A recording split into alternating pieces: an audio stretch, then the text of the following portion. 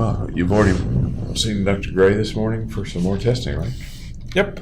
That went okay or no? How'd it go? Fairly well. Fairly well. Okay.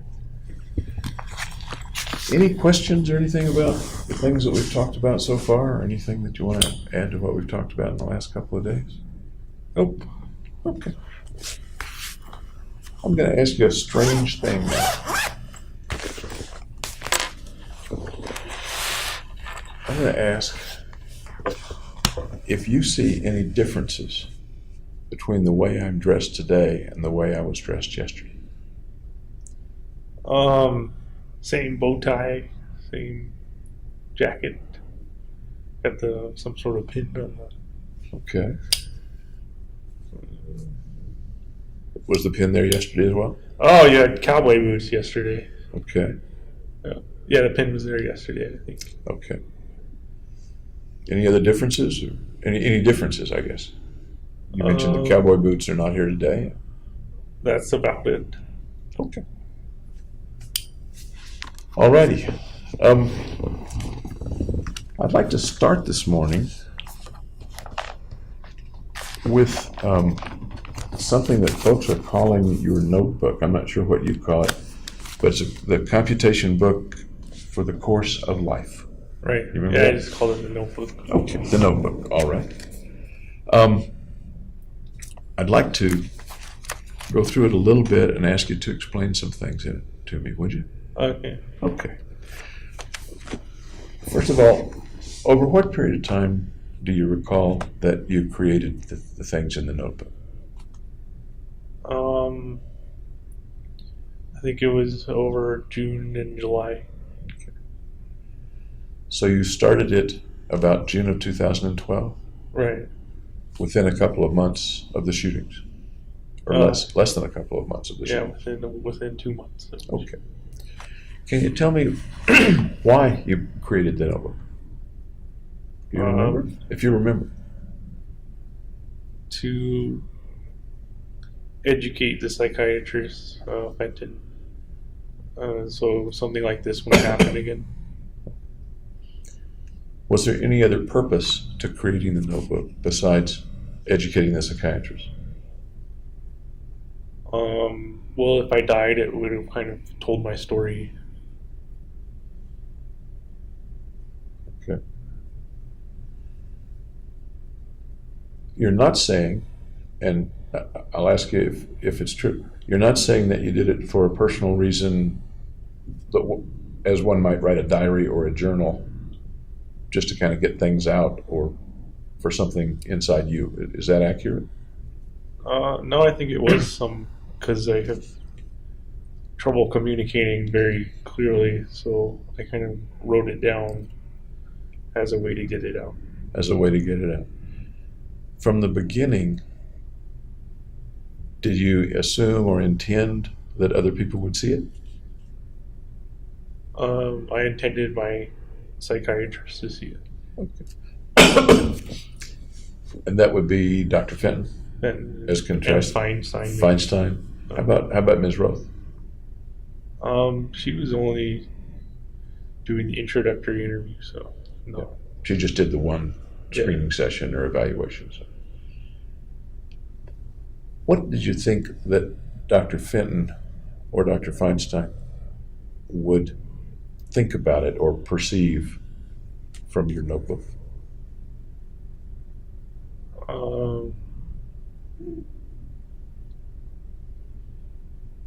I don't know how they would take it.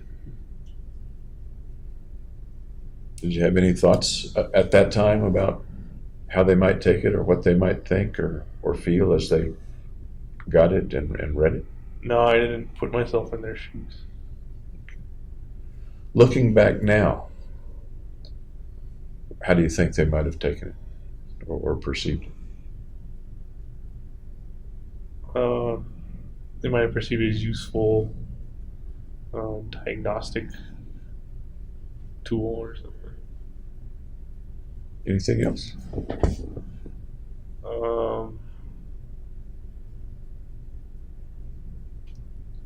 They might have been surprised that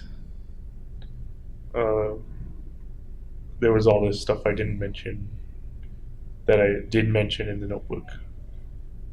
Okay. Such as? The whole human capital kind of explanation of it. Okay. And you go into that in some detail in the notebook. Right. And you also talk about in the notebook why you didn't bring it up, or at least a reason or two that you didn't bring it up in the sessions, as I recall. I don't remember. Okay. Do you think Dr. Fenton cared about you when you were in treatment with her? Yes, but not very much. Tell me what you mean by yes, but not very much. Well, we usually had short sessions that were like 5, 10, 15 minutes long when we had a whole hour reserved for the appointment. I didn't realize that. Tell me more about that. The sessions were shorter than scheduled or shorter than you thought were scheduled? Shorter than, yeah. Tell me more about how much time in the particular sessions do you remember spending? I remember most of them were very brief. There wasn't much psychoanalysis. I'm sorry? There wasn't much psychoanalysis. Okay. It was mostly, how are you feeling with the drugs?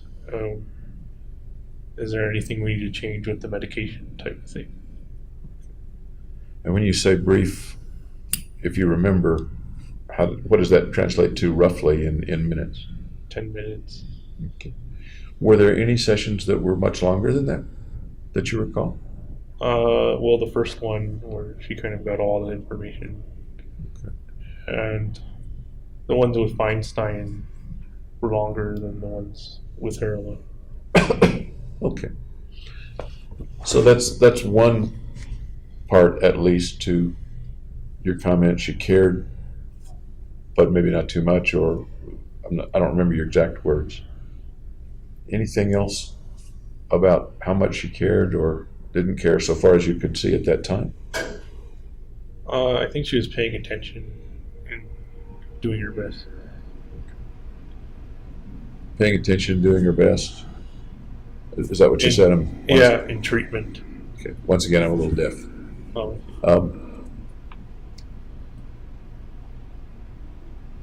Do you think she paid attention to you as well as any of her patients, or, I mean, you can't really know, I don't suppose. know about her other patients. But as you speculate, did you feel that you were being paid enough attention to as a patient? Yes, but the treatment wasn't entirely effective, I could see. Okay. How did you, I believe you mailed the notebook to her? Yes. Okay. Was that by U.S. mail? Or Yeah, FedEx? USPS. U.S., okay. And when did you drop it in the mailbox, or how did you do that, and when did you do that? This was something the media got wrong. Okay. They thought I did it a week in advance, but that's when I think bought the bubble envelope. So I did it on Thursday, the day of, I guess. Okay. Then, correct me if I'm wrong, do you recall, Thursday was the 19th? Was, yeah, the 19th. And as we go into after midnight, we're on Friday the 20th. Right. Is that the way you remember it? Okay. Yeah.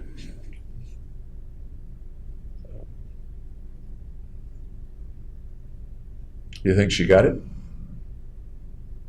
It got intercepted, and then they put it through all these bomb testing and that kind of thing.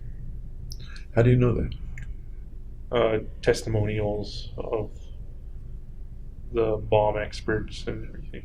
Okay, thanks.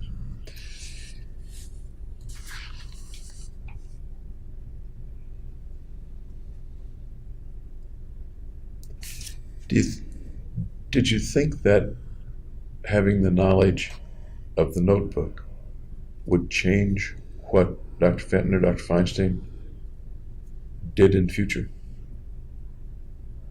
You said you thought it might be useful. I don't know how they would change their procedures. And forgive me if I'm not remembering. Do you mean you thought it would be useful with regard to understanding you, or with regard to understanding other people as well? Me as well as other people. As well as other people. Okay. That brings up a question in my mind of what do you think about any similarity? I'm not asking that very well. Do you think at the time that there were other people with thoughts and concerns and difficulties similar to yours? Yes. Okay. Were there a lot of those people as far as you knew or thought, or not very many? No, a very low percentage of people.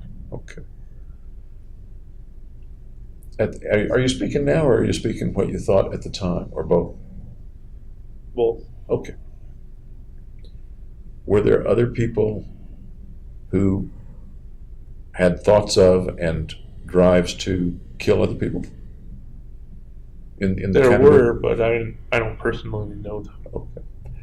What's your impression of how many folks out there had similar thoughts and feelings, and you used the word obsession yesterday, similar to yours?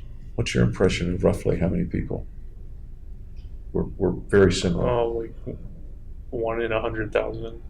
Okay.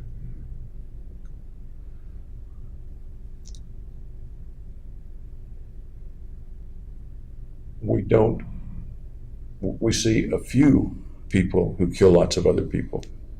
Is there a reason you think that we don't see more of that then?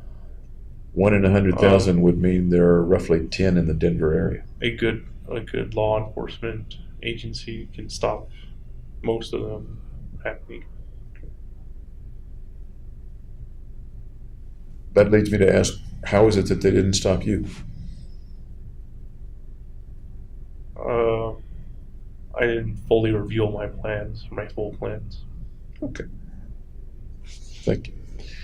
Let me turn to the book itself now, okay? Okay. I'm going to go through some of the pages and kind of show them to you. One of the things I'm real interested in is the symbol, this symbol. Right. You have it on the wall of your cell. Yeah. And I see it in other places in the notebook, etc. Can you tell me about the symbol? It's a symbol I call the ultraception, and it's just that any problem can be solved with death. Okay. I'll hold it up a little bit so the camera sees it. Ultraception. Any problem can be solved with death. Are there parts of the symbol that illustrate some of that principle or some of that thought? Well, it's constructed from a 0, 1, and infinity overlapping. Okay. And it's kind of anthropomorphic. It's just kind of like a face. I have not noticed that, but it is sort of like a face. What do you see in the face? I'm curious. That just kind of personifies it and gives it like human characteristics, so it's applicable to humans. Okay. So, all humans, or is there some kind of human in that face? Some kind of person? Abnormal human. An abnormal person? Yeah. You? Like a mentally ill person. Can you say more about that? And does that have a relationship to the concept of ultraception? No, there's not much more to say. Okay. So the circle is actually a 0. Yeah. Okay. In the one that's on the wall of your cell, there's a little shading at the edges and a little peripheral stuff. Is that relevant to the symbol, or is that just decoration of the central symbol? That's kind of like a frame. Okay.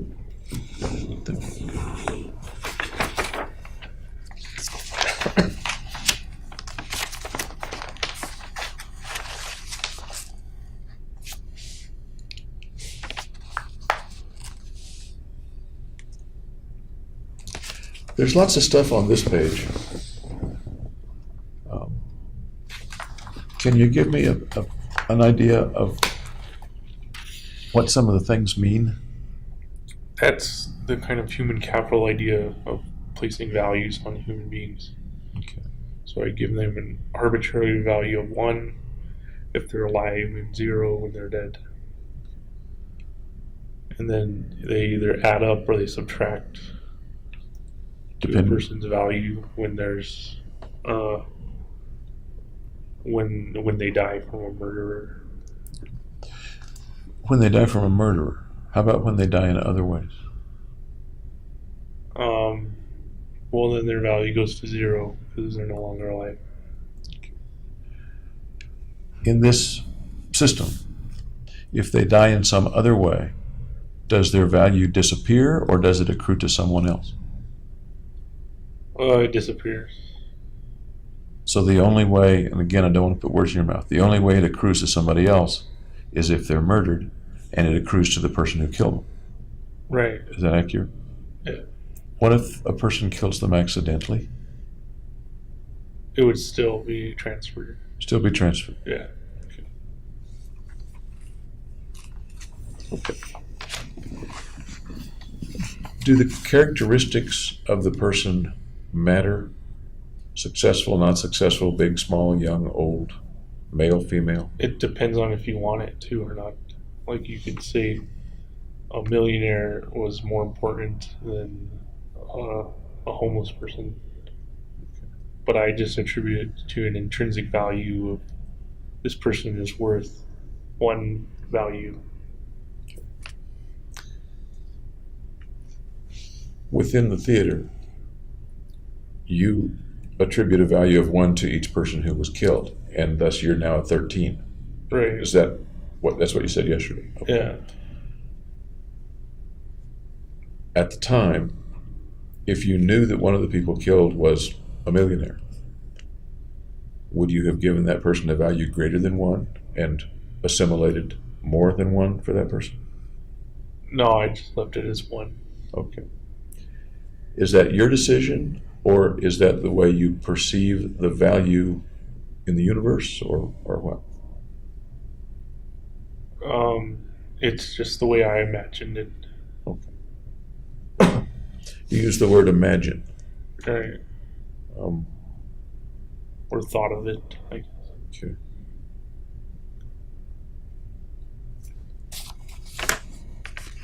Any difference between the value of men and women? No.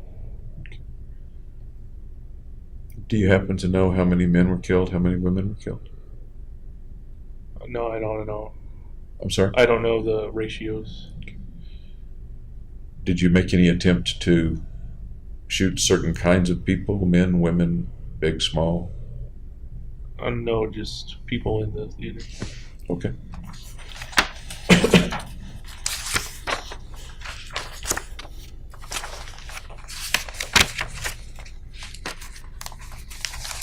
There are a couple of pages about your self-diagnosis Right. in the notebook. And we've talked a little bit about that, and you've talked with other people about that. You've come up with a whole lot of things.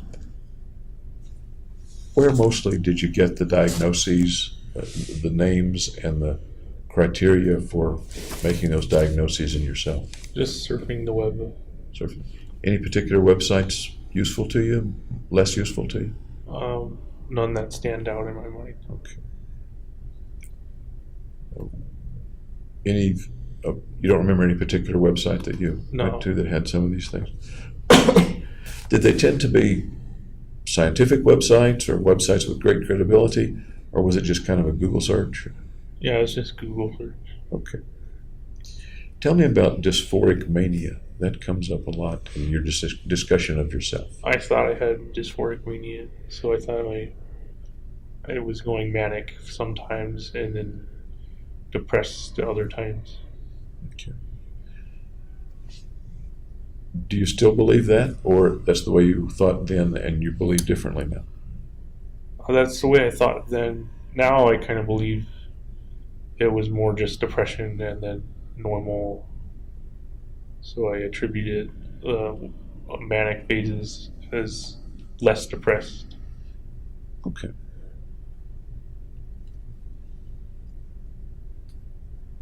You mentioned anxiety disorders. You mentioned chronic PTSD, post-traumatic stress disorder. How would that apply to you? Yeah, I don't know of an event that would have caused it. I just meant it as stress. Okay. And you talk about Asperger's syndrome and autism-like things. Can you tell me what you were thinking about back then about Asperger and autism syndromes? Well, what I know from Asperger's is it usually causes social dysfunction, and autism is kind of very focused in some areas. And how did those apply to you? Well, I thought I was socially dysfunctional. Do you still think you were socially dysfunctional? Around groups, I didn't know, but around friends, yes, I wasn't. Okay.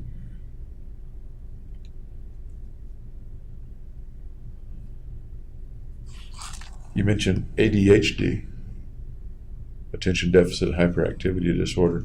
How might that have applied to you as you were thinking 26 months ago, 25 months ago? Just that I couldn't get my mind to concentrate as well as I usually could. I think you mentioned here in the notebook that you couldn't focus for more than 15 minutes. Do you recall that? No, I don't, but it sounds like something I would write. Okay. I remember somebody saying years ago, and it stuck in my mind, that almost nobody can truly focus on something for 15 minutes. Is that true? Okay. It stuck in my mind anyway, that really concentrating hard on something is a matter of a few minutes for the best of us. Okay, so maybe I didn't have ADHD. Okay. Schizophrenia, how might that have applied to you as you were thinking 25 months ago? Well, I was paranoid, and then I kind of thought somebody was following me, and the FBI was on to me. We talked about that a little bit, but not in detail. Can you tell me what you saw or heard or thought you saw or heard back in May, June, July of 2012 that made you think you were being followed? Well, it just said I would see more police cars than I was used to. Okay. And in your mind then, what did that translate to you? Can you go into a little more detail about how you were thinking then? That maybe they knew what I was doing. And how might they have known what you were doing?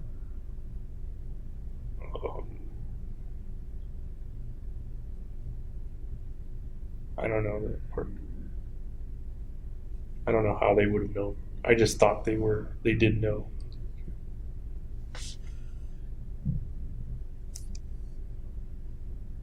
Why do you suppose somebody doing what you were doing at that time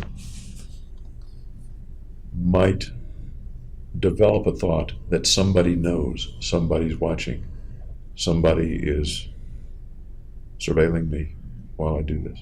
I think it's to be more careful of not getting caught. Not getting caught. Right. Any other reason that a person might have those thoughts of somebody knows? Got to be careful. The cops know somehow. If it was delusional, maybe. What do you mean by delusional? Not based on reality. Okay. Anything else that defines delusional for you as you were thinking then? No. Okay. One of the things that comes to my mind is that people who are doing something and feeling guilty about it at some level, conscious, unconscious, often have the thought that someone else knows, or think a lot about somebody knowing or figuring it out or knowing what I'm doing because what I'm doing is wrong. Does that ring a bell at all with the way you thought back then? No, rightness and wrongness did come into play. Okay. How about now, looking back, do you think that the thought that the cops know and there are more police cars than usual, do you think that might have had to do with some feeling that you were doing something wrong, looking back on Could be. it? Is there anything else in the could be? No. Okay. Body dysmorphic disorder. Tell me about body dysmorphic disorder. Oh, I wasn't happy that I had poor vision and bad sinuses.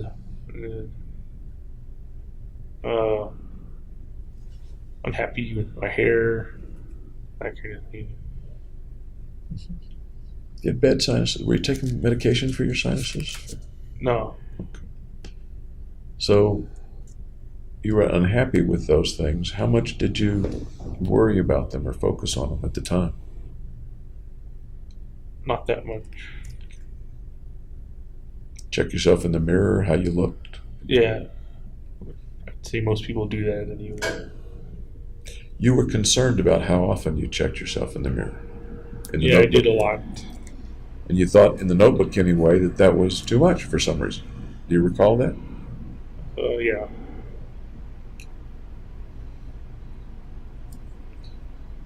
Then you've got a whole list of personality disorders: borderline, narcissistic, anxious, avoidant, obsessive compulsive, and chronic insomnia. Were you having trouble sleeping? Yeah. I do recall your mention of that. Tell me about the insomnia and the getting to sleep during those. I just toss and turn before trying to get to sleep. I couldn't get to sleep right away. Do you remember thoughts that you would have as you would try to sleep, try to get to sleep? It was a long time ago. No, I don't. Do you still have trouble getting to sleep, trying to get to sleep? Well, I sleep so much now that I usually stay awake, kind of restless at night.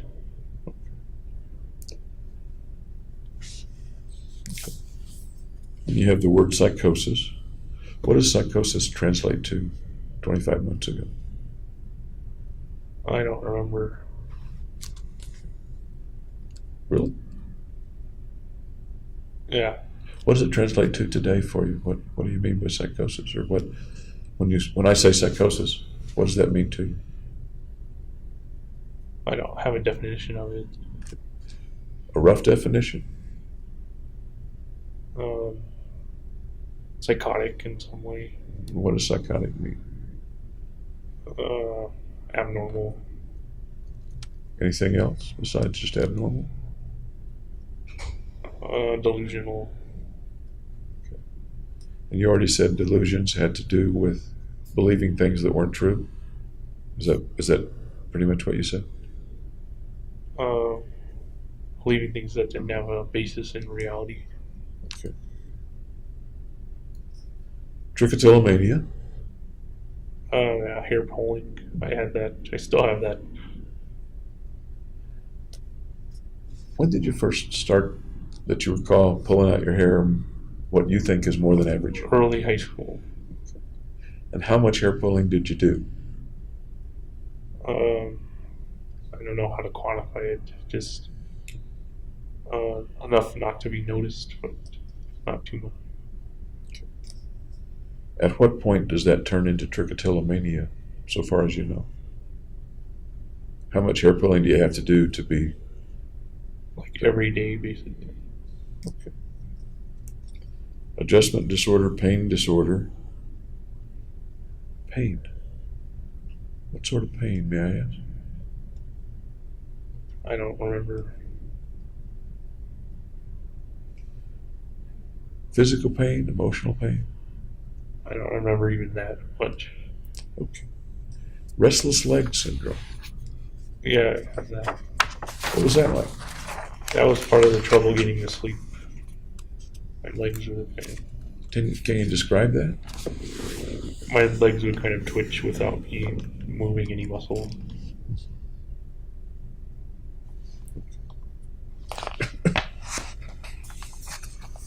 Looking back on it, do you think those were realistic potential diagnoses? Or do you think it was overkill or underkill? I don't know what that sound was. Medical emergency, Edward 2. Medical emergency, Edward 2. So looking back, what was the realistic applicability of that list of diagnoses to you in May, June, July of 2012? They were just thoughts I had. And from the research I did online. And looking back now, was any of them particularly accurate?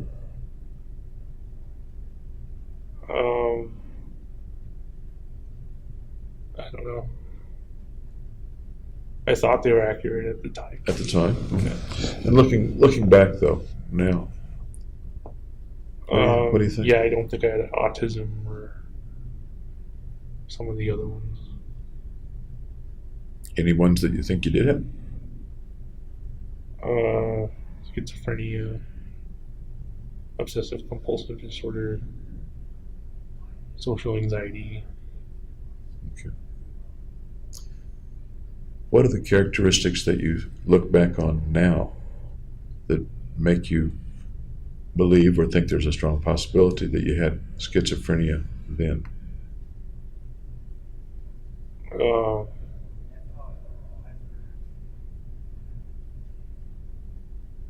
I don't know how to answer that. And maybe it was a confusing question. Looking back with what you know now, and you said that there was a fair potential that you had schizophrenia. What symptoms or signs do you see now in yourself at that time? I don't mean in yourself now, I mean in yourself at that time.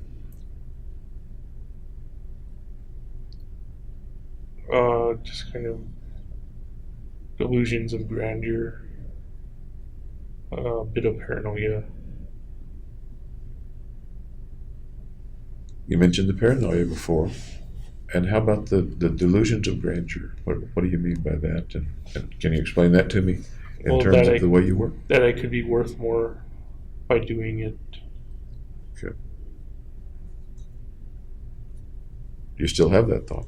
You said yesterday. Do you still have that thought? Yeah. Okay. Is it stronger or less strong or about the same now It's pretty much the same. as you recall it being back then? Okay. Yeah. Any other things that make you think that you had schizophrenia at that time? I was seeing weird shadows. Tell me about that. Well, I'd be in lab and there'd be like a flickering in my peripheral vision, and then there'd be like shadows moving with nothing causing them.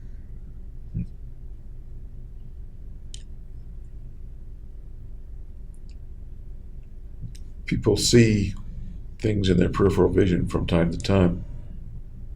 It may or may not be abnormal. So can you describe to me a little bit more about it and why you believed it was abnormal at the time? It's just that nothing I saw that could have caused those shadows to move made them move. And that was in my frontal vision after I turned to see what the flickering was, kind of thing. So I could actually see shadows in front of me that were kind of dancing. Straight on rather than in the peripheral once you turned your head.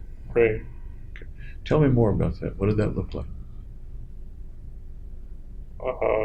Usually it looked like just the shape of a person, and maybe they were like jungling or doing something. I'm sorry, like juggling. Juggling. Any thought about what that might have meant? No. Or what the figure might have been or represented? I don't think there's any rhyme or reason to it. At the time, did you try to interpret the vision or figure out what it was? I used vision wasn't your term, that was my term, I guess. Did you try to interpret the shadow or the shape? I tried to make sense of it, but there was nothing. What came to mind as you tried to make sense? In what way did you try to make sense of it? I was trying to figure out why it was there. What possibilities did you come up with? That I was seeing things, or that something was making it. So one possibility is you were seeing things, and one possibility is that It really was. It was there Yeah. for some reason.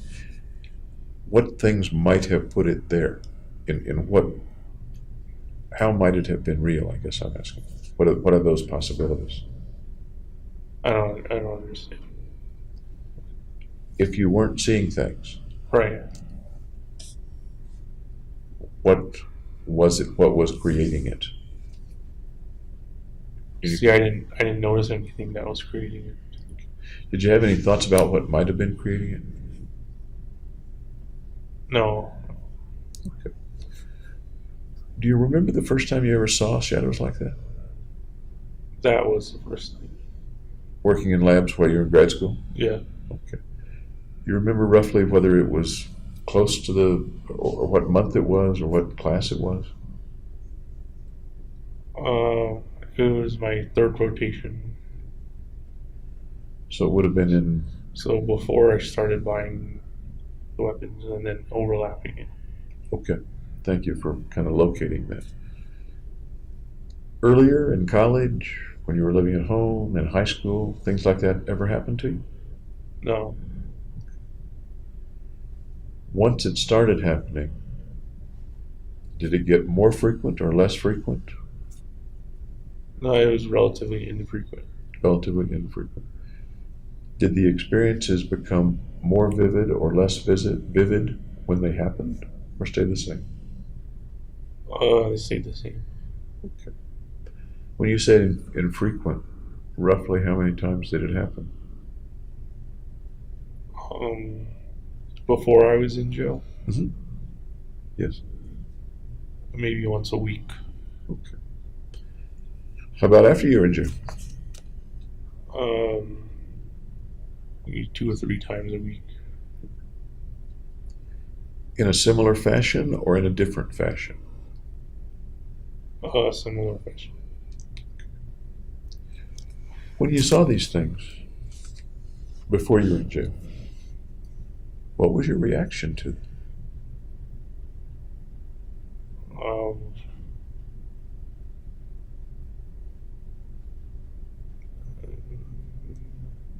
I don't know. I thought they were unusual. Were you frightened of them, or delighted to see them, or curious about them, or what? No, kind of apathetic towards them. But it sounds like you tried to figure them out, or not. I tried to figure out what was causing them. And once again, what did you come up with as the best possibility or possibilities for what was causing? Nothing was causing them, so I just kind of went with the flow. Thoughts that they were beings from another dimension, or No, ghosts, or figments of your imagination, or reflections. Lots of things come to my mind, but I'm interested in what might have come to your mind. I thought they were shadows. Shadows. Yeah. Okay. You used the word apathetic. Did you attribute... have you seen them lately? Have you continued to see them? Sometimes. In the past month, have you seen them? Yeah. In a similar fashion to 2 years ago? Yeah. Do you recall what you were doing the last time you saw them? Staring at a wall or ceiling. You know, form on flat surfaces. Did they tend to form on flat surfaces earlier as well? No, then it was on any surface. Okay. Is it distressing to you to see them? No. It doesn't bother me.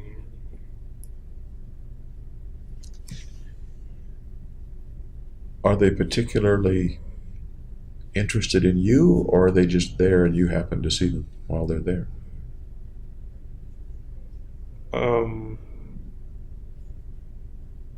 I don't know how a shadow could be interested in me, so I guess they're just there and doing their own thing. Are they doing anything malevolent or dangerous to you? Not to me, no.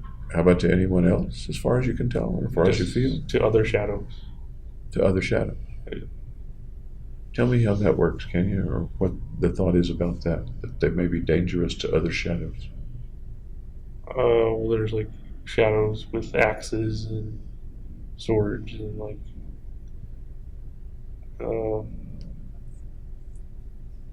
guns. They can be destroying other shadows. And do you see the shadows with swords and guns and axes as you see them? With shadow swords. I'm sorry. With shadow swords and axes. Okay. You seem to be describing a two-dimensional phenomenon rather than a three-dimensional phenomenon. Right, it's two-dimensional. So the shadows that you would see, you can make out, I'll call it a silhouette of an axe or a sword or a gun. Is that accurate? Yeah, sounds accurate.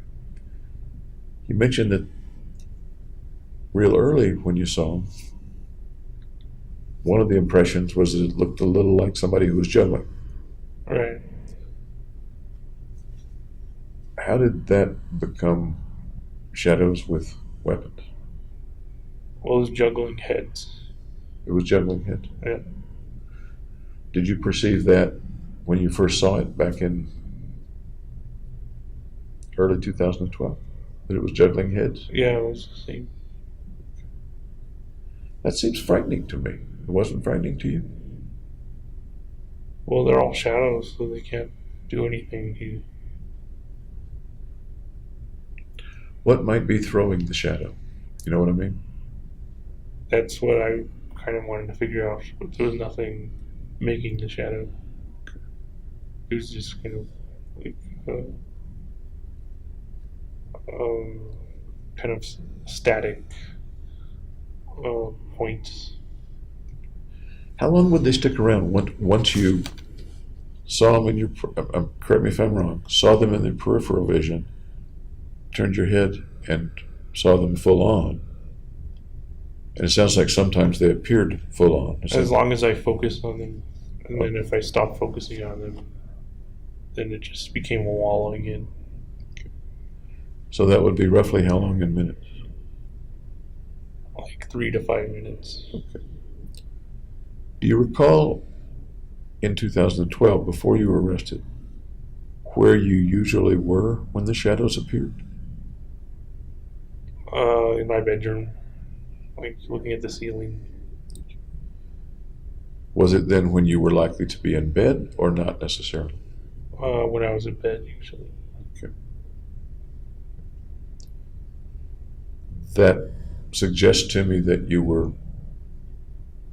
going to sleep or trying to go to sleep or waking up or perhaps even asleep and dreaming at that time. Does that make sense, or is that not accurate?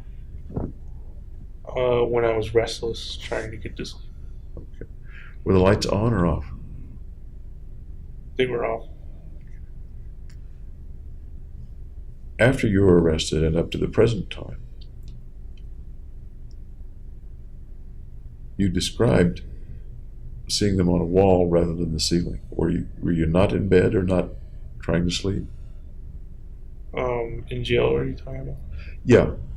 I could see them on either wall or ceiling. So you could be sitting up, perfectly alert, and a shadow might appear. Yeah. Can they appear when you bid them to appear? Yeah.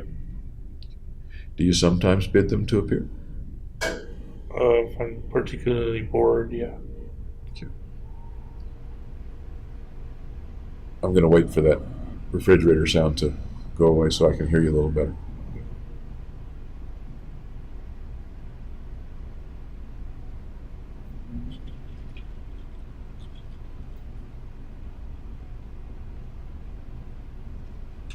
At least I think it'll go away. There we go. So you can cause them to appear. I can cause that too.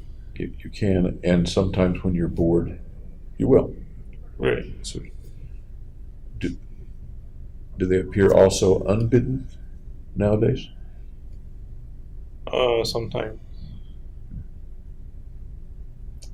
Speaking currently, the last few months, how often do they appear unbidden compared to appearing because you wish for them to appear because you're bored? 2 or 3 times a week. What's the ratio of one to the other, roughly? Mainly I make them appear more than they come unbidden. Now let's go back, if you will, to 2012, early 2012, mid 2012. Were you able to cause them to appear then, or no? No. Causing them to appear has only been since I've been in jail. Okay.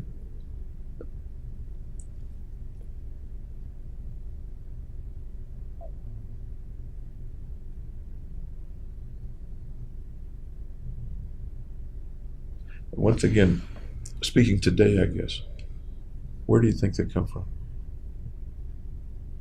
My own mind. Sounds like a creative part of your mind.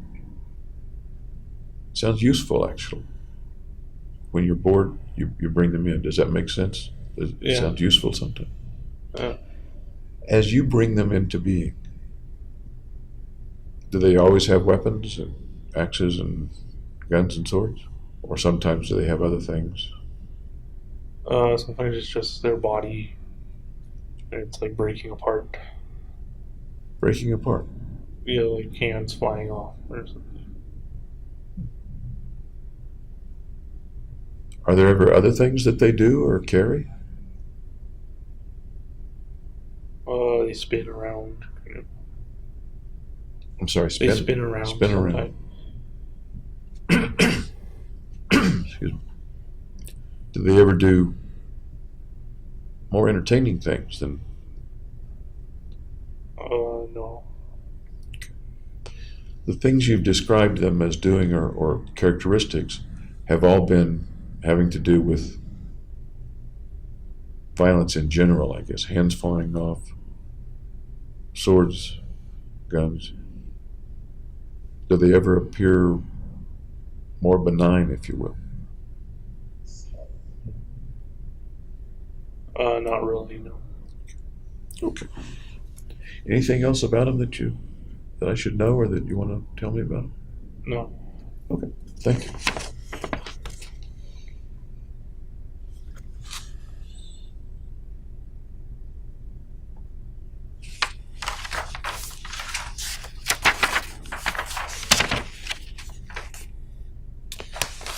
You mentioned in the notebook a particular, among other things, a particular concern with your cock.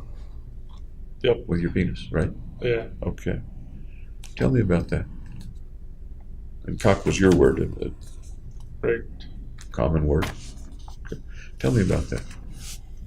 I don't really want to share about that. Okay. It's another part of the body, like hands flying off, or No.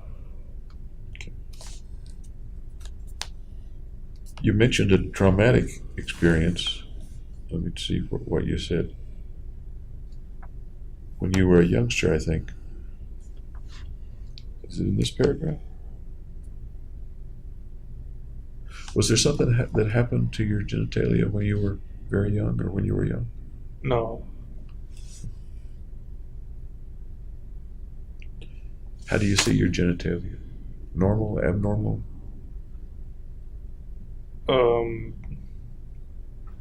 Small, I guess.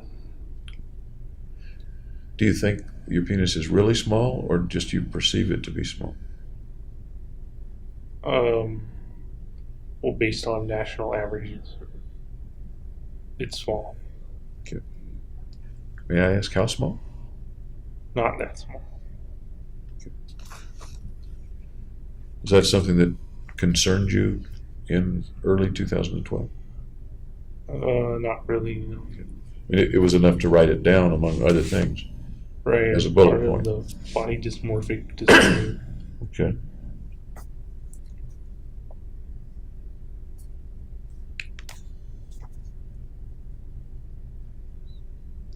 A slab of skin was torn away. How did that happen? I don't remember.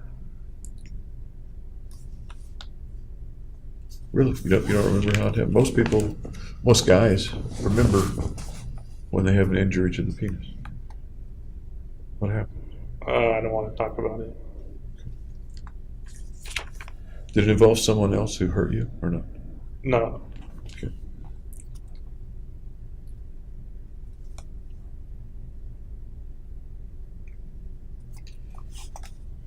You mentioned on the same page that you have difficulty conveying the images that you see in your mind. And you and I have experienced that here. Yeah. You pictured something and it's sometimes hard for you to describe the image or the video, as I sometimes call it. And you say it would be nice if there was some form of telepathy to transfer the images. Right, to just speak through an image instead of having to use words. Did you ever figure out how to do that? I think the closest thing would be being able to draw, but I'm not a very good artist. There are some drawings in the notebook. Do you draw other times, or are there other things that you draw? No, I don't draw very much at all. I don't recall being supplied with any drawings from you in the jail over the last couple of years. Is that accurate? Or Oh, I drew like a couple of pictures, but that's about it. where are those pictures? They're in my jail bucket. Okay, in the bucket. You don't have them up on the wall? No. You do have some other pictures up on the wall. You've got two wall places in your blue cell. squares to put Two blue pictures on. squares. Yeah. And one of them has pictures of lots of pretty women. Mainly because those are the pictures I received in the mail early on. Have you put up any new ones lately, or are those all from early on? All my mail's been confiscated by lawyers. So I haven't gotten mail from supporters in like a year and a half.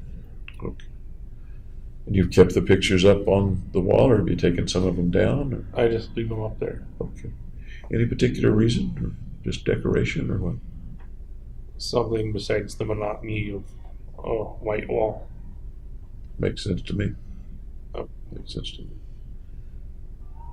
What was your feeling, or what were your thoughts when you got that supportive mail, a lot of it having pictures enclosed, in the first few weeks or months that you were in jail?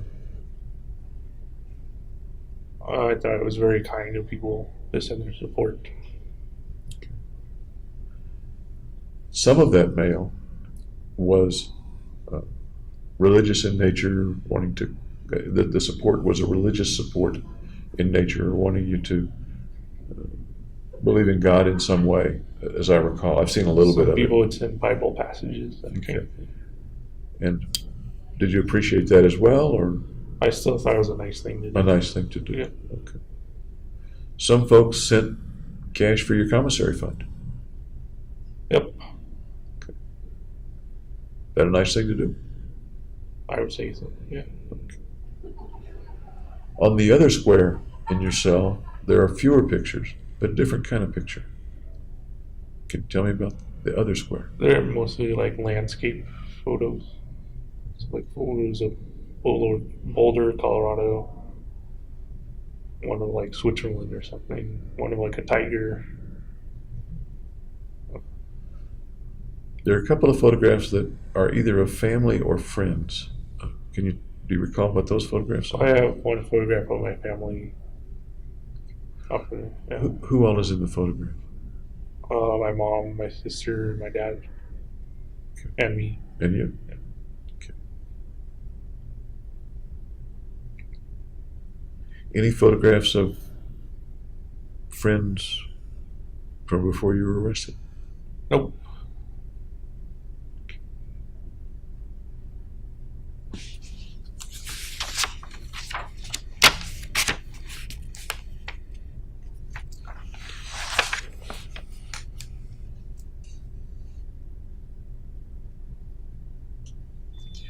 We talked a bit yesterday about the evolution, if you will, of your thoughts of killing or your urges to kill or the images that would come to mind of killing people. You talked about early ones being abstract in the sense of the saws, as I recall, in the sense of the nuclear winter or the atomic bomb blast, right? Right. Here you talk about, in your notebook, the obsession to kill since I was a kid. Started pretty early, or is that not an accurate description? Not the imaging. I'm sorry, what? Just having an obsession to kill was when I was a kid. I didn't necessarily have the imaging. Tell me what you remember about that obsession to kill when you were a kid. We're talking about, I suppose, 10, or what age are we talking about?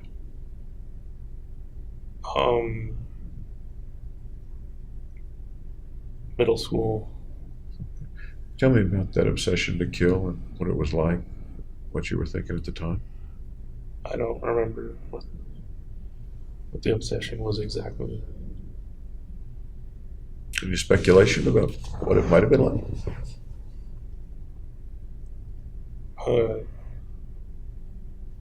Just that I had a strong inner thoughts of killing people. What were those people like? Were they doing something to you, or No, they were Not. just abstract humankind. okay? Did you put any identification on any of them? No, Relatives, friends, enemies, no, teachers, no, bad guys on TV? no.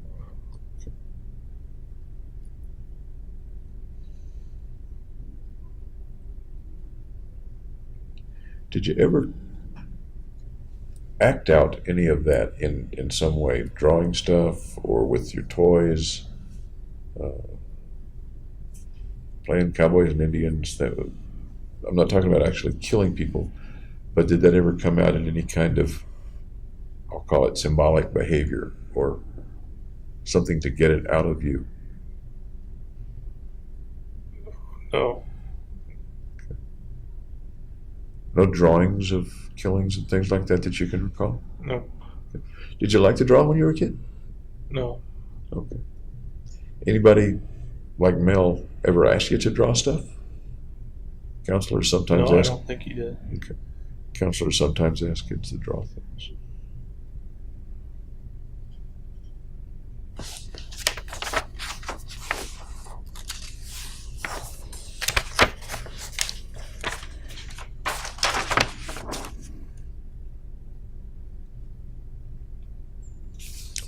That makes me think of the concept of hating people or hating mankind. Was that Was there a juxtaposition of that as well when you were in middle school? Yeah, I didn't like mankind particularly. Okay. Didn't like mankind as broccoli, as we were talking about, or didn't like them and wanted to kill them? Wanting to kill them. So there wasn't any hate, but still wanted to kill them. As you look back, you wanted to kill them, but it wasn't any hate. What's the context then of killing them? What do you mean the context? The purpose or the reason or the feeling, or It just popped up. There wasn't any.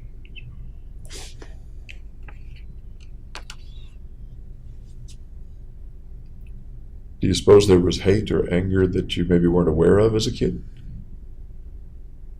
No, because I didn't really have anything to be angry at. Most kids are angry at something. For one thing, you can't do grown-up things. Most kids want to do grown-up things. I was fine doing kid things. Okay.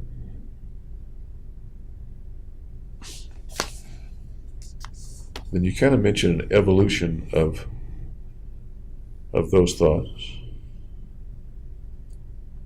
And you bring that evolution up to the thoughts of the mass murder at the movies. And then you note that the first obsession with an onset over 10 years ago. You've kind of talked about that. Always been on my mind. And your next couple of sentences are that it's broken. I tried to fix it, meaning your mind. Right. Were there other signs? Did you see the wanting to kill as a sign that your mind was broken, or were there other things that were signs that That your was mind why I figured it was broken. Any other things lead you to think that your mind was broken? Not being able to talk well. Did you know any other kids that couldn't talk well? Nope.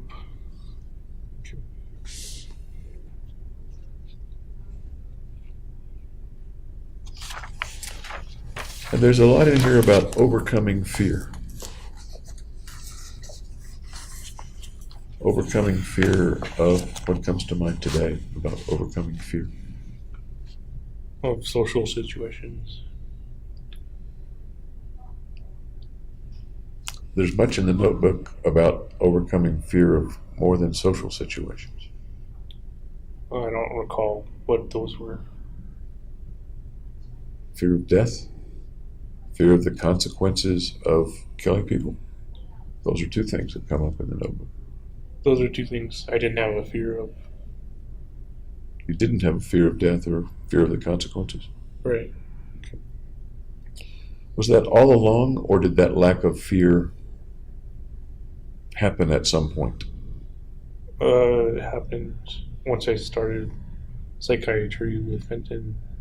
Okay. And you referred to that yesterday. You did. What about the psychiatry with Fenton had helped the fear to dissipate or go away, or made the fear go away? I thought the drugs sertraline helped reduce the anxiety and fear. It sounds a little like you're saying that if you hadn't had the medication, the shootings may never have taken place. I'd say it's a possibility. Can you flesh out that possibility and talk a little bit about that possibility?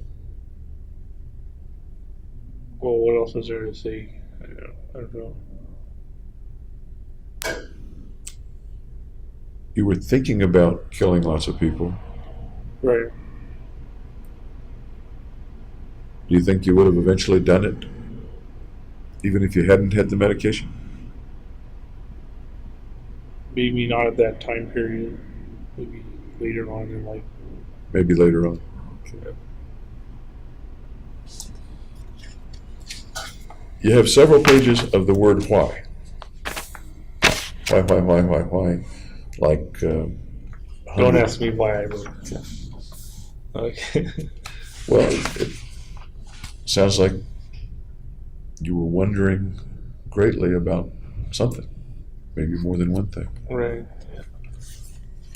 What might you have been wondering greatly about? I think it was those two questions in the beginning. What's the meaning of life and death? Okay.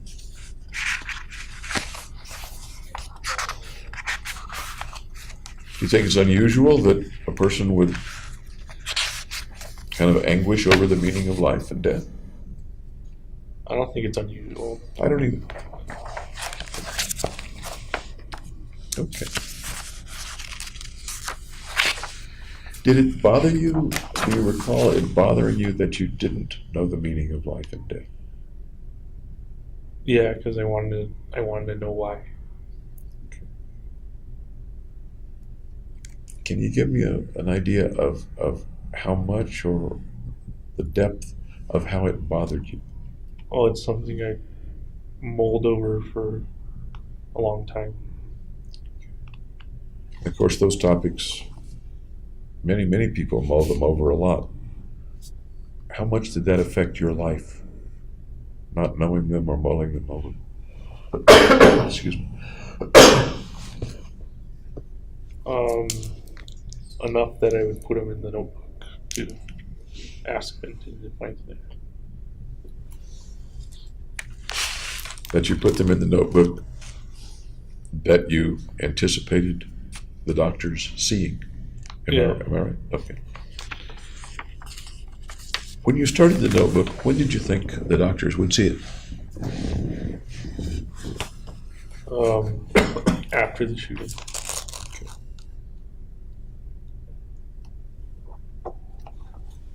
Did you think that they might see it at some other time, that you might take it to them, or?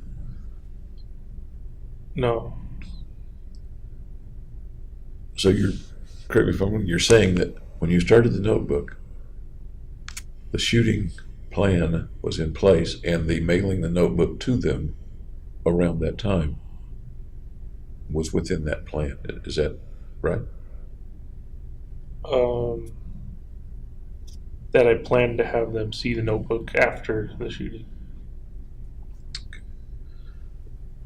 How did you think they would get the notebook? Were you already thinking of mailing it, or might there have been other ways? They'd get it through the mail. Okay. Because one of the things that you note in here is the 99% certainty of being caught. So mailing it is the way to get it to them. Is that?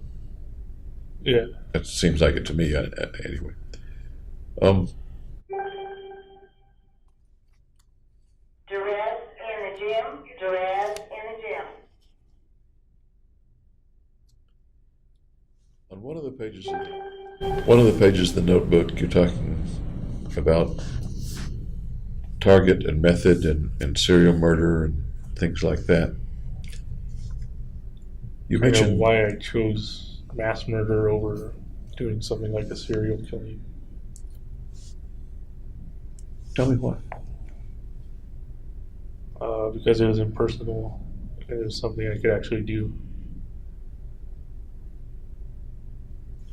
And your words in the notebook, and you've put an X beside several possible methods, and then a check mark beside mass murder / spree.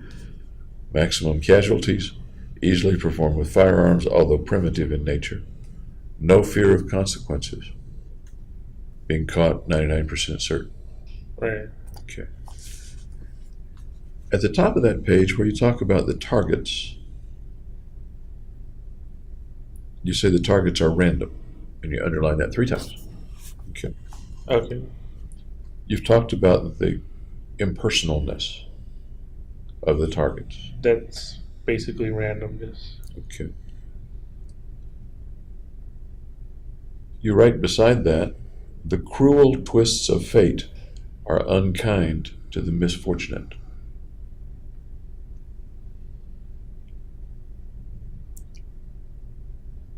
It sounds like you're saying there is cruelty involved, even though the people are random or impersonal to you? I was more going for the people who were shot were misfortunate because there are like thousands of theaters and seats, and they were in the wrong one at the wrong time. And that would be the cruel twist of fate that they happened to be in that seat at that time. Okay.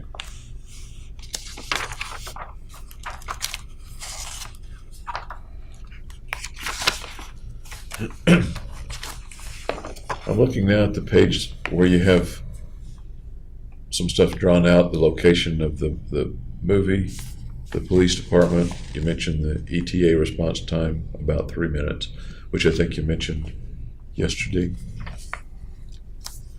And there's some things about the shrinks. Mel, Margaret Roth, Lynn Fenton, Robert Feinstein. We talked a little yesterday about you and the family in the counseling sessions with Mel. It was a long time ago. Right. So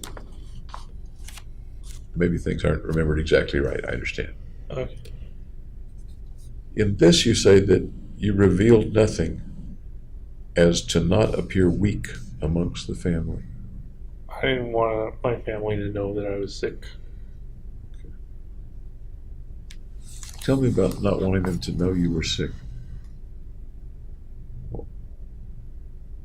Why not? What's in that?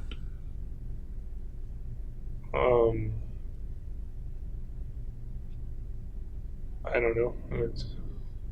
What happens if the family knows you're sick?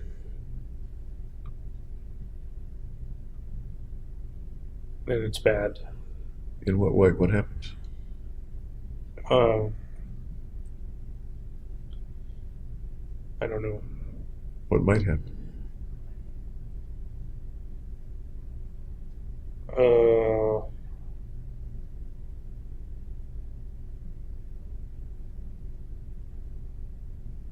I didn't think that through. I think part of you did think that through. Because you did something to prevent it from happening. Right. We vote with your feet. We vote with our feet. So I'm looking at your behavior and saying something drove that behavior, whether you're able today to put it into words or not, or maybe you weren't able to put it into words back then either. Had your dogs died before or after you went to see Mel? Do you remember? Years before. Years before. What happened to the dogs when they got sick? They got down.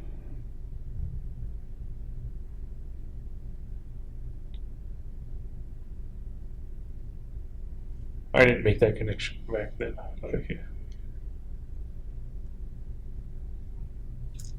Pulling back from the drastic connection of I'm going to be put down, which I don't think was conscious in your mind at all. Okay. What does being sick mean in a family? What happens to the kid? That you're a burden. Okay, a burden. And what happens when a kid is a burden? He's disliked.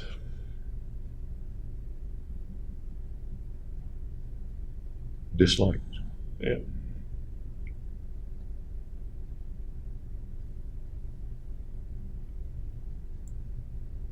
How do you feel as you say that?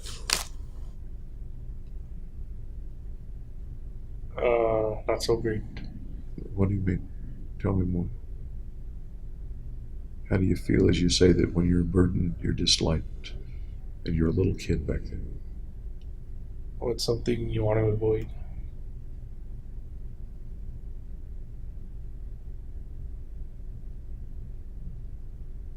You feeling anything as you think about that? Nope. Okay.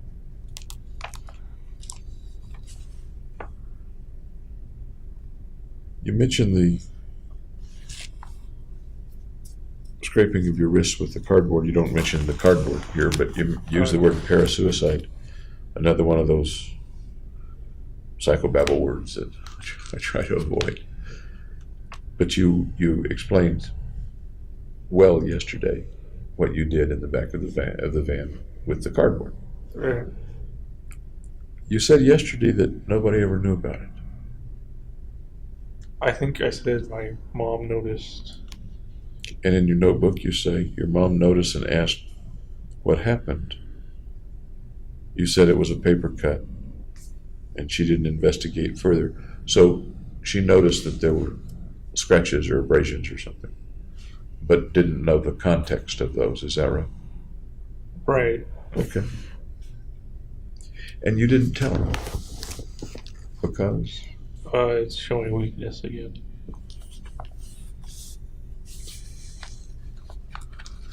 We talked a minute ago about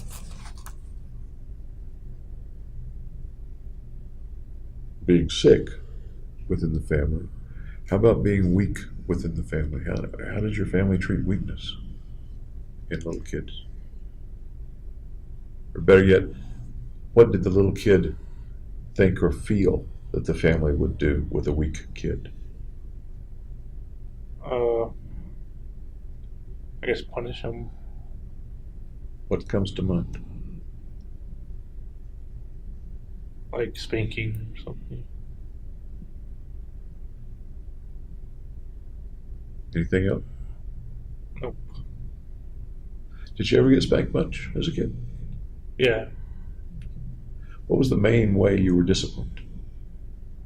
Spanking. How often would that happen?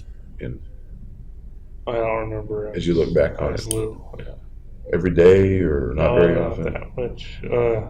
Once a month maybe. What might you do that would get you a spanking? Oh, I don't remember what the term means. Do you remember the worst thing you did that got you a spanking?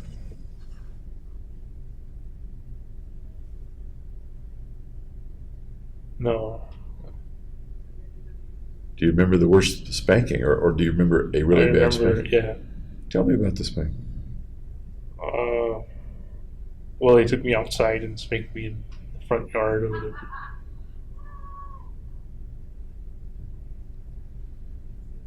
With hand, with switch, belt, Hand. pants up or pants down? Pants down. I'm sorry? Pants down. Pants down, okay. For how long? It must have, I that's don't remember. going to be real hard to estimate. Yeah, I don't know. Well over 20 years later, isn't it? Yeah. Okay. But you remember it was outside. Yep. Pants down. Was anybody else there? Anybody see it? Not that I know of. Do you remember what prompted the spanking? No, misbehavior. Like what? I don't remember. Okay. You had thoughts of killing and hating mankind that were kind of vague back then. You said that you didn't carry out any symbolic or representative things of that. You didn't kill anybody when you were a little kid. Did you ever kill animals, insects? One time I lined up a bunch of snails on the street for where the bus goes, and it made a big slimy track. When the bus hit the snails? Yeah. Okay. Was it just you, or was it you and your friends? Or Yeah, my friends. you and your friends? Okay. Anything else like that?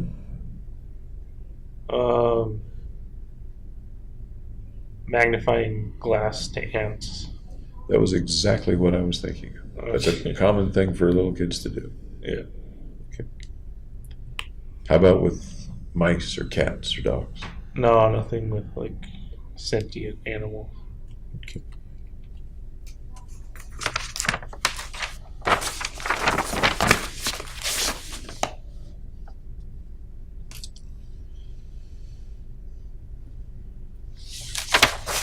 The paragraph in which you talk about your mother noticing the cut on your wrist but not investigating it.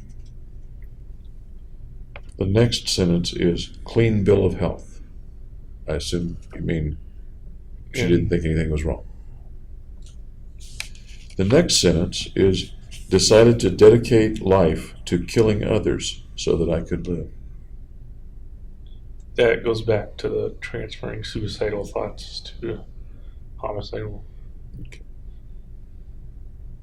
And that was when you were, give or take, 12?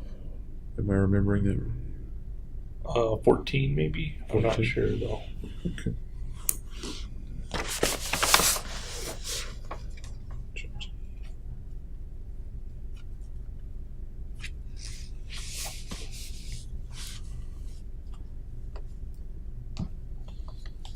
The juxtaposition of those sentences then is not coincidental. The cuts on your wrist had to do with, at least in the mind of a little kid, dying. Yep. And even at that point, the next sentence that you wrote, remembering that when you were making the notebook, was dedicating your life to killing others so that you could live. Right.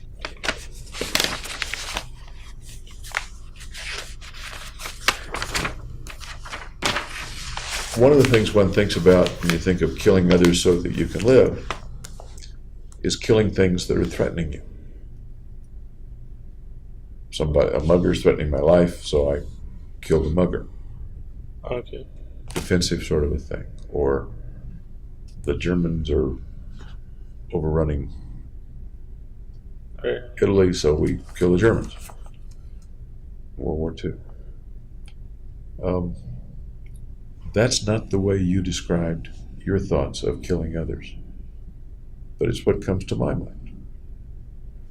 Is there anything in the killing others so that you can live that sounds at all like the other people are threatening me and I kill them so that I won't be killed or so that my life won't be interfered with? Well, I felt threatened being around other people.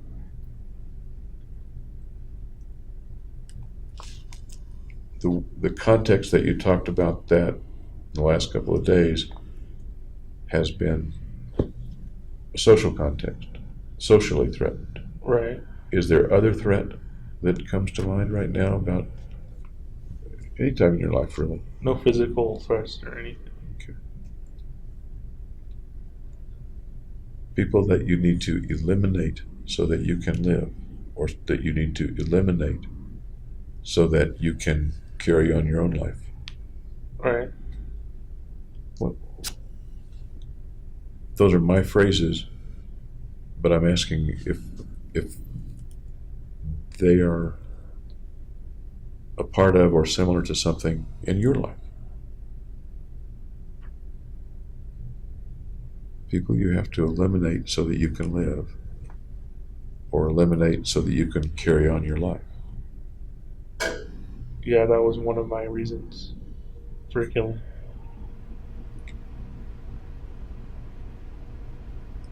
Tell me what the context is that you're thinking of, because I don't want it to be my thoughts and words. I want it to be yours. I don't know how.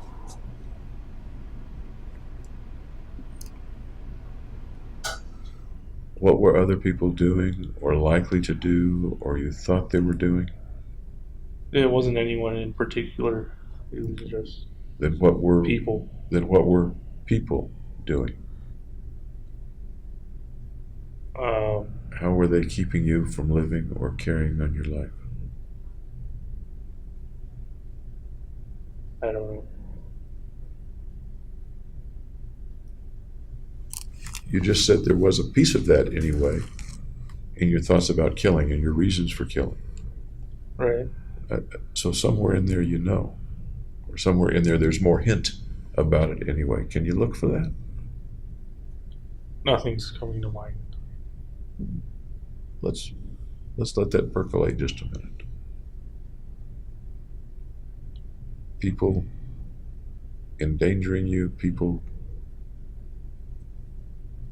that need eliminating so that you can live or so that you can carry on your life the way you want to. What about it? What do you see in your mind as I say that? I don't see anything. Okay.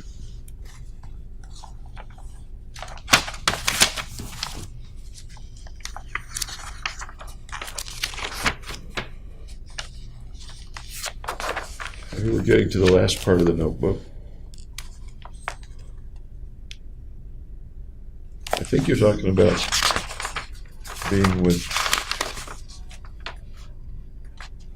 Fenton.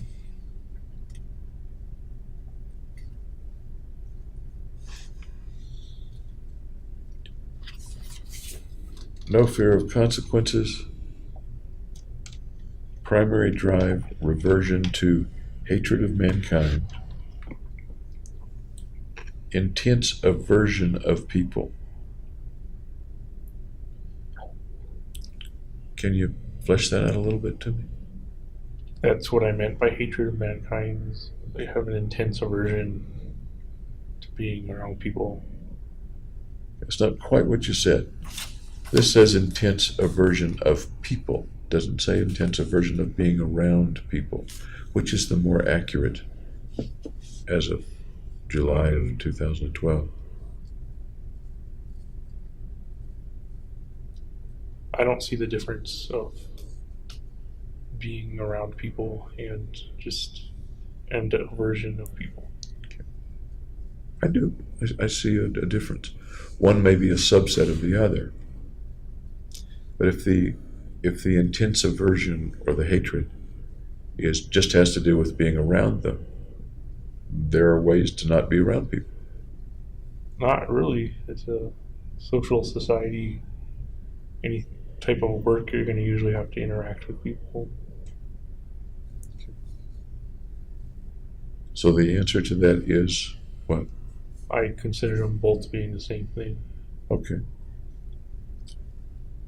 And the answer to that aversion for you was to kill? Was killing. Yeah. Was killing, okay. But you couldn't kill them all. All the people that... Right, it would be unrealistic to be able to kill everyone in the world. The end result of that thus far has been that you're arrested, you're in jail, and you're not around very many people. Right.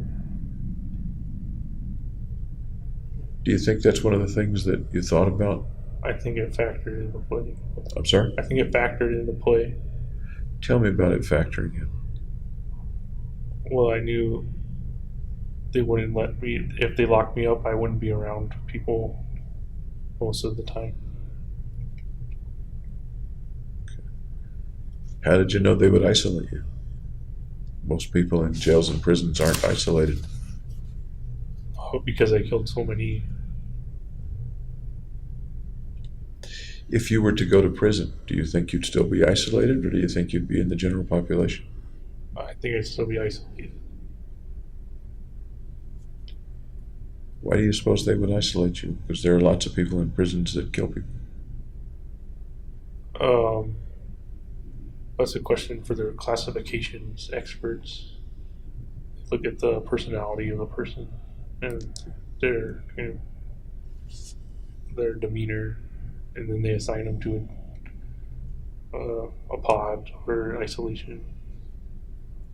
But most are not assigned to pods for isolation. Most are assigned to general population. And I'm not like most criminals. Is it that you're more dangerous, so they have to isolate you? Or you're more vulnerable, so they have to isolate you? Or something else?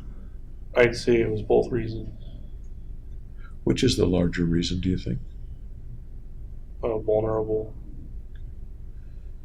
How much of the dangerous is a reason? Tell me about the dangerous being part of it. Well, if I killed somebody, then there's a likelihood that I would kill again. Do you think there's a likelihood that you'll kill again? I think they're doing everything in their power to make that unlikely. They're doing everything in their power to make it unlikely. Given the opportunity and the means, I suppose, the way they talk about it. Should they be worried about you? I'd say so, yeah. That reminds me of the picture that you took. Part of the way that you appeared and the way that you wanted to appear, I think, was dangerous. The picture of you holding the gun, the picture of you in the armor, etc. Yeah. A dangerous guy. How does it feel to be a dangerous guy? Isolated and alone.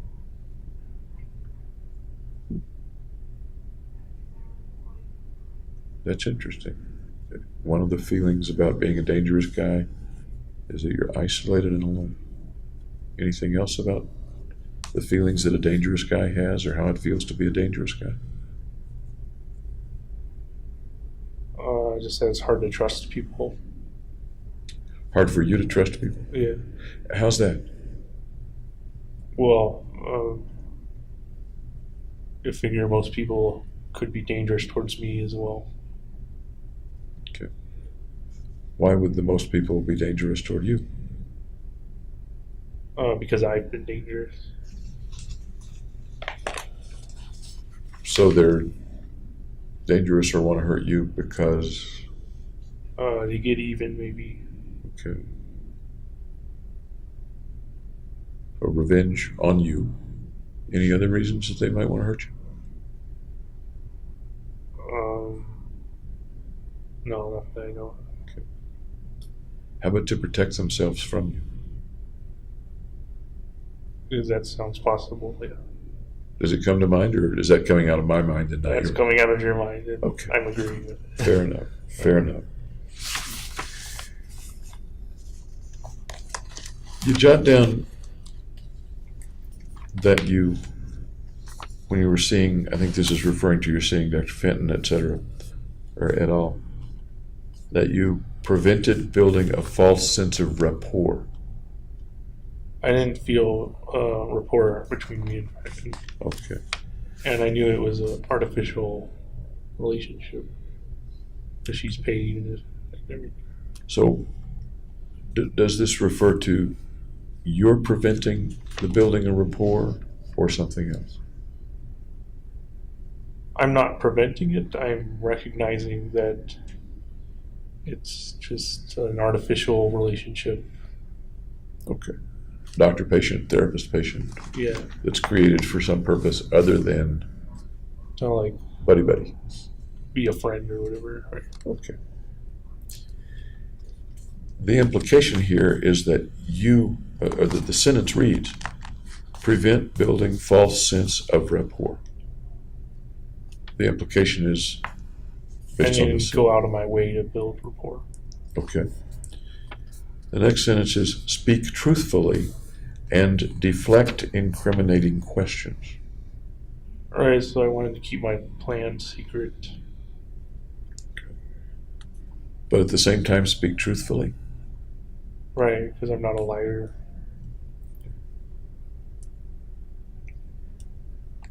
So,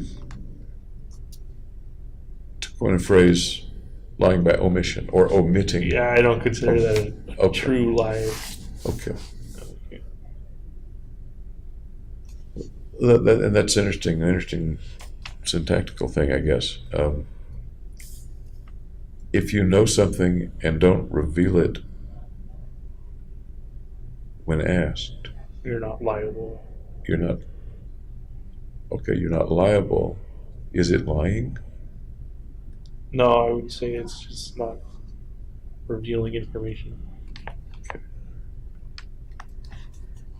Is that pretty much how you've always felt, or is this Yeah, I pretty much felt. okay?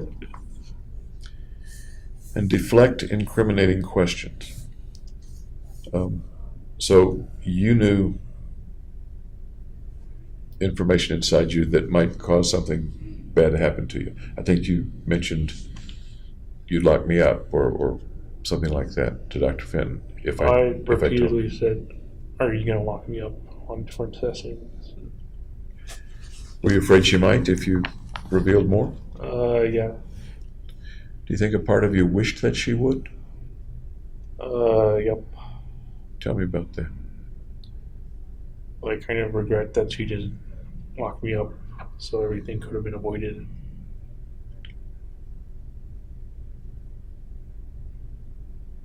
Once again, and we were talking about this yesterday, it's almost like there were two parts. One that wanted to do the mission, and one that wanted to be stopped. And the one that wanted to do the mission overruled. Yeah.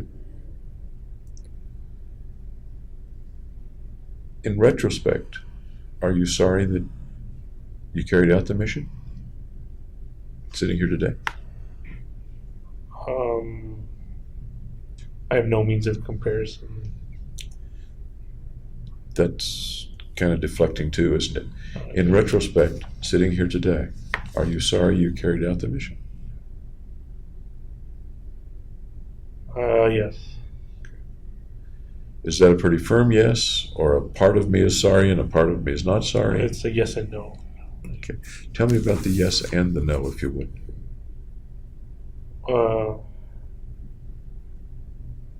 Well, the yes is because people had to die. And the no is I didn't have to die.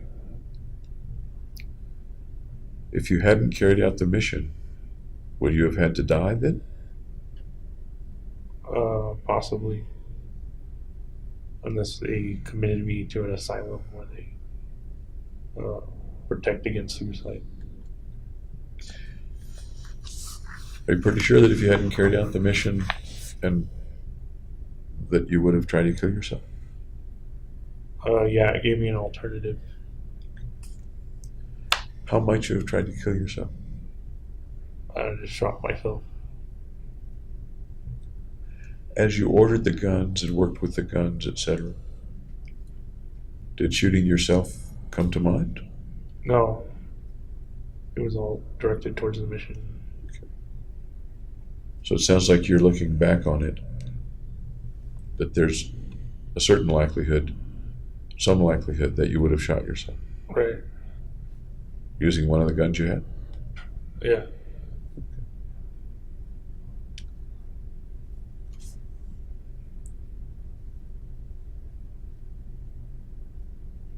Any other benefits today of having completed the mission? One is that you're alive, you said. That I'm worth more. And that you brought that up yesterday. That you're now a 13 instead of a 1. Right. You had some trouble yesterday putting a description on 13 versus 1. That's because it's really abstract in nature. Is there anyone besides you that keeps count of that 13 versus 1? No. God, the master power, the universe keeping track? Well, God is everything, so it's a part of God. Is it a part of God that matters to God? I don't know, that's personifying God as into like a human. Yes, it is.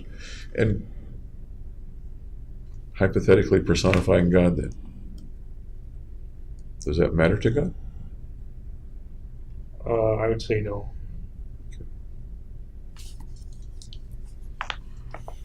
I was fear incarnate, love gone, motivation directed to hate and obsessions, which didn't disappear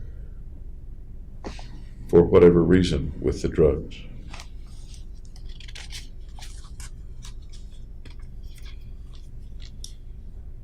The last sentence is embraced the hatred, a dark night rises. And there's a pun, there's a play on words with dark night. Do you remember doing that? Yeah. Okay. Do you remember roughly when you wrote that page? How much preparation had you done? How close was it to the shooting? It was after I was out of graduate school. Had you bought the tickets by then? Yes. So when you wrote this page, are you pretty sure that you knew what the movie was going to be? Yeah, I was certain of the setting. I'm sorry. I was certain of the setting of the chicken. And certain of which movie Yeah. it was going to be? Okay. You said another time that the movie itself didn't matter to the plan. That would make this sort of a coincidental opportunity to make the pun of A Dark Knight Rises. Does that make sense? All right, I'd never seen The Dark Knight Rises. It was premiering that day. Yeah. But there were trailers all over for months. I watched the trailer. Okay. It had more to do with The Dark Knight, the second movie. Right. What I'm doing is asking about whether there was a connection between the mission or your view of the mission or the style of the mission and The Dark Knight. Maybe The Dark Knight that you saw in the trailers. No.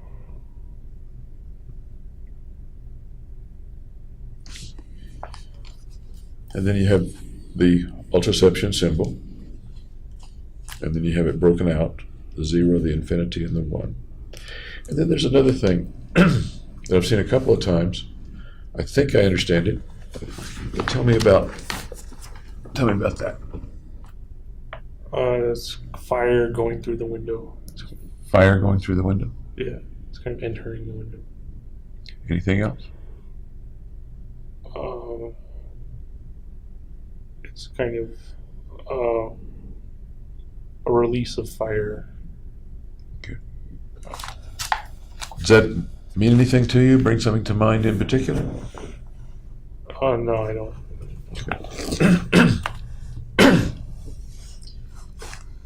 The places where I've seen the drawing also remind me of fire. When I looked at it this time, I saw the hands coming up Right, so it's kind of personified. as if to pull you into the window or pull the fire into the window. How else might that be personified with you? I'm kind of lost control over my normal life. And Reminds me of your hair. oh, okay. Does it remind you of your hair? No. As I looked at that, one of the things I thought of, and once again doesn't have to be your thought, is your face is below the level of the window. And that's your fiery hair, and you're coming up. After all, the arms are coming down as if there's a figure underneath that. Does that resonate at all with you? I didn't look into it that deeply. What do you think of as you look at the picture? And maybe I've That the fire's coming out. probably already contaminated Yeah. the impression, haven't I? Okay.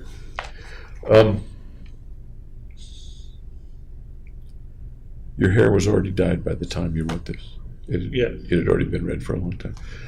When you dyed your hair over the period of time up to the shootings, did you need to touch it up or re-dye it? No, I only dyed it once. Only dyed it one time. Okay. Anything else about the notebook that you'd like to convey to me?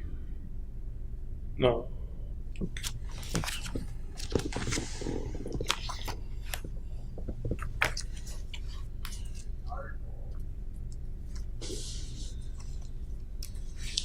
Kind of got to check things off my big list here. We've covered a lot in the last 2 or 3 days, haven't we? Yeah. You mentioned the medications that you took. What medications are you taking now? Risperidol, Lexapro,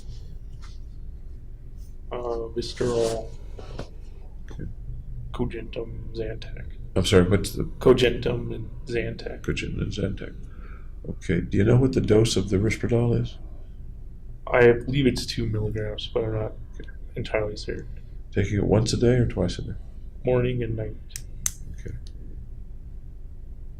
How about the Lexapro? Do you know what the dose of that is? I think it's 150 milligrams. Taking it in the morning? I think it's morning and night as well. Morning and night.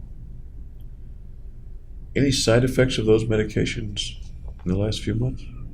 It makes me sedentary. so it kind of drains my energy. But that's not necessarily a bad thing when you're locked in a cell. Okay. What would you look like right now if you weren't taking the medications? I'd be skinnier. You'd be skinnier? Yeah. Okay. What else? I'm not more energetic. Anything else that I might notice about you if you weren't taking the medicines? No, I don't think so. Okay. You've taken the Risperdal and maybe the Lexapro since November of 2012 when you went to Denver Health. Is that accurate? Yes. Okay. As far as you know, has the dose been about the same of those medications over the last 20 months? Yes, I think so. What effect, if any, do you notice from them, separate from side effects? Well, that I don't hear strange noises anymore. Okay, what else? The shadows don't like appear randomly. I bring them on my own. Okay. Before the medication, did you ever bring them on your own? No. You learned to do that at some point? Yeah. Okay. And you mentioned that you don't hear the things. What things did you hear before? Just people talking in another room. People who were really there, or people who you believe weren't there, or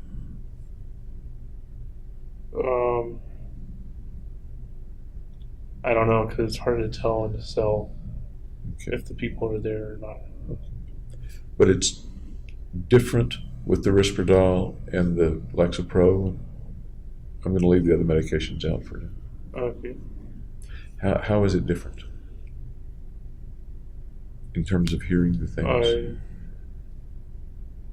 I don't hear any unwarranted noises. Is that because it's making you deaf in a sense? No, Okay. I don't know how it works. Then what were the noises about before the Lexapro? Just people talking about me.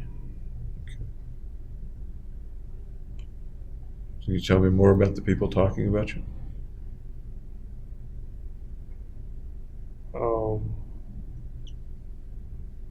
I didn't know who was doing the talking. Okay. What else about the people talking about you? I don't know. You don't have to know. I'm just asking you, does it describe them? You don't have to know who they were, and I understand that you didn't know who they were. Can you describe what you were hearing? Just people carrying on conversations. And those conversations were what? I don't know any specific conversation. You've said that they were talking about you. Yeah, they were having conversations with themselves or with others. What were the words that you were hearing? Yeah, I don't know. Then how do you know it was about you? This was when I was delirious after I did the bed falling thing. Okay. Did you hear voices or sounds or noises before that time in November when?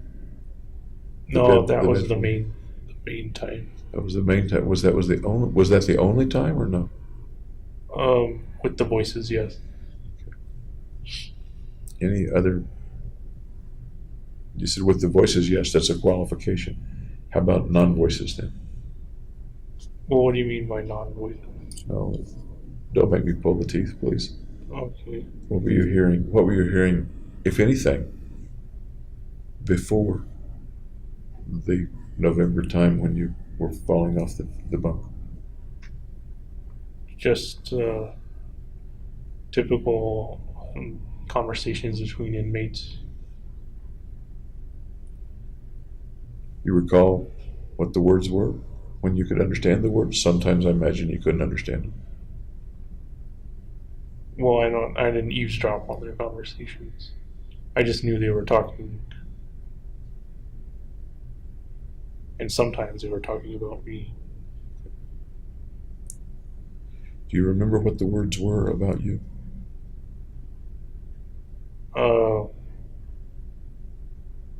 Usually, like, that's where the Joker is, that kind of thing. The Joker.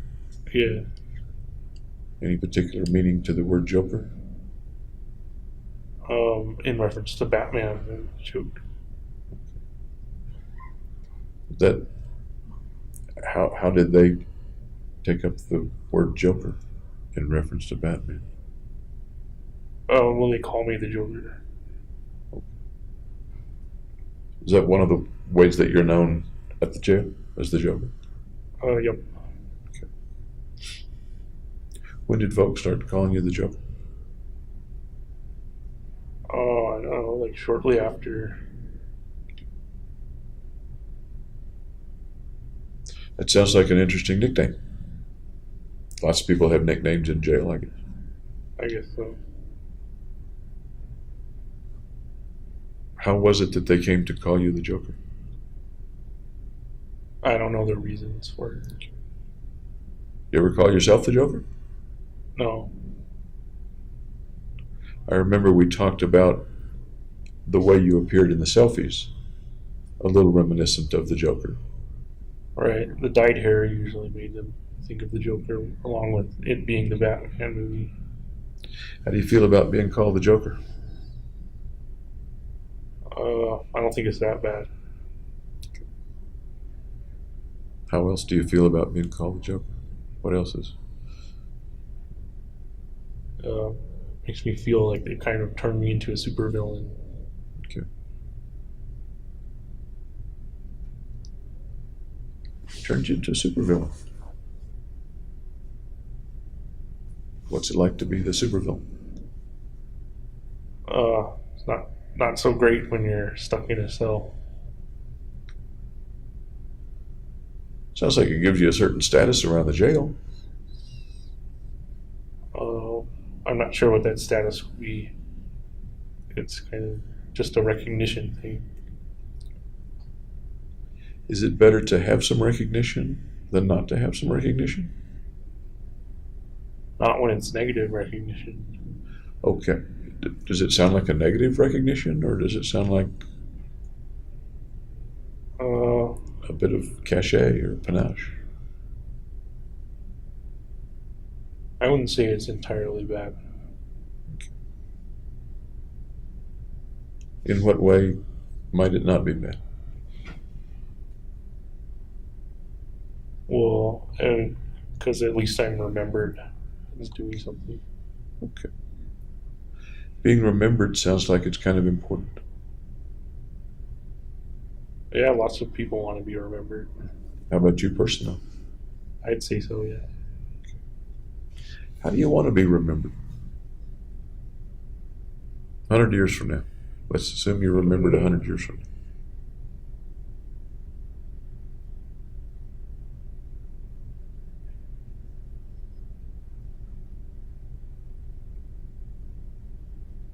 I don't know if there's a form of remembrance as to just being generally remembered for doing something. For doing something? Yeah. For doing what? The killings? That's the way most people are going to remember me.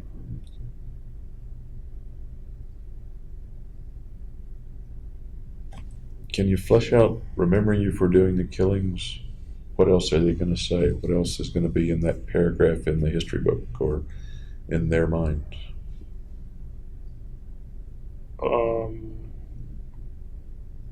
Why I did it. Will they understand? Possibly. Will the notebook help them understand, or the media help them understand, or the? Hopefully the notebook will help.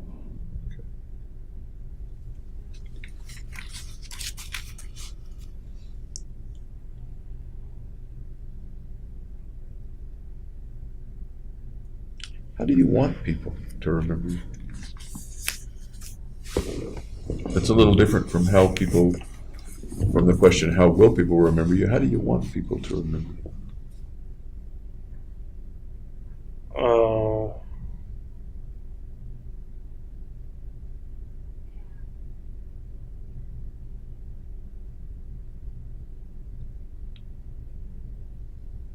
I don't know.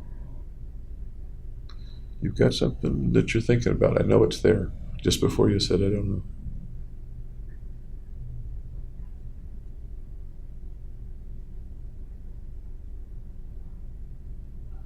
Just as a significant figure. I'm sorry? As a significant figure.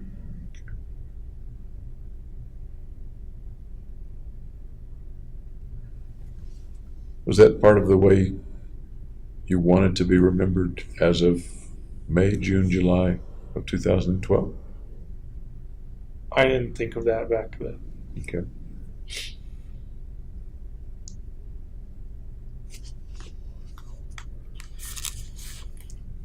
You knew that things, or you've described a knowledge that things were likely to end after the mission, one way or another. That is your life. Right. Either arrested or killed.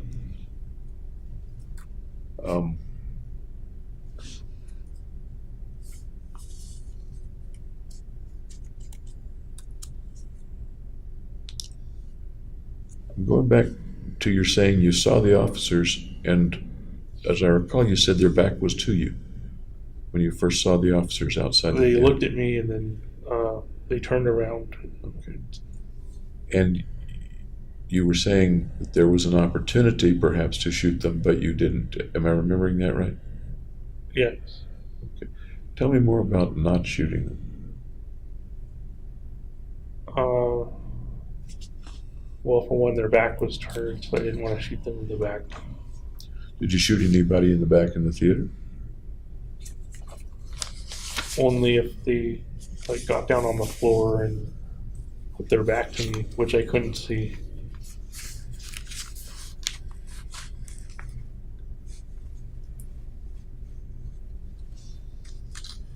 So you don't think you knowingly shot anybody in the back in the theater? Intentionally. I don't think I intentionally shot anyone.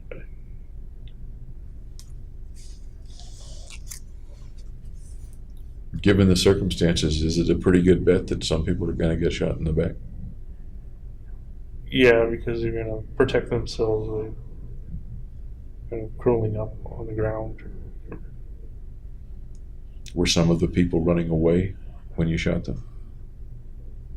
There were two that ran away, and I tried shooting at them, but I missed. Okay.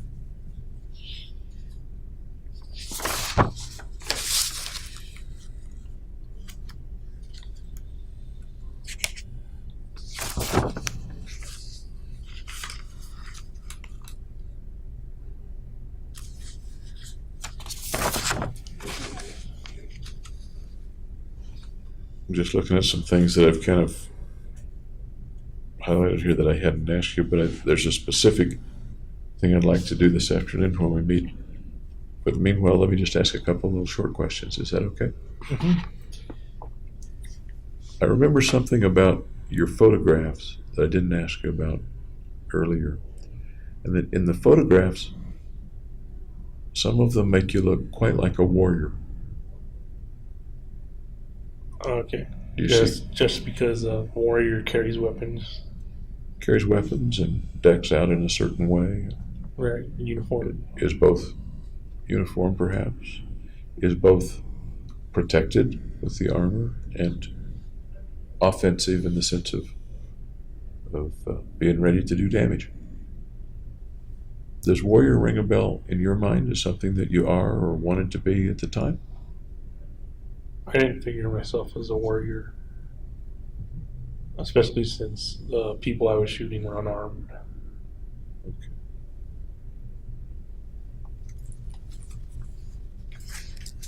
As you were looking at the material that you had in the apartment, did you ever think of yourself as, or think about being a warrior, even though the eventual mission wasn't a warrior mission? No, I never figured myself as a warrior. Okay.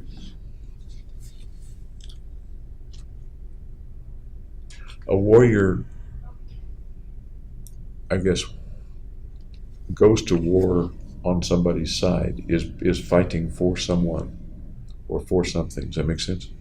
A warrior has like a purpose. Kind of what a warrior does, whether he's a samurai or whether he's a soldier. And I think what you're saying is that that's not the context of what you did or what you were planning or what you were thinking about. Does that make sense? If it doesn't make sense, That didn't make sense. The context. I'm sorry? The context didn't make sense. Okay. You said there wasn't anything warrior-like about either your thoughts as you prepared or your thoughts in the theater. I specify that there's warrior-like characteristics, but I didn't view myself as a warrior. Okay. And when I think of a warrior, I think of someone who's sometimes carrying out a mission, but a mission on behalf of someone or a country or a cause of some sort.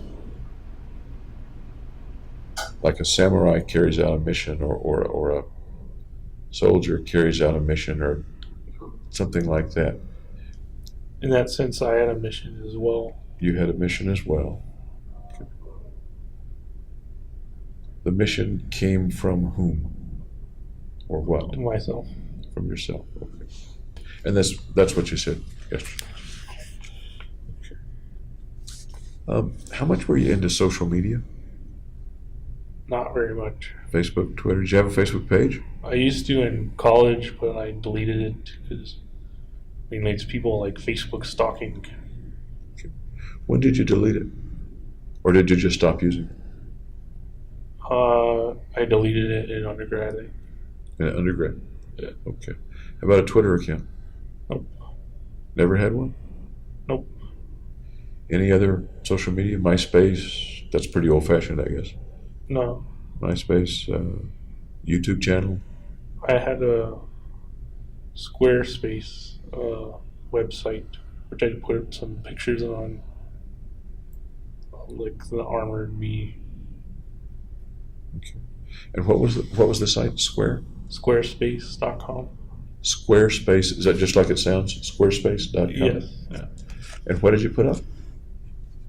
Just photos of like my apartment and the armored selfie.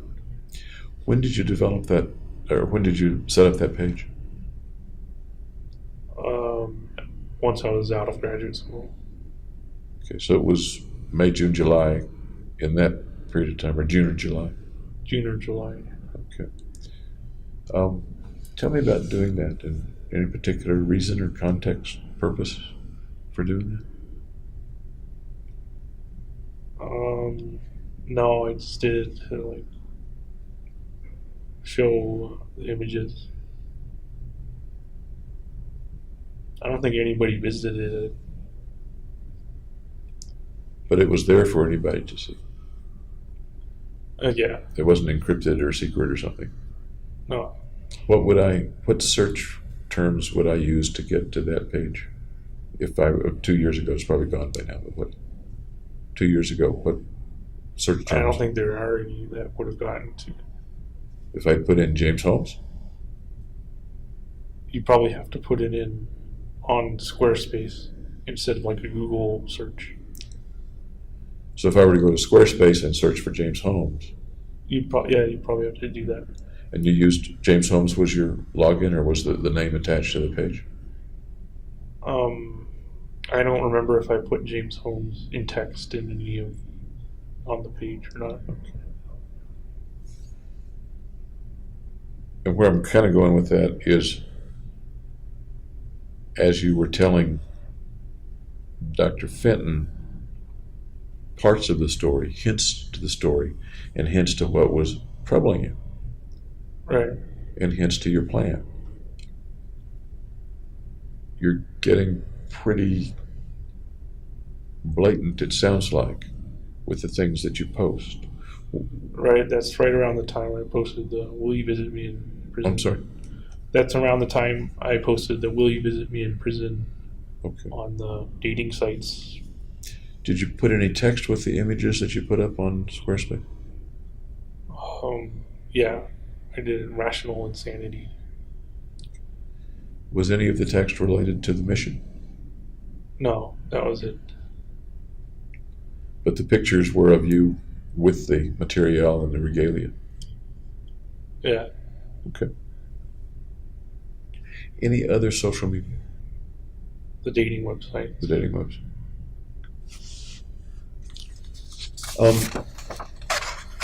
Did you try to wipe your hard drive before you left the apartment? No. Any particular reason you left it all on the drive? No fear of consequences. No fear of consequence. Okay. Did you ever use a proxy server or any Nope. way to?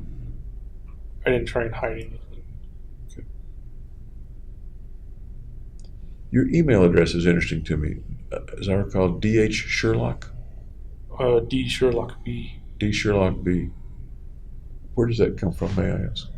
Well, Sherlock for Holmes, and then the D and the B just make a kind of bracket. So it's like if you put parentheses. Okay. Okay. Your similarity of your last name with Sherlock Holmes, has that come up in your life at other times? Kind of an interesting coincidence? Yeah, I've created kind of my gaming avatars, Sherlock Bond. Okay. Sherlock Bond? Yeah. Okay. Like James Bond, Sherlock Holmes. Interesting combination. Yep. The thinker and the action guy. That's the way my mind says it. What is in your mind about that combination? Well, they're both kind of famous figures. Famous figures. Okay. View yourself as a Sherlock sometimes? Yeah. What mysteries? Scientific mystery. Scientific mystery. View yourself as a Bond sometimes? Yeah. Man of action. Okay. And I'm aware that I just said action. I didn't mean to put that into your mind, Okay, but now- was that there now before I it's said there. it? No. Okay. Okay. Similarities, differences between you and James Bond.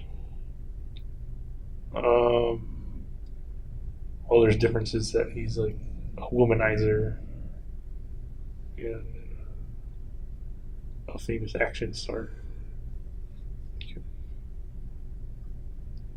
Any differences between your actions and his actions?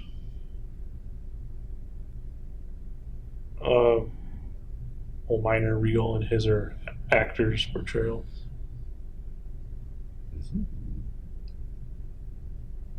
Any others? Nope.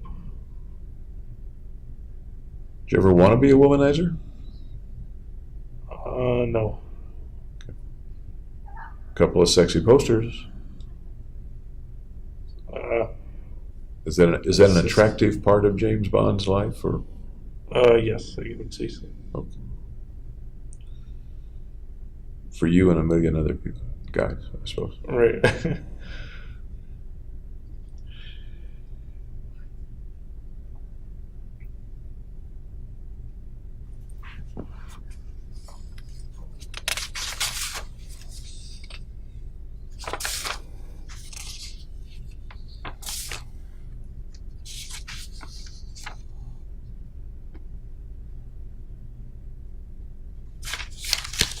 If you had the mission to do over again, still carrying it out, but the mission to do over again, would you change the way you did the mission?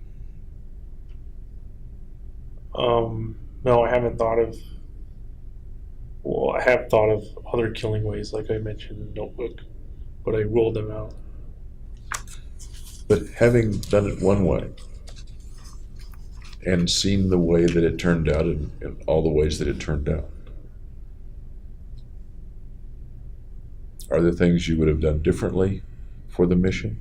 Or did it pretty much turn out, as you look back at it, exactly the way you needed for it to turn out? It went according to plan. Do you ever think that there might have been ways to kill more people? Yeah. I consider them like using biological agents. No, I mean, looking back on what you did, do you ever think that you didn't kill enough? That you might have gotten more value points? If I'd stayed in the theater and kept shooting until the police started shooting at me, I guess. And what was it that caused you to leave the theater? What caused that?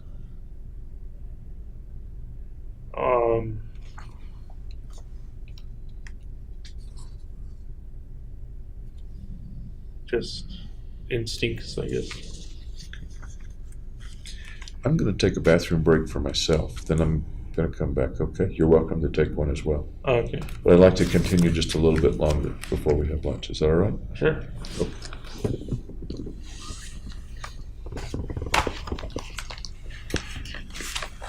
And because of circumstance, it's a little complicated to take a bathroom break, isn't it? Yeah.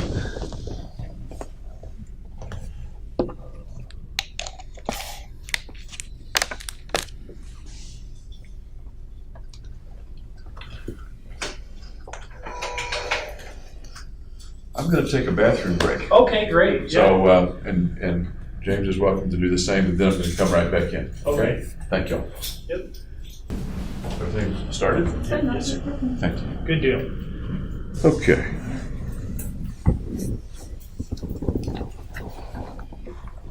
As they say on TV, we're back, huh?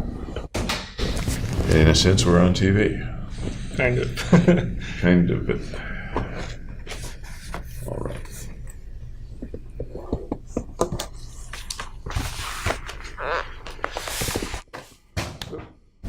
That's it. It's not either. Let me just pick that up.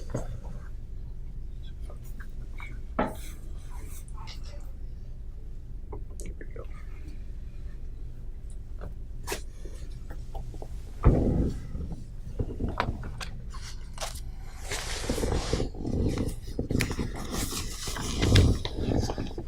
We talked a little bit about your friends, the friends in grad school. I've got a person named Charlotte written down, and I'm not sure why. Does Charlotte ring a bell? She's a friend. Okay, tell me about Charlotte. I don't recall her from the She's record. in the computer sciences program.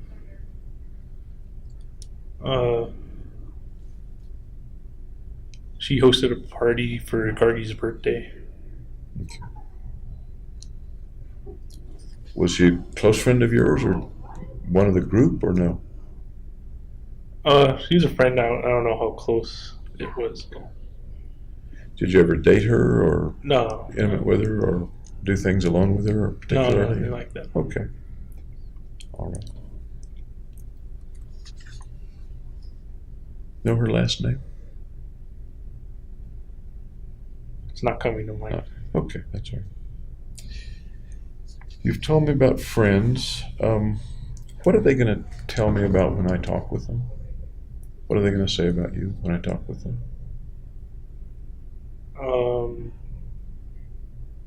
Well, that depends on what you're going to ask. What kinds of things are they going to say about James Holmes?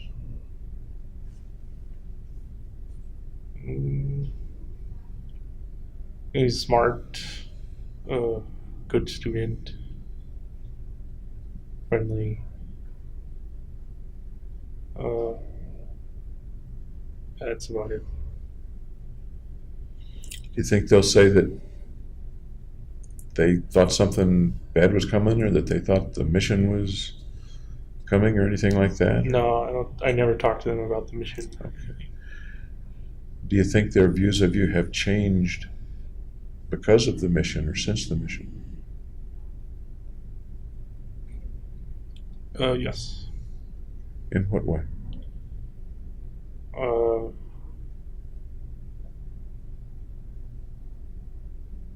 Well, now we don't associate with each other anymore. What do you think their feelings are that as a result of the mission? I don't think it's affected them. You don't think it's affected their feelings about you?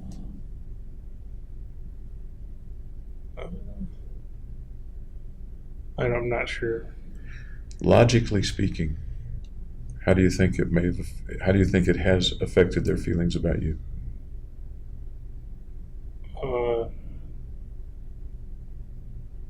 They're probably sympathetic. Okay. So far as you know, have any of them tried to write you? Nope. Even if you haven't gotten the letter. So. Any particular reason you think they haven't tried to write you? Because I broke off the association before doing the shooting. But as we said yesterday, people who don't even know you have written to you. Right. And something very significant in your lives and the lives of others happened. And you said that they would be sympathetic, yet they haven't written. They can feel sympathetic on the inside without having to externalize it. How about wanting to externalize it, wanting to write to you? I think they're probably holding you back. Why might they hold back? Because they don't want to continue on with the friendship. They're going on about their own lives. Most people have lots of friendships, even though they go on about their lives, lots of past friendships. And Right. that doesn't keep them from communicating a little bit. Well, I don't know why they haven't communicated then. Okay. We talked about your friends. Tell me about your enemies. Got any enemies? No. Before this happened, before the shooting? I didn't have any.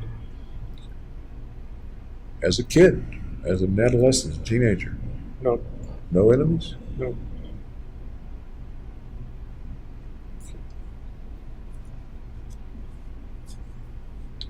Is that just coincidental, or are you a real nice guy, or I don't didn't know about matter real enough nice. to people? Didn't matter enough to people to be their enemy? For them No, to be I'm just a your- nice guy. Okay. Okay.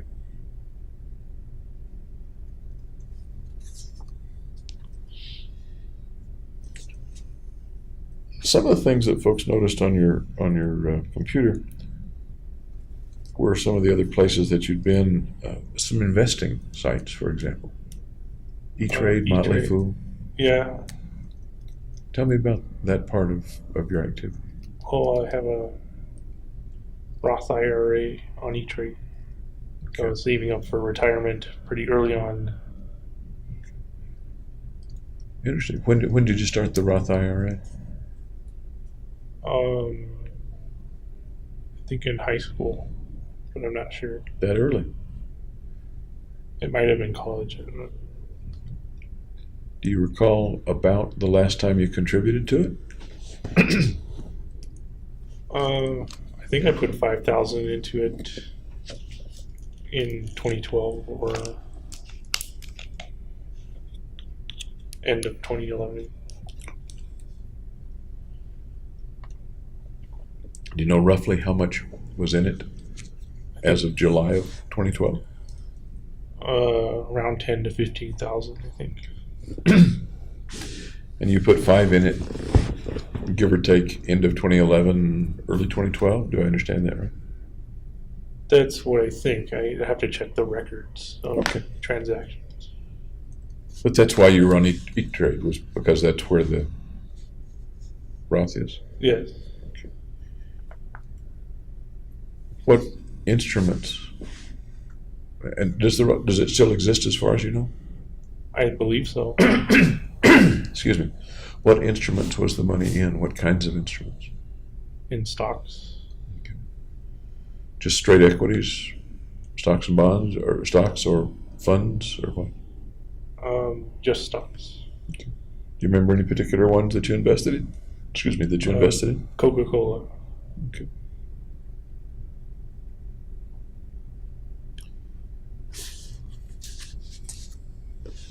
I don't remember from the record, I guess it's in the record, but I don't remember when the last time you checked on them was, or how often you checked on them, say during 2012.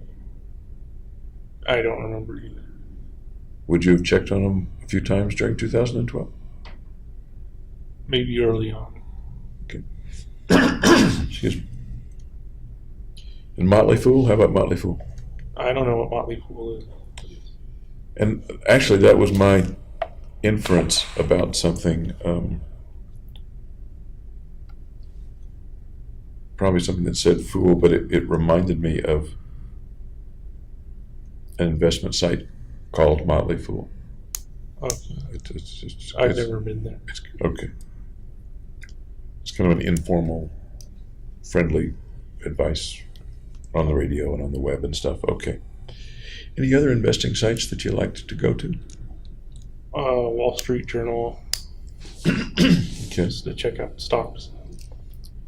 How often would you do that, say in 2012? Rarely. Rarely.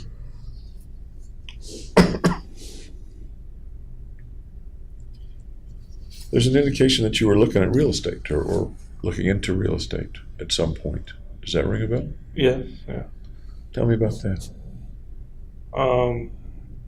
Well, if I was going to stay on the graduate program, I wanted to get a house there. Did there come a point when you stopped looking at real estate or being interested in the real estate?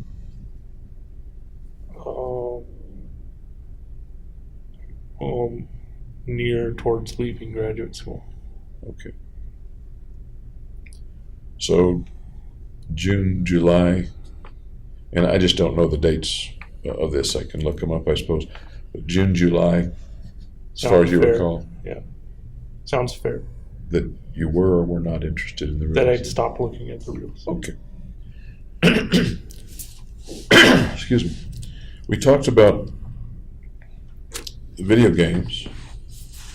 Any particular kind of websites or books or magazines that you enjoyed in 2012 before the shootings?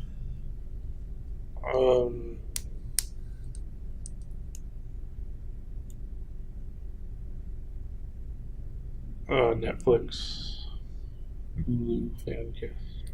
And you talked about the kinds of movies. I think you liked comedies. Comedies are my favorite. Okay. Any other particular kinds that you used to download a lot or check out a lot? Drama movies, adventure movies. I don't suppose Highlander was anywhere in there. It was a fantasy movie. Did you? I thought it was a good movie. I did too, by the way. Yeah. And when was the last time you looked at a Highlander movie? Oh, I only did it once, I think. Do you remember about when? No, I don't remember when. I watched like hundreds of movies. One way or another, do you think you may have looked at a Highlander movie in the last, or in April, May, June, July of 2012? I couldn't tell you Leading if up I to did. Okay. There would have been older movies by then because they came out, what, in the 90s or the 80s? I don't know. Okay.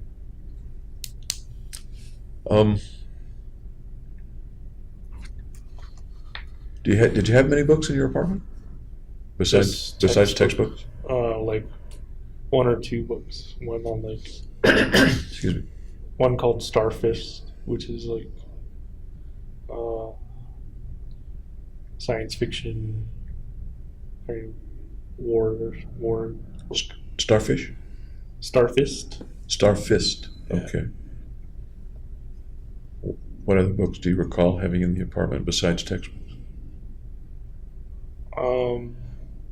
That's about it. Okay. Any books on strategy, on war, on warriors, on missions? No, I just looked online for that kind of thing. Okay.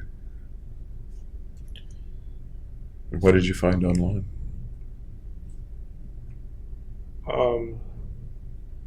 Like how much ammunition was used, like types of strategies, I'm tactics. sorry, I can't quite hear you. Types of strategies and tactics. Okay.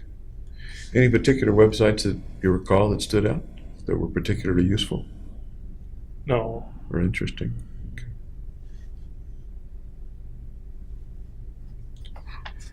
Somewhere I had a note wondering, for some reason, about books on reality, like the physics of reality, the quantum physics and reality. Does that ring a bell at all? I didn't have any books on those.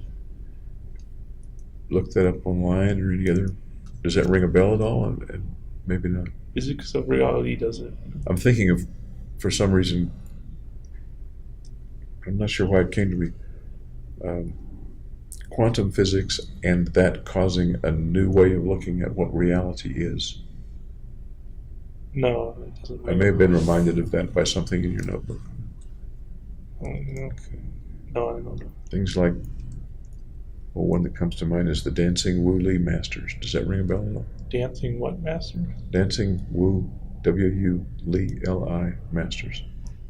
I haven't heard of that. Okay, that's fine.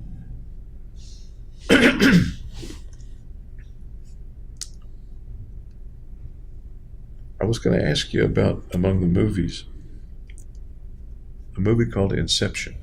Do you remember that movie? Yeah, that was also by Christopher Nolan. He did the Batman movies as well. I didn't realize it was the same guy. Yeah. Okay. What was Inception about? It's about planting an idea into the brain in like a kind of in a dream state kind of thing. In what context is the idea being implanted in somebody's brain? Well, Leonardo DiCaprio, the main guy, wanted to see his kids at the end, but he couldn't because there was like a block on it or something. I don't know. Okay. It's a hard movie to explain. It's Okay. like explaining the Matrix or something. Okay. I never did quite get the Matrix, much less the follow-up movies to the Matrix. But was there ever a thought or a fantasy or a feeling for you that somehow thoughts were being put into your brain? No, I don't believe so. Was there ever a feeling that somehow your thoughts could get out and other people could hear them or see them or be aware of your thoughts? During the delirious bedfall incident. As far as you recall, any time before that, No, or before the shootings, for example, or after the just after the shootings? no. Okay. Did you ever have the experience of seeing something on TV, hearing something on the radio, something like that, and getting the feeling that they were referring to you? Again, during the kind of just In- before the bedfall incident. Before, okay. But, I'm sorry, Just before. just before the bed falling? Yeah. Tell me about that.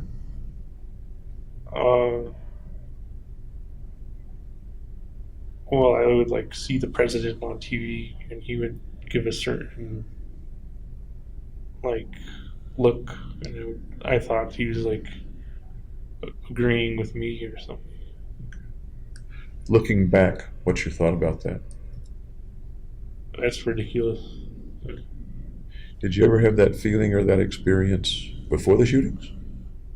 Not that I know of. Or just after the shootings that you recall? I don't know. I don't remember. I remember just after the shootings, remember the jail video, sometimes you'd go into the TV room for a little bit and watch some TV. Yeah. What would you be watching most of the time? Do you remember? Sitcoms. Sitcoms? Yeah. Watch the news much? No, I don't care for the news. What about the news about you? It would pop up, but I wouldn't like go to a news channel and watch it. If it popped up, would you continue to watch it as opposed to changing the channel? Yeah, I would continue with the program I was watching. So if the news popped up, you'd go ahead and not bother to change the channel, you'd listen to it. Right. Okay.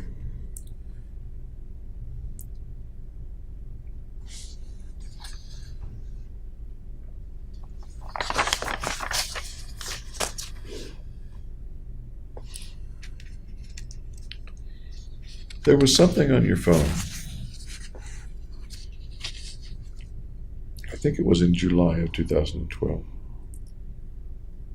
About the New York Times and the Denver Post. Do you remember any of that? I remember going to the New York Times and looking into how you can post an opinion on the New York Times website.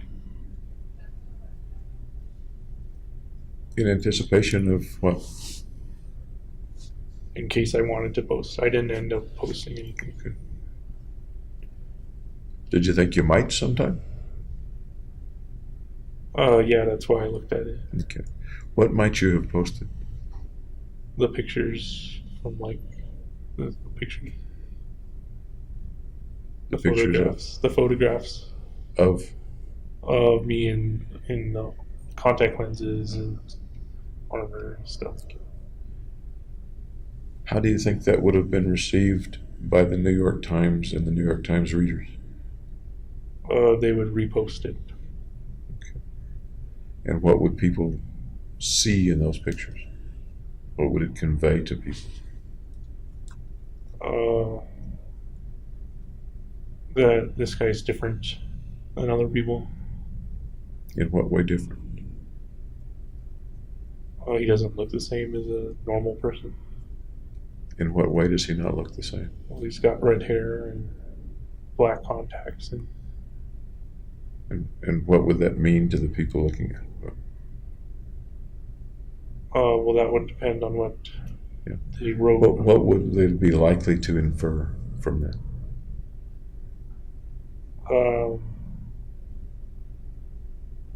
I didn't think about that back then.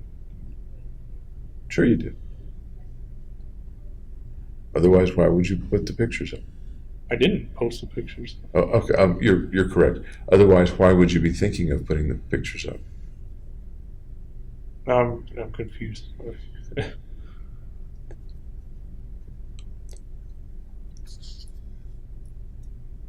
In thinking of putting the pictures up, what would you be communicating to people?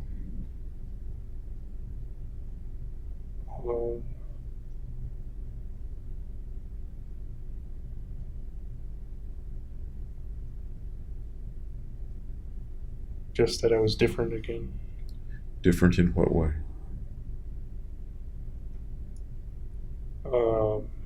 Mentally different. That I had a doesn't, different kind of view of the world than other people. such as what?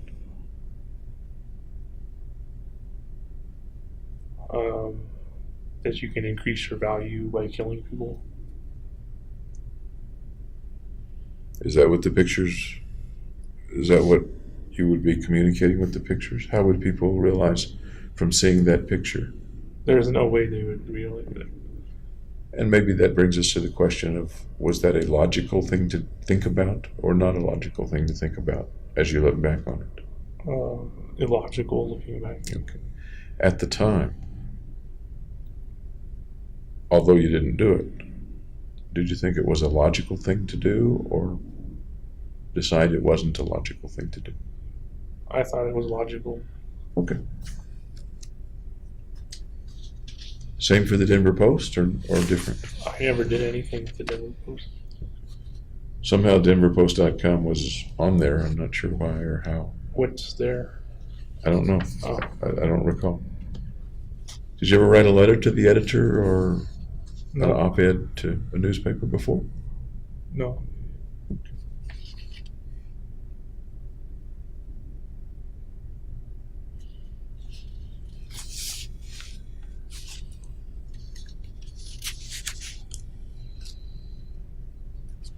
You asked Dr. Fenton about her philosophy of life.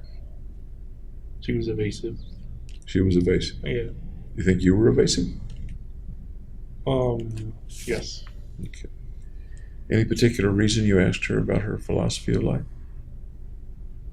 If I could help it build and improve my own. I'm sorry? I wanted to know hers so I could improve my own philosophy of life. How would that have helped you improve your own philosophy of life? Or how might it have? It would depend on what her philosophy was. I think, if I'm remembering right, I got the impression that she was asking you a lot of questions about your philosophy. And it was a sort of a retort that she should tell you about hers. Am I misremembering that? No, that sounds accurate. Okay.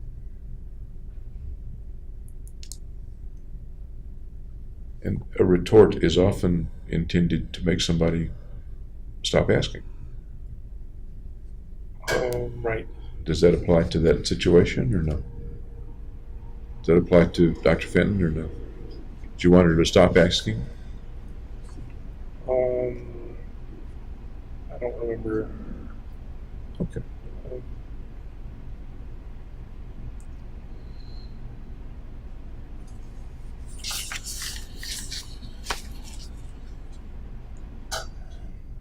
What do you think Dr. Fenton or Dr. Feinstein will tell me when I talk with them about you?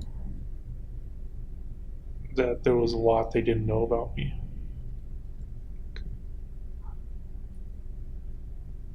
What else do you think they'll tell me?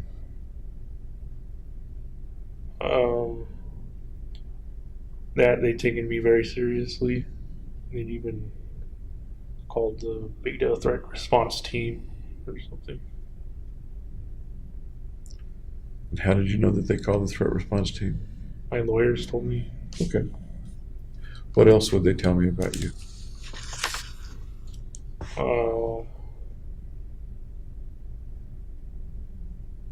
Soft-spoken, quiet.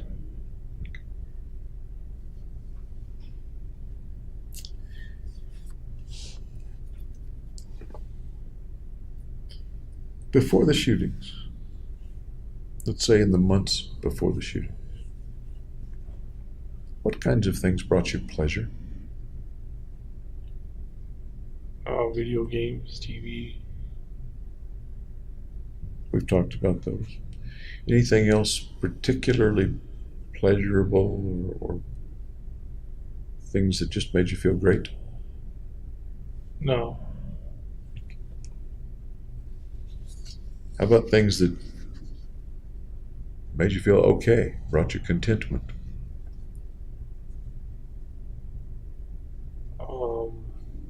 Food, I guess. Maybe brought you solace. I'm not sure. Anything bring you hope? You said you're depressed a lot. Depressed people often are kind of hopeless. Just the mission, you know. Okay.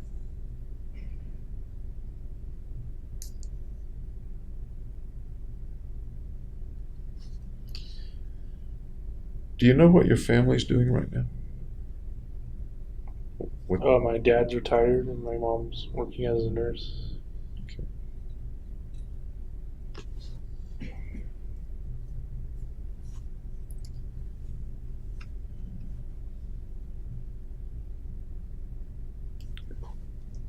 Why don't we stop for lunch? And when we come back, I want to ask you more about the mission. Specifics Okay. about the mission, okay? All right. All right. Did you have a lunch? Yep, that was tasty. What would you have for lunch? Like chili and peppers and onions and chicken. Oh, that sounds good. That sounds good. Chili pretty hot or not pretty hot? No, it wasn't that spicy. Okay. All right. And you met with Dr. Gray also during the last couple of hours, right? Right. Okay. That's right. How's that testing going? He's either almost done or he's got to come back again. Oh. Any big deal about it or any questions about it that I can answer for you? Nope. Okay. Alrighty.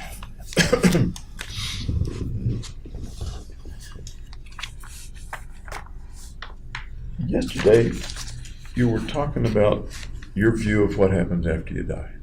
Do you remember the phrase that you used? Dreamless sleep. Dreamless sleep, right. Does what you do while you're alive have any effect on what happens after you die? I would say no. I was almost a firm yes. Is there any exception to that or possibility of something different or no? No. Okay. So the things like having the worth of 13 rather than 1, those help you when you're alive. Disappear, I guess, when you're dead. Disappear. I'm curious, if someone were to kill you or Right. murder you, would they get 13 or would they get 1? I'd say 1. Okay. You think there's any chance of that? Yes. And what would be the way that might happen? If they give me the death penalty. Okay. And that would be purposely killing you as contrasted with accidentally killing you. Right. And so somebody would get 1. Yes. Who would that person be?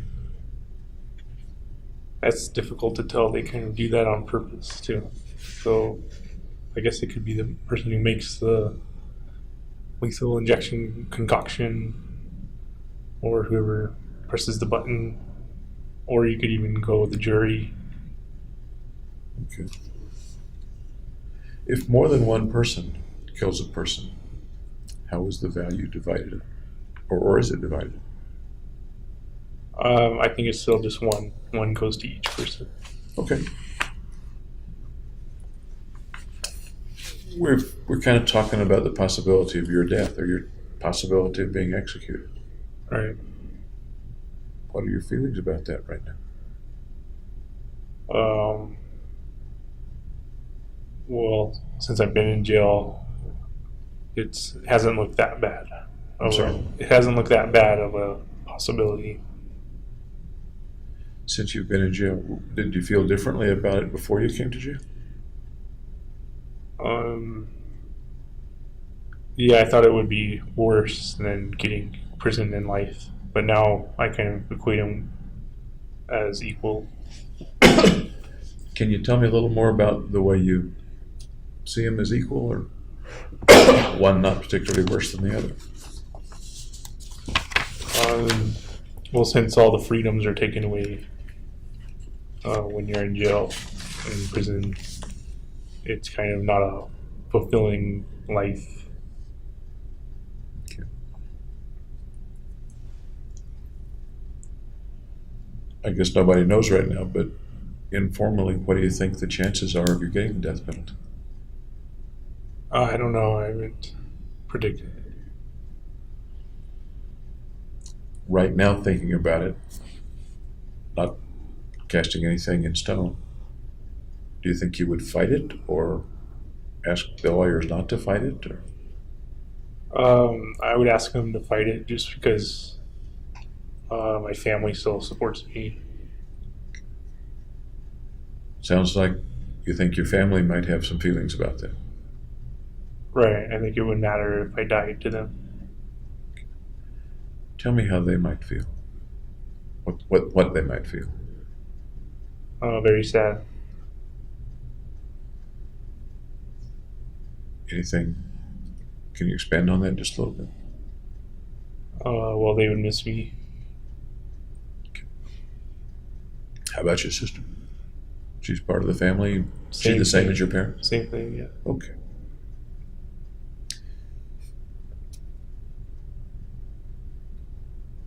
I neglected to ask you this morning. You were talking about, or we were talking about the symptoms that you saw in yourself and the possible diagnoses that you saw. Do you know what anybody has diagnosed you with now?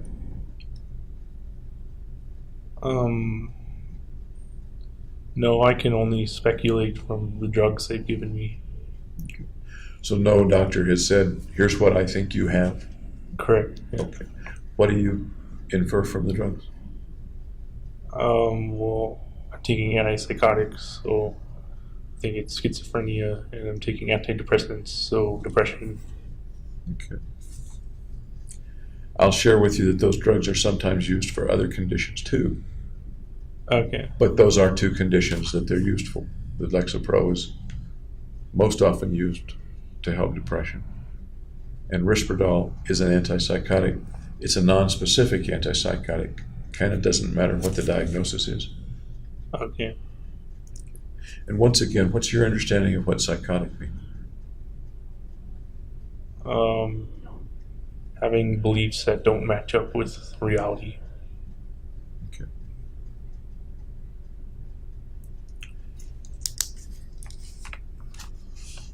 Did we talk about Dr. Woodcock coming to see you in the jail? No. Do you remember him coming to see you in the jail? Yeah, he was like the first one, I think. What do you remember about his visit and what y'all talked about? I don't remember anything at all. Okay. Okay. Do you remember about when he came? Maybe around a month. That's at the start of my incarceration. At the start? Yeah. You mean around a month after you were? Around a month after, yeah. Okay. How many times did you see him? Either once or twice. Y'all get along okay? I was just distrustful of psychiatrists at the time. Distrustful of psychiatrists specifically, or distrustful of anybody that came to see you, or guess you didn't know who he was? Psychiatrists. Okay. They told me who he was. Oh. Was anybody with him when he came to see you? Oh, I don't remember. I guess what I'm asking, and you may not remember, is did anyone introduce you to him and Yes, tell you who he was? And, someone told me Dr. Woodcock is going to come okay. evaluate you or speak with you. Do you remember who told you? I believe it was one of my lawyers. One of your lawyers told you. Did they also tell you that he was there at their behest? I believe so, yeah. Okay. Okay.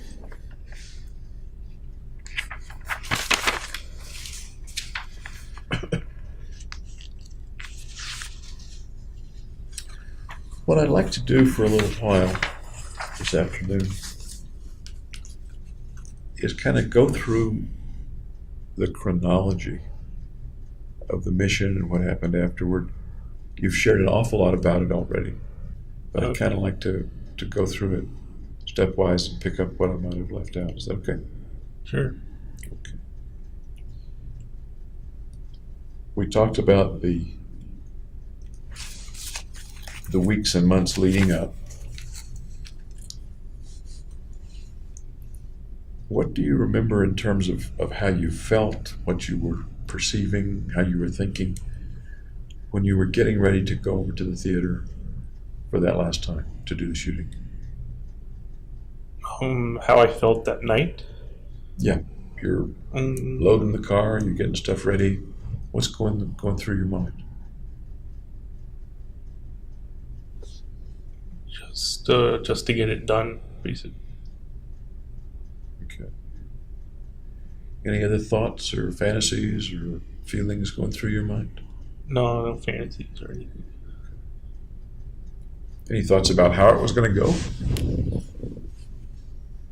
No, just basically just do it. You'd never done it before.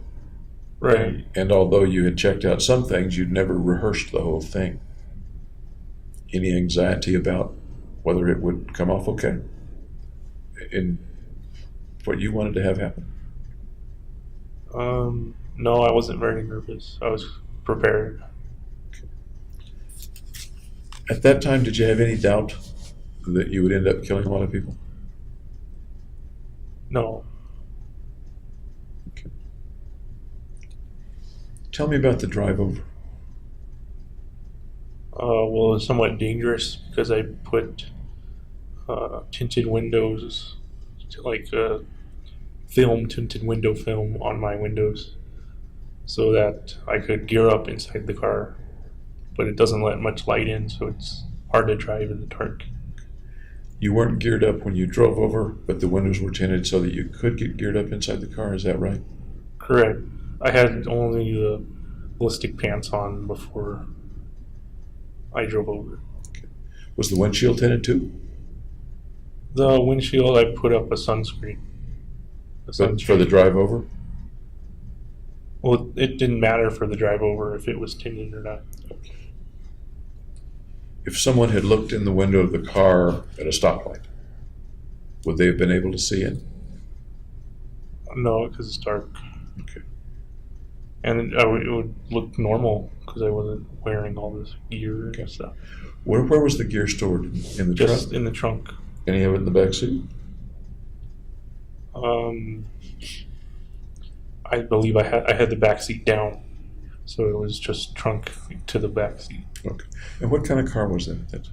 Hyundai Tiburon. It's a coupe. Oh, so that was the same Tiburon that you'd bought many years earlier? Correct. Okay. And your folks helped you buy it, right? Yeah, they paid the majority. They paid, as I recall, $7,000, and I paid it $1,000. Okay. the car was paid for? Yep. Okay. So you drive over. A little difficult to drive over. Tell me more about the drive and parking and stuff like that. Well, the drive over went smoothly. I parked in the back, right across from the Theater 9 emergency exit. Okay. So it would be straight away going in there. Which you had cased before? Yeah. Yeah, okay. Nothing unexpected happened on the drive? Nope. Okay. How about walking me through going into the theater? Well, I previously purchased the ticket to the theater online. So I walked in and I showed the guy my phone, but they have a little kiosk thing where you're supposed to enter the number. So he sent me to that, and I entered the number on the kiosk, and it gave the ticket. Any hitches there? Any problems there? Oh no. The record indicates that your phone was scanned 3 times. Does that make sense? I bought in 3 tickets. Okay. Any particular reason you bought 3 tickets? I was trying to get it to Theater 9, and the tickets I bought were Theater 8. So I bought multiple tickets over different days to try and get the ticket to Theater 9. Okay. And one of them did come up Theater 9? No, they were all Theater 8. So I went to the concession stand, which was on the Theater 9 side, and then went to Theater 9. Okay. So you just mostly nobody had to check that, or nobody checked which theater you were going to? Once you do the check at the front that to see if you have a ticket, then they tell you where it is and you can go there. But I went to the concession stand. Okay. Did you buy anything at the concession stand? No. Anything else about going in that comes to mind? No, not really. You mentioned earlier that you thought maybe the FBI would stop you from going in. Yeah, once I geared up and was about to leave my car, I thought they would stop me there. Oh, later when you actually geared up, Right. not when you were going through the front. Right. Okay, thank you. So you go in the theater, what's it like? What are you seeing and hearing as you go in the theater? I just went to the very front and sat down in one of the chairs. And then pulled out my phone to make it look like I had a phone call. I'm sorry. Pulled out my phone to make it look like I had a phone call. Okay. And then went out the exit for that reason. As if you're going outside to a quiet place to Speak on the phone. Okay. What was on the screen when you went in? I didn't see. I'd imagine just previews. Do you recall specifically that there was something on the screen, but you just don't? There was Remember. advertisements playing. Okay. Pretty quickly after you got to the front, you did the phone ruse and went out, or did you wait a little while? It was pretty quick, maybe like a minute. What else did you see in the theater when you first went in? Well, it's just an aisle away. I'm sorry? It's just an aisle away to the stands. And I looked back in the stands and saw that they were all full. Okay. So you go out through some sort of exit corridor to the outside exit door, is that right? Yeah. Okay. Then what happened? Then I went to put the stuff on and get all the weapons ready. Tell me about that process. What did you do, or how did that work? Well, I'd previously loaded all the magazines into the weapons to have them ready to fire. I just put on the clothes, the kind of arm guard, the coat with the ballistic proof Did you do all that in the car, or did you do it outside the car? in the car. Must have been pretty cramped. Yes, it was. It took a little bit. Any particular thoughts, preparations, getting ready, psyching yourself up, anything like that? I put my music on my headphones, on my wireless headphones, Okay. The music was from an iPod or through your phone, or an iPod. tell me about the music. What music did you choose? Just electronic music, random electronic music. No particular artist that you remember? Right, it was just from a stream of music. Was it something that you had pre-recorded or pre-done, or was it over Pandora? Or It's something I'd saved as like an MP3 file. so you put that on after you had suited up, or before? In the middle.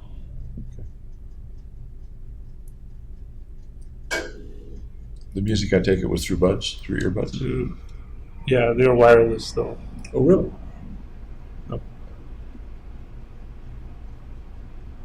Then what happened? Then an employee came out to the dumpster and threw something away. But I had the tinted windows and the sun shaded up, so they didn't see me. They heard them. But what? But I heard them. You heard them come out? Okay. What did you think about when they came out?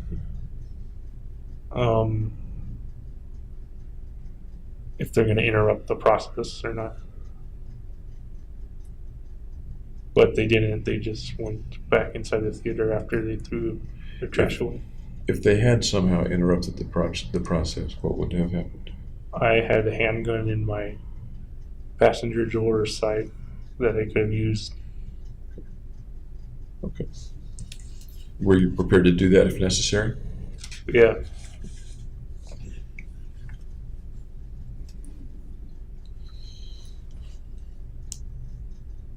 Any other thoughts or feelings or sounds that you remember hearing? Smells, even?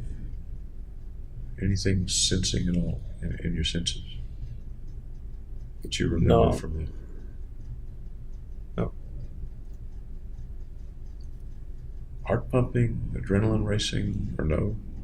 Calm, keyed up, scared? Calm and collected. Calm and collected.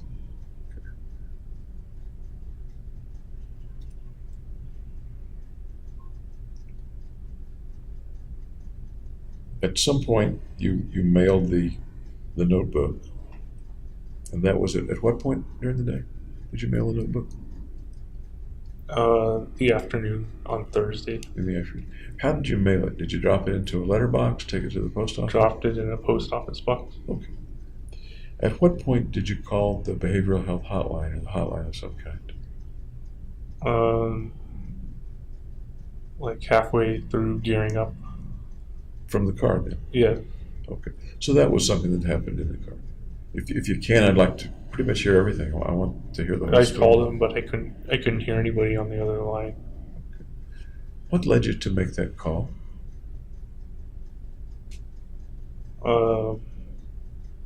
Just one last chance to see if I should turn back or not.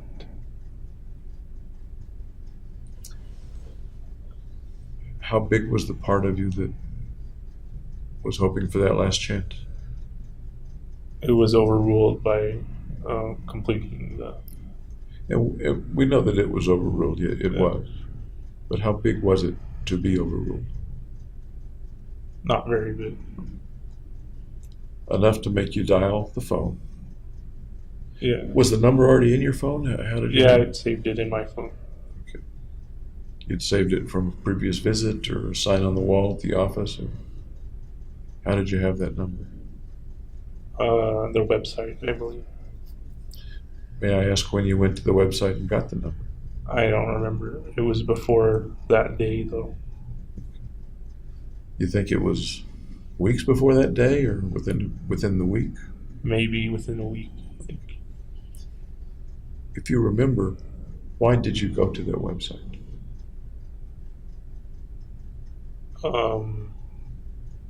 To get that number. And the website is the website for? Student mental health. Were you thinking anything else as you went to the website other than, I'd like to have the number in my phone? No. Were you thinking why you might want to have the number in your phone?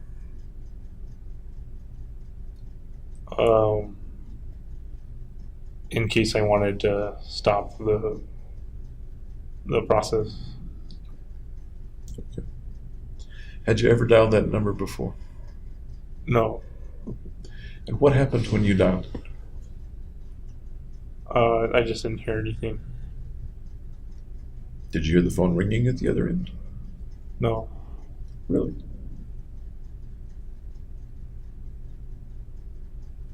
It was just dead, or I don't understand. Yeah, I didn't hear anything for 9 seconds, and then it hung up. Then you hung up, or they hung up, or it hung up?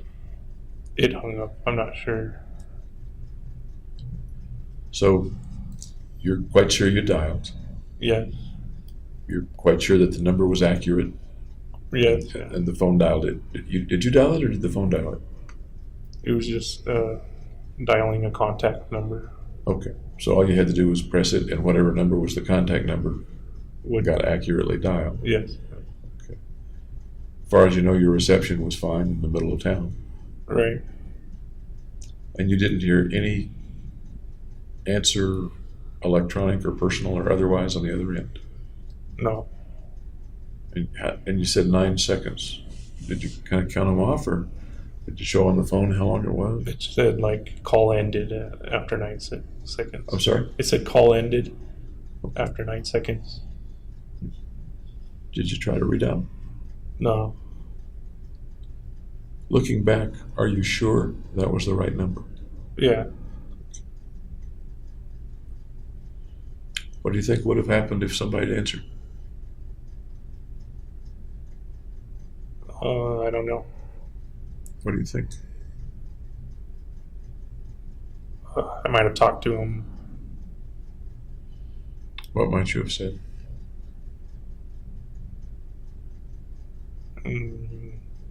Told them the situation. I'm sorry? Told them the situation. So you might have told them where you were and what was going on? Yeah. Yeah. What do you think might have happened then? They would have tried to convince me not to. What might they have said? I don't know. Do you think they would have been successful? No, I think it would have been overruled at the beginning. But some part of you punched in the numbers and waited 9 seconds for them to answer. Right. Do you remember what you thought or felt or when nobody answered?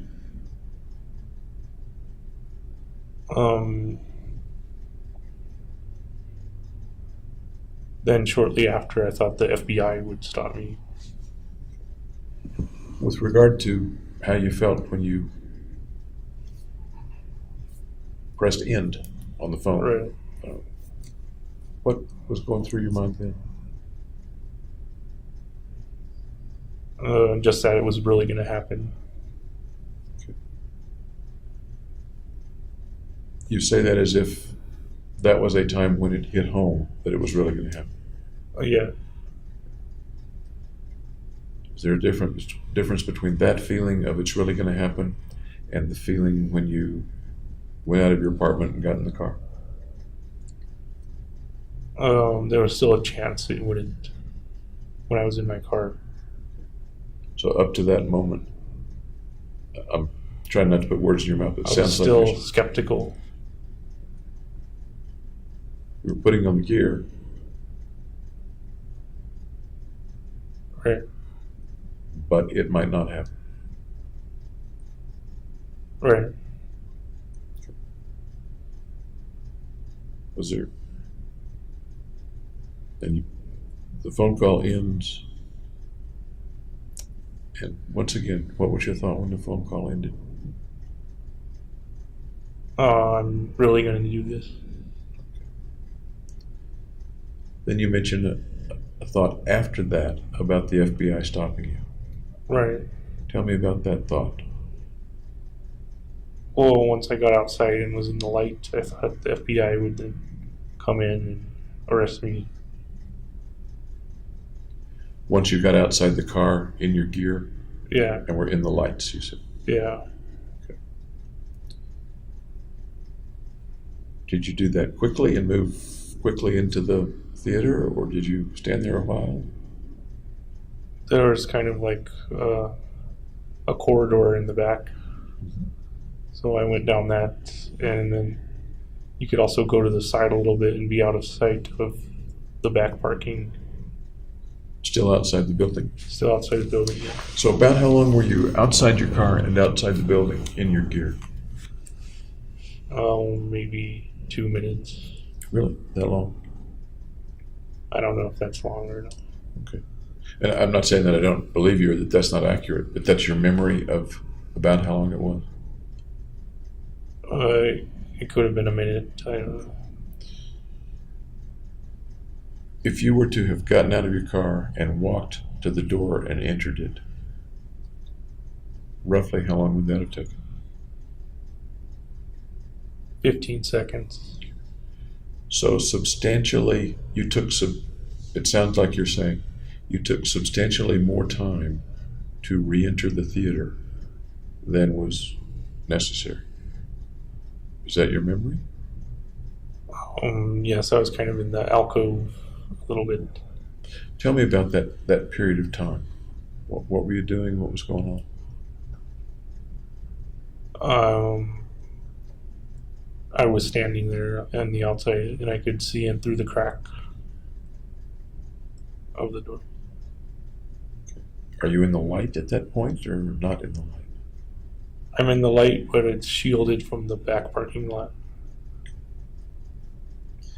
And what is the feeling or the purpose or if I were watching you from afar or on a video or something, what would I be seeing? What would I be thinking is going on?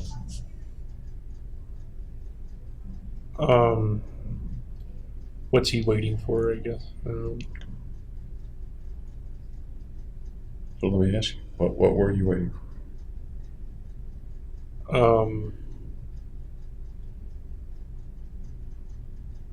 I don't know why I waited. I can think of waiting strategically to be sure it was clear, or waiting hoping someone would stop you, or waiting to be sure your gear was on right, or reasons like that. Do any of those ring a bell or not? Well, I dropped a tear gas canister, and I had to look for that, and I couldn't find it. Well, you couldn't find it? Did it stay outside? I don't know. It was when I was getting out of the door of the car. So it kind of fell, and I don't know where it fell. So you didn't recover it before you went back in? I had two, so I wound up just using the one I had. Okay. Did you spend some time, looking for it? Maybe 30 seconds. How'd you feel when something dropped that sounds like an unexpected thing happening? Right. What thoughts or feelings did that bring up as you were trying to carry out the mission? It didn't bring up any feelings. Just that I needed to find it. And you needed to find it because? For crowd control.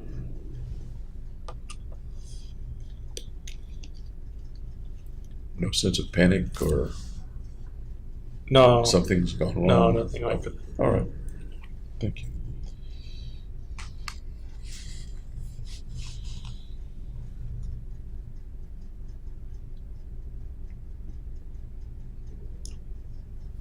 You went out the door. How'd you get back in? Those doors generally lock from the inside.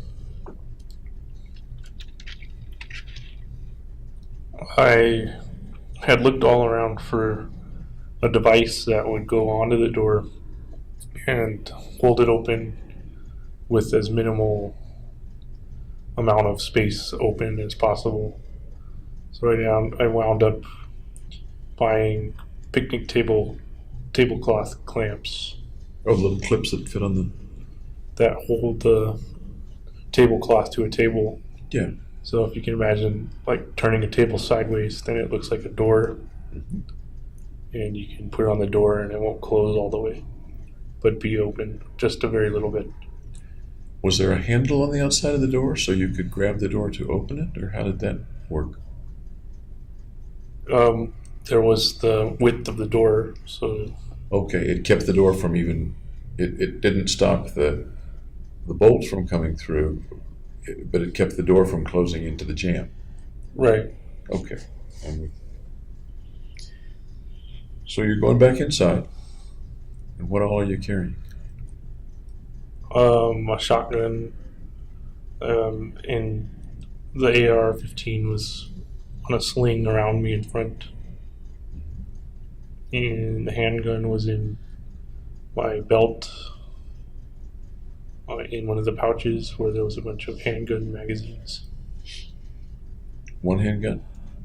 Yeah, I'd left the other one in the passenger door. Okay. Any particular reason you left it in the passenger door?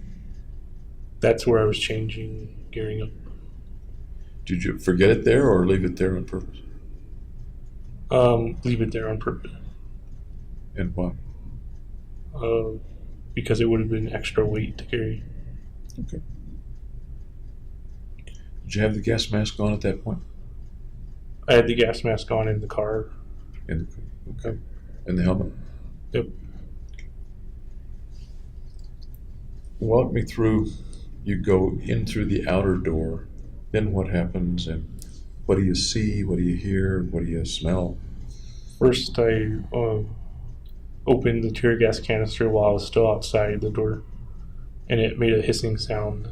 And then I went inside and tossed it over on the right side of the theater.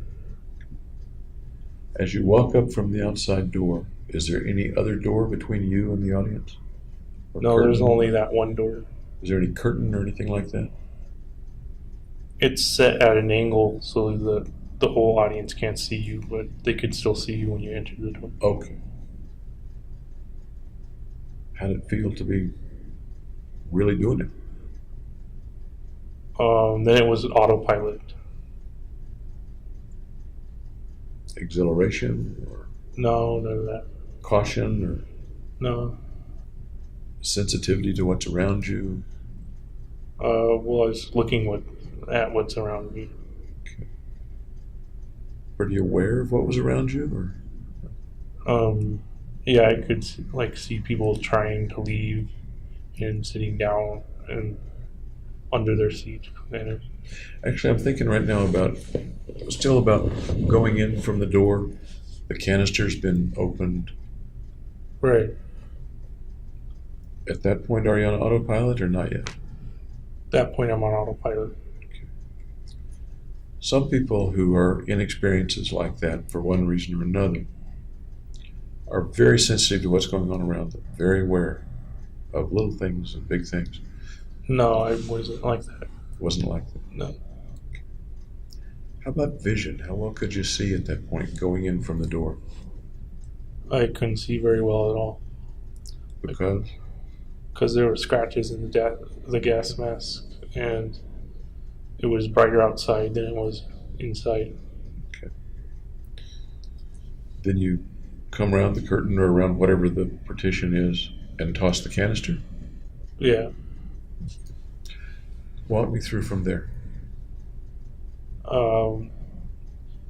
Then I raised the shotgun and saw that people were getting up in the back left corner. So I shot up that direction, and then I don't remember any of the other shots of the shotgun.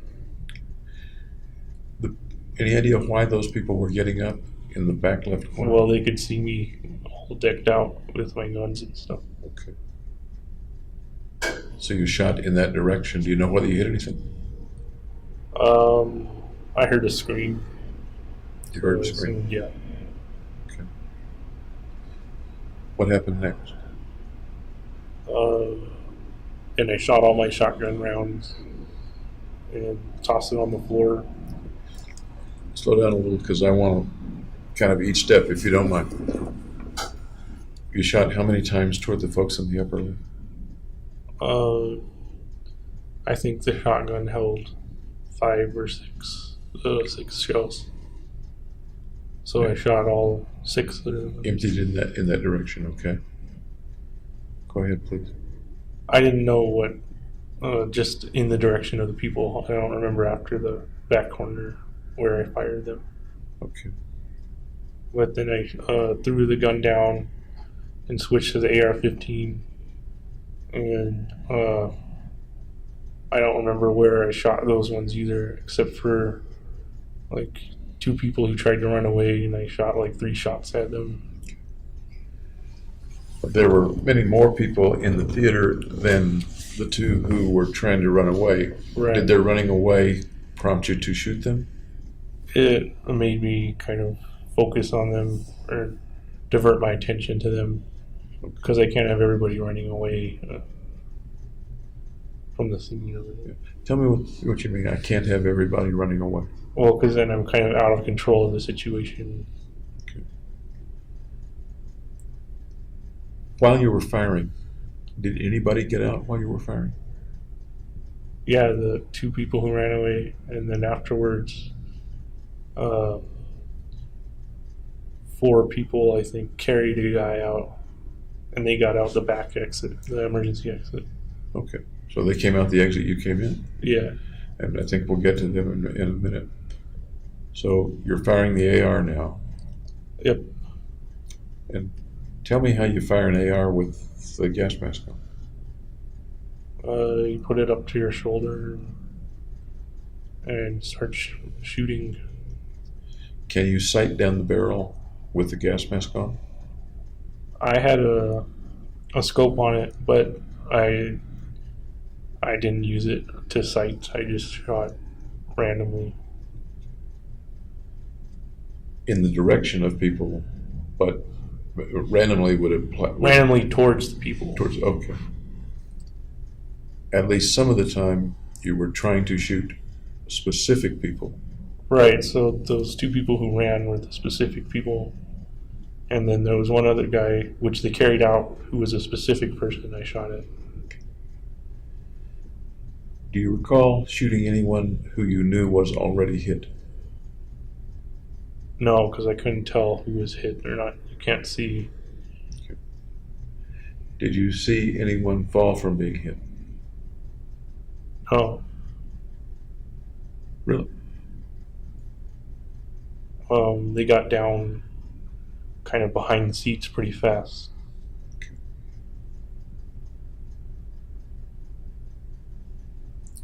You didn't see anyone actually hit by bullets or shells or shots? I saw the one wounded guy they carried out kind of flop, but I didn't see where I hit him, or that was the only one. Did you see the hit with anybody? What do you mean by That the fellow being carried out, you knew he had been hit. Right. Did you see it when he was hit? I determined that he was hit because he flopped. Was there any point at which you saw the hit on anybody? No, I don't think so. You remember seeing the hit on anything? So you hit a wall, hit a seat. No. Okay. How about the sound? What did all that sound like? Well, I'd had my music in to drown out sounds, and I guess I didn't hear much. How high was the music turned up? To its full volume. Full volume. So what could you hear besides the music?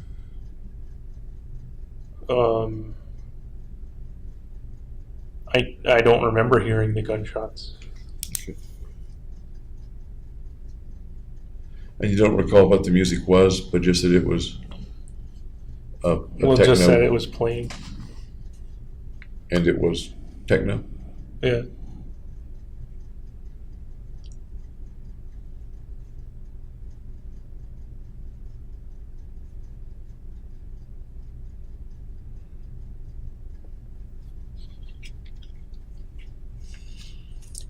You don't recall hearing the sound of the guns, the report from the guns. No. Although I could when I was out on the range with my music playing. That So on the range, you used the buds as well. I did the music thing too. Yeah. How'd you do that with the noise cancellation headphones? I didn't use them all the time. I used my wireless headphones for some of the other time. What do you make of the fact that you don't recall hearing the reports, the shooting sounds in the theater, even though they were at I least don't as know. loud? I think it was chaotic, kind of a chaotic situation. Do you think you heard them and don't remember hearing them? I think I Because of heard this. them, but I don't. I don't recall Okay. the gunshots. Anything else that you heard besides the music? No. You said a minute ago that you heard the people up in the far I end heard scream. the one person scream at the beginning, and that was it. That was that. I didn't hear anything else. Okay. Did the music stop at any point, or did it keep going the whole time? It was set to play the whole time. I don't know if it did or not, because I wasn't really hearing the music either. Tell me about that. You weren't really hearing the music either. Yeah, I don't remember the music. So even if it had paused or was between beats or between songs, you don't remember things being heard in the course of what happened. Right, yeah. Okay. Other senses, did you smell anything? Even with the No, gas I had a gas mask. There are certain smells you can smell through the gas mask. I didn't smell any of them. Could you smell the The tear gas? riot gas? Yeah. No. Any physical sensations on your body that you were aware of? No. Heat, cold, sweat, Nope. tingle, None of that. the feel of the floor under your boots, the weight of the weapon in your hand, any of that? Nope.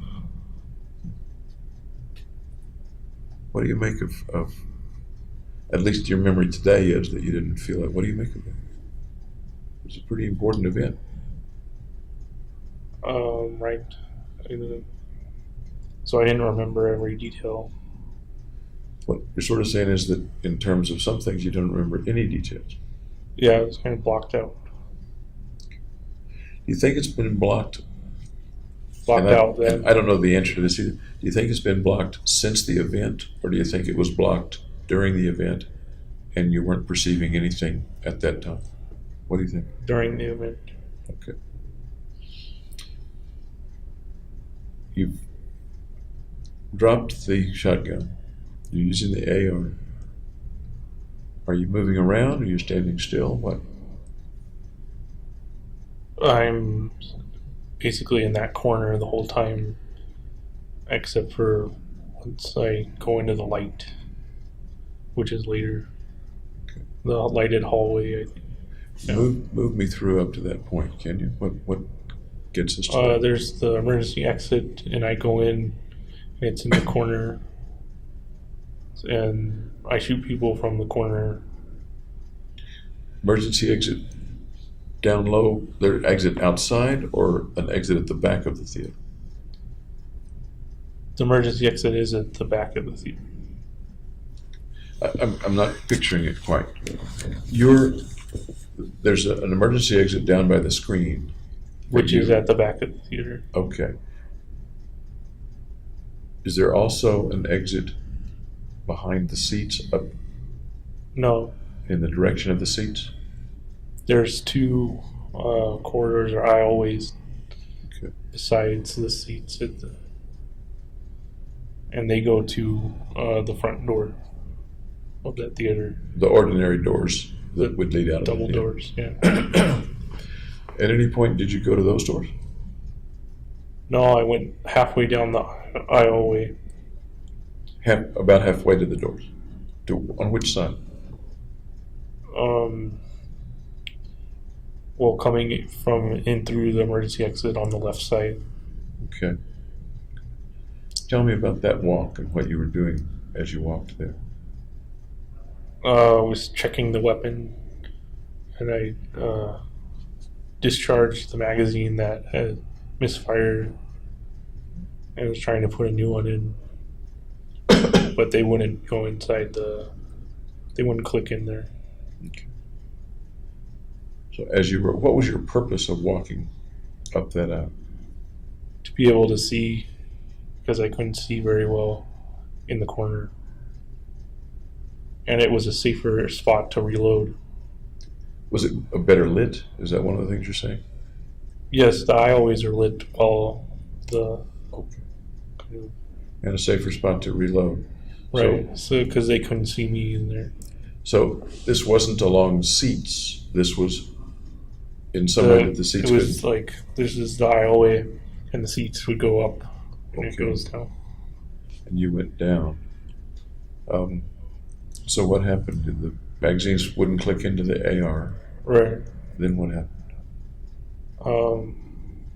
Then I walked out. I think before I went into the aisleway, I shot some with the handgun, but I don't remember shooting the handgun. Before you went into the aisleway. Okay. Yeah.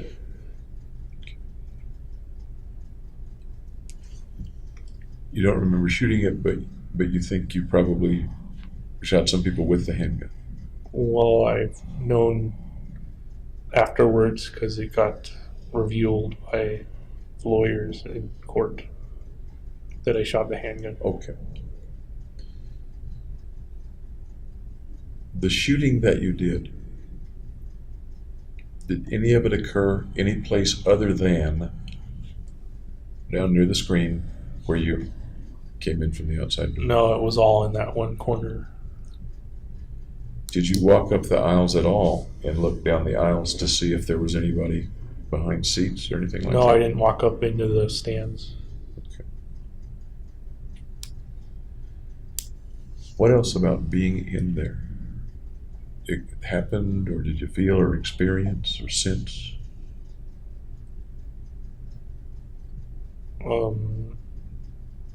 There wasn't anything else. Remember muzzle flash? No. Had you practiced the process of changing the weapons, emptying the shotgun, dropping it, starting with the AR? Had you practiced that before? not dropping the shotgun or anything, but yeah, inserting the magazines and reloading. I'd practice that. Why do you suppose the reloading was so difficult this time with the AR? It didn't work. I guess. I think the main reason why was because it was so dark that it was hard to see. They're shaped a certain way so that they can only go in one way. Right. Yeah. And you were aware of that. You were putting They're them in. curved. Right. the So ones you I- put them in with the curve the right direction. Right. Or forward. Yeah. Okay. I mentioned this when we were talking about the range. My understanding of those magazines is that they need not to be completely filled in order to minimize the chance of a jam. I didn't know that. Okay.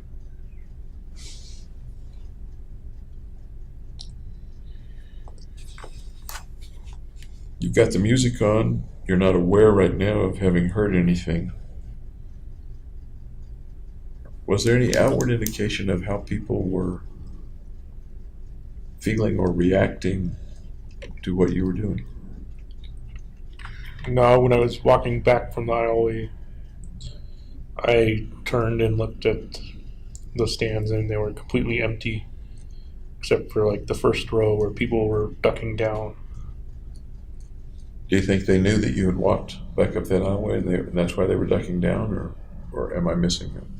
I think they'd previously been ducking down, and were still ducking down while I returned. So what do people feel when there's someone in the front right corner of the theater shooting loud weapons and screams being heard, things like that? What's the question? What do people feel when they're experiencing that? Terror, I would say. Can you expand on terror? Will they be very afraid and kind of unbelieving that that could be happening at the moment. What do people feel when someone near them gets shot?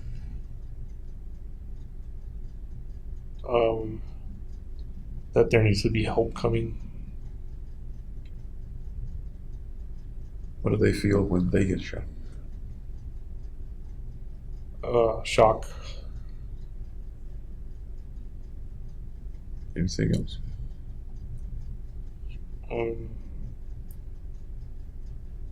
Just reaching out for help.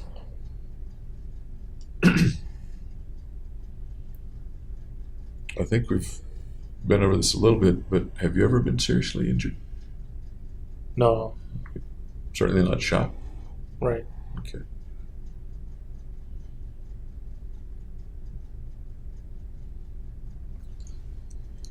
Do you remember what it felt like to pull triggers? No, I had gloves on. You did. Had you practiced with the gloves? Yeah, at the gun range, I put the gloves on as well. The gloves have a light trigger finger, less material on the finger, on the index I finger. think it's like neoprene material or something. Okay.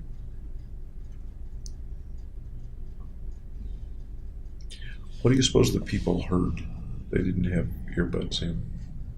What did they hear? Yelling and screaming. And I think the fire alarm or the emergency alarm went off. And it was making noise. I'm sorry? It was probably making noise too, Okay. but I didn't hear it. What about the light in the theater? How light was it?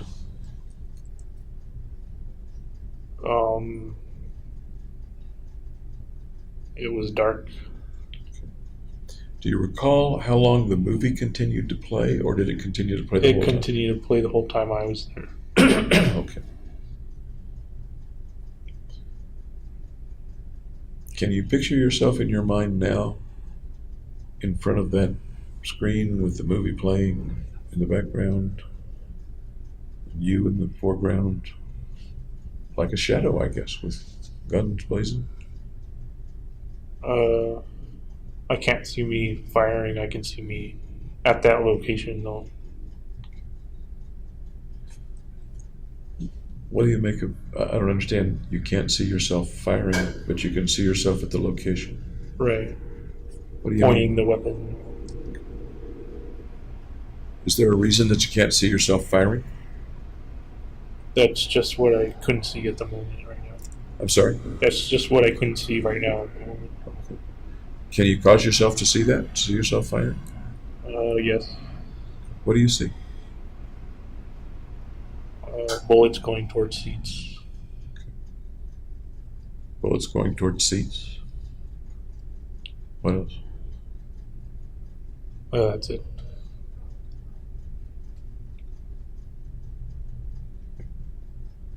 Are the bullets going toward anything else besides seats? No. People? All the people are hiding behind the seats. About 65 or 70 of them obviously went toward people, didn't they? So, yeah, I assume it went through the seats and hit them. Really?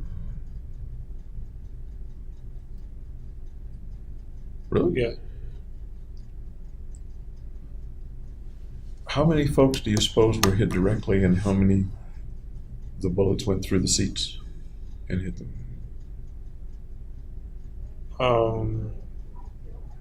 Maybe like 4 or 5 directly, and then the rest were behind the seat hits. Really? Okay. But I can't remember seeing it. Okay. The shotgun. You were shooting BB shot. Yeah. You think that would go through a theater sheet? A theater seat? I fired that one first, so that was the 4 or 5, which were kind of at people. Okay. The AR, the loads that you had, would they go through theater seats? I don't know. I didn't test it. It would be pretty hard to test it. Did you plan for it to go through seats? I thought they would go through seats because they're rifle round. Was that part of the assumption for getting people killed? Or no, I don't mean to put words in your mouth. I'm not sure what the question is. What's the assumption that... You wanted to kill people. Right. As you were planning to do it in this way, was the plan generally that you would be killing at least some of them by shooting through theater seats? Or was that not particularly a thought beforehand? That didn't come around beforehand. How did you think they would be killed beforehand? Sitting in their seats. Thinking about it beforehand, did you think that some people would be running or hunkering down? Yes. That's why I left an exit route available so they don't fight. They can escape by running down the right aisleway. Okay. And what would happen then if they're running down the right aisleway? Well, I wound up shooting at them, but only a few tried it, I guess. But what you've just said is that part of the plan was that they would run down the exit aisleway to be shot. To escape. But the plan was that you would shoot them while they were running down the aisleway. Or do I misunderstand? No, the plan was to contain them so they wouldn't start running. But I'd left that aisleway because I was kind of blocking the left aisleway and the emergency exit. So the only exit would be that right aisleway. So why did you leave them that exit? Because it was far away from me. And they wouldn't attack me, come down and run and attack me. So the thought was they would go there rather than attack you. Right, they'd run away. Kind of a pressure valve, I guess. Yeah, pressure release valve. Let them. go Those, down that way. I'm sorry, go ahead. Let them go down that way so they don't attack where I am at. Okay. Those that did run that way, did you shoot at them or no? Yeah. Hit some of them? No, I don't believe As so. far as I you think there were 3 shots though that went through the wall and into Theater 8. Were you trying to? I didn't know it would do that. Were you trying to shoot them? Yes, I was aiming at them. Okay. The question in my mind, I guess, and I think you've answered it, but maybe not. In one scenario, you create a chute in which people go so that you can killing them. It becomes, in a sense, a killing field. In the other scenario, which you just explained, you create a pressure valve to protect yourself from being overrun. Right, I didn't create a killing chute. Okay, thank you for clarifying. Okay. Thanks for clarifying. Okay.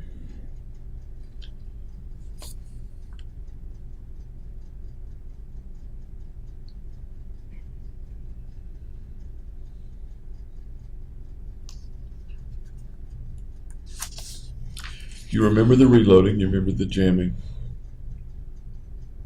but you don't remember any noises over the music After the scream, no. after the scream. You don't remember any particular feelings. I'm talking about physical feelings, one way or another, of heat or cold or sweat or No, none of that. movement or tingling or pressure or pain. Nope. Okay. Was there any reasonable probability that someone you knew would be in the theater? No. And why do you say that? Because the probability is very, very low. They could have gone to another theater around Stapleton. They would have had to have going to the premiere, and they'd have to have been in Theater 9 instead of Theater 8 or Theater 10. Was this a theater that folks near you, folks from the campus, frequently went to, or was it pretty much out of the way for them, not a common No, theater? it was close enough that they could have gone to. Did you go to the movies very much? Or? I know you watched a lot of Netflix. Did you go out to the movies very much? When I was taking reconnaissance. Other times, did you go to theaters by yourself or with friends? To see movies? Sometimes, yeah. Ever accidentally see anybody you knew there? No, I'd usually go with somebody that I knew there. Ever accidentally see someone in the theater or around the concession stand that you happen to know? No. Okay.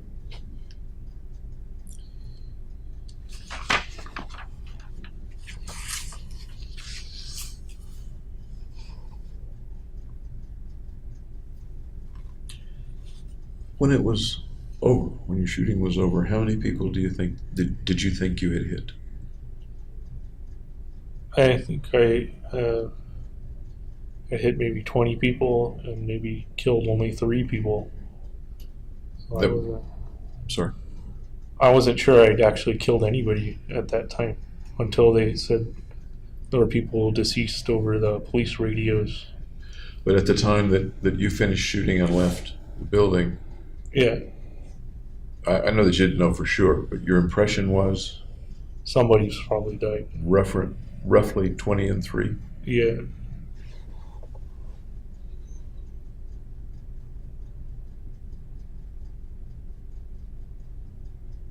There's a phrase, kill ratio. How many rounds did you shoot? Well, I wasn't counting at the time. Roughly, how many rounds did you shoot? They said in court, I think, 50 or 60 rounds. How many did you think you shot? What was the impression that you had at the time? Well, I know that I shot all the shotgun rounds. I don't know how many of the AR-15 rounds I shot. I thought maybe only like 15. The clips are 30 or 31 shells, right? Or I could be wrong about that. The clips I had were, I believe, 40 or 45. Okay. And I had one snail loader magazine clip that was 100, which was the one I was shooting off at the start. Did that one jam, or did you exhaust it? That was the one that jammed. Okay. And the handgun rounds? I think I shot maybe 10. So as you were going out, your thought of what had just happened would have been that you had shot roughly how many rounds? I wasn't thinking about that at the time. Okay. I was thinking about police presence. Okay.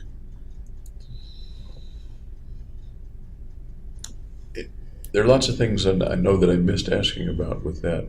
Is there anything else about the experience inside the theater that sticks in your mind that you remember vividly?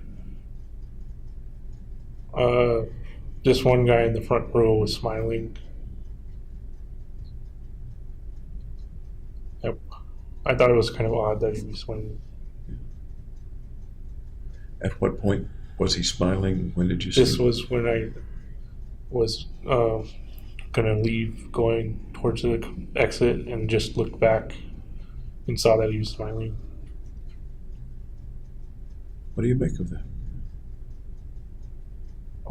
I think it's probably a stress reaction that he did. As far as you know, did you look alive? Yeah, he was alive and moving a little bit. Okay. Can you theorize about that? Just kind of blue sky, let your mind wander about that guy? What was going on with that guy? I wondered why he had that reaction. What might it have been? Just we'll probably never know. But what might it have been if you were to spin out a story about that guy? You look back and here's a guy smiling. That it was probably a nervous or anxious smile. Did you have any feelings about it when you looked back? No, Any thoughts about it? no. Any thought of shooting him or leaving more quickly or being afraid of him or anything like that? No, nothing like it. Did you have any usable rounds, any usable weapons when you left? Or was everything either empty or jammed?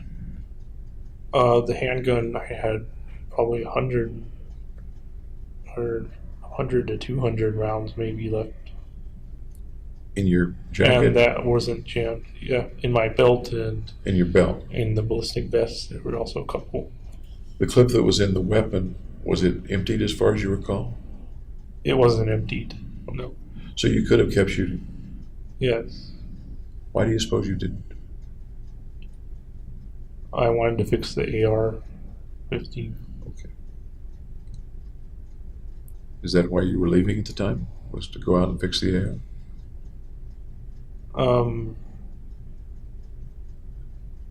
I don't remember if that's the reason why I left or if I just left because I was done shooting. And I'm interested in that. You just said you wanted to fix the AR, and I kind of interrupted you. That's kind of why I went to the light in the aisleway. Okay.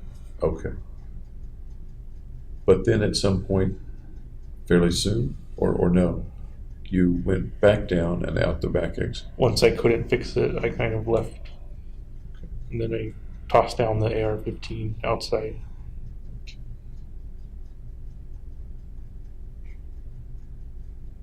You said, actually you said it yesterday as well, that your leaving may have been just that you were done. Yeah, I guess I'd shot enough rounds or whatever. You go outside, you go through that door. Has anyone else gone through the door in front of you? Yes, there were the 4 people carrying the one wounded guy. They carried him pretty far away from the back exit. So what do you see and what happens as you're going out through the very back exit? I see a car parked along the road, It looks like a police car with their headlights on. So I kind of figured the police were already there. So I went back towards my car and opened the door. And then I saw 2 more police, kind of towards the left. Okay. As you went to your car, did you see anything on the ground or anything around you? Was there anything? There were some small blood smears. Okay. At what point did you take off your gas mask? The officers removed those. So at the point we're now talking about, you're going out toward your car, you still have the gas mask on. Correct. So you're toward your car. There are a couple of officers. The way you indicated, they were on your left. Yeah, towards the emergency exit of Theater 8. And what are you doing at this particular point? You open the door to your car, you said. And then I just stand there and watch them. When you opened your car door, did the dome light come on? The what light? The light inside the car? When you open a car door, a light comes on, usually. Right. Usually. I don't remember if it did or not. Do you remember fixing it so that it wouldn't or not? What do you mean fixing it? You can usually make it so that when you open the car door, the light comes on, or make it so that when you open the car door, it doesn't come on. I don't remember. Oh. Okay. So you open the door and you're standing there. What happens then? I take off my belt and put the handgun on the top of the car. And then the police officers come towards me and I put my hands up and surrender. Did you put your hands up before they told you to or asked you to? Before, yeah. What were you thinking then? What was your thought? What was your feeling They then? wouldn't shoot me because I was surrendering. Why did you think they wouldn't shoot you?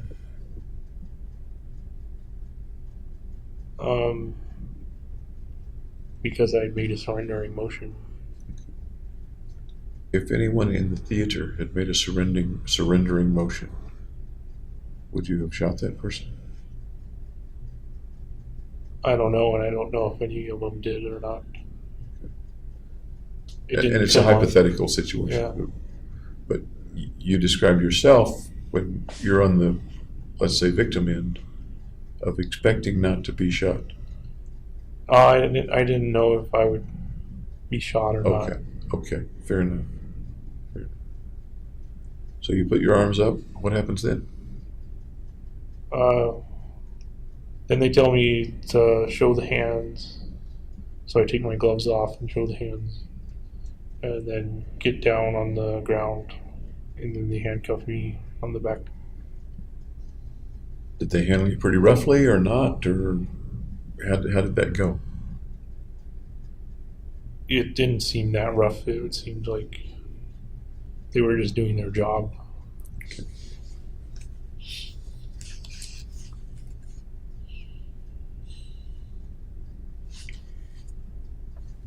We've talked a little about the effect of the shooting on people in the auditorium who are hit or who have people near them who are hit. We talked a little yesterday about the effect on the families of the people who were hit. What about the effect on the community?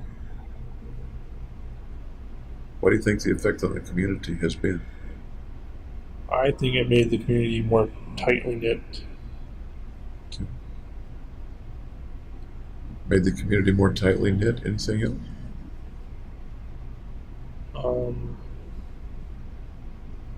No. Before the event, before you got there, was there any plan to affect the community in some way, as well as to affect the people in the theater? No, I wasn't considering the community. Were you considering how you might be remembered? No, I was just occupied with getting it done. Okay. You made a notebook that has to do with how you'd be remembered, among other reasons. Right. You took selfies that had to do pretty specifically with how you'd be remembered. Right. I don't think people were going to remember me for any other reason. Is it important to you to be remembered? Let me rephrase that. At the time, was it important to James Holmes to be remembered? I don't know if I came up with that at the time, or if I analyzed what all the pictures meant. And analyzing is probably not what most folks would do anyway, but the behavior, the thing that you did, what you've said to me is that your reason for doing it was so you would be remembered in a certain way. So people would see the picture, for example, with the pictures, and infer certain things about James Holmes, and that's how that would affect how he was remembered. And I guess I think they remember me as a bad guy.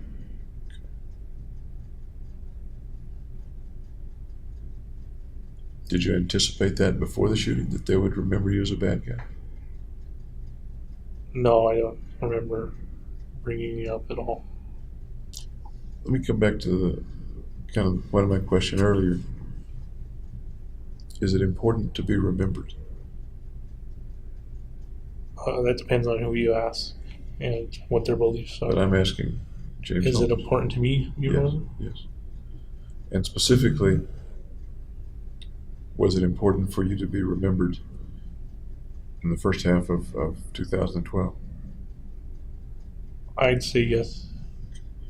Tell me about being remembered and how you thought about or may have thought about being remembered in April, May, June, July of 2012.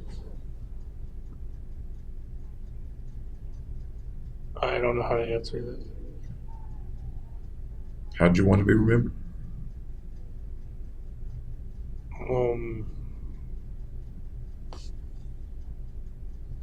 I don't remember that being a reason at the time.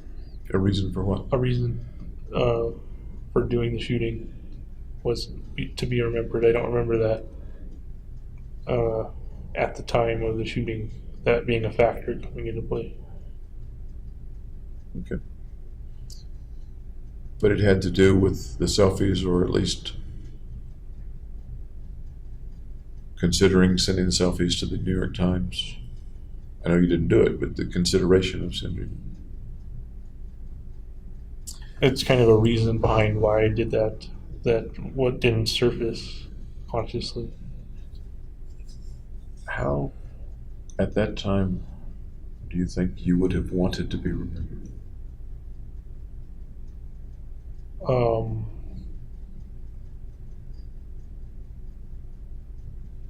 It didn't come up. But thinking about it now, thinking about what James was like 2011, 2012, if I had asked you then, how do you want to be remembered, James? What do you suppose would have come to As a mind? good person. Okay. What else? For my achievements, Achievements like?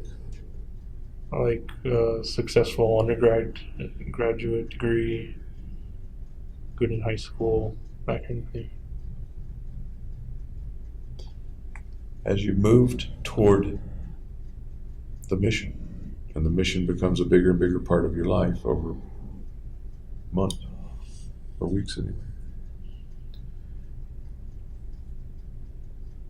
do you see any difference in the way you might want to be remembered, or the way you're going to end up being remembered? Yeah, I would be remembered in a poor light. Poor light is one adjective, I guess, or adverb, whatever it is. How about some others, some other descriptors of how you end up being remembered? As mentally ill, or different from the norm.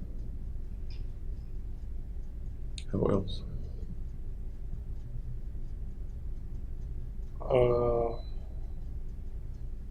Being successful with the mission.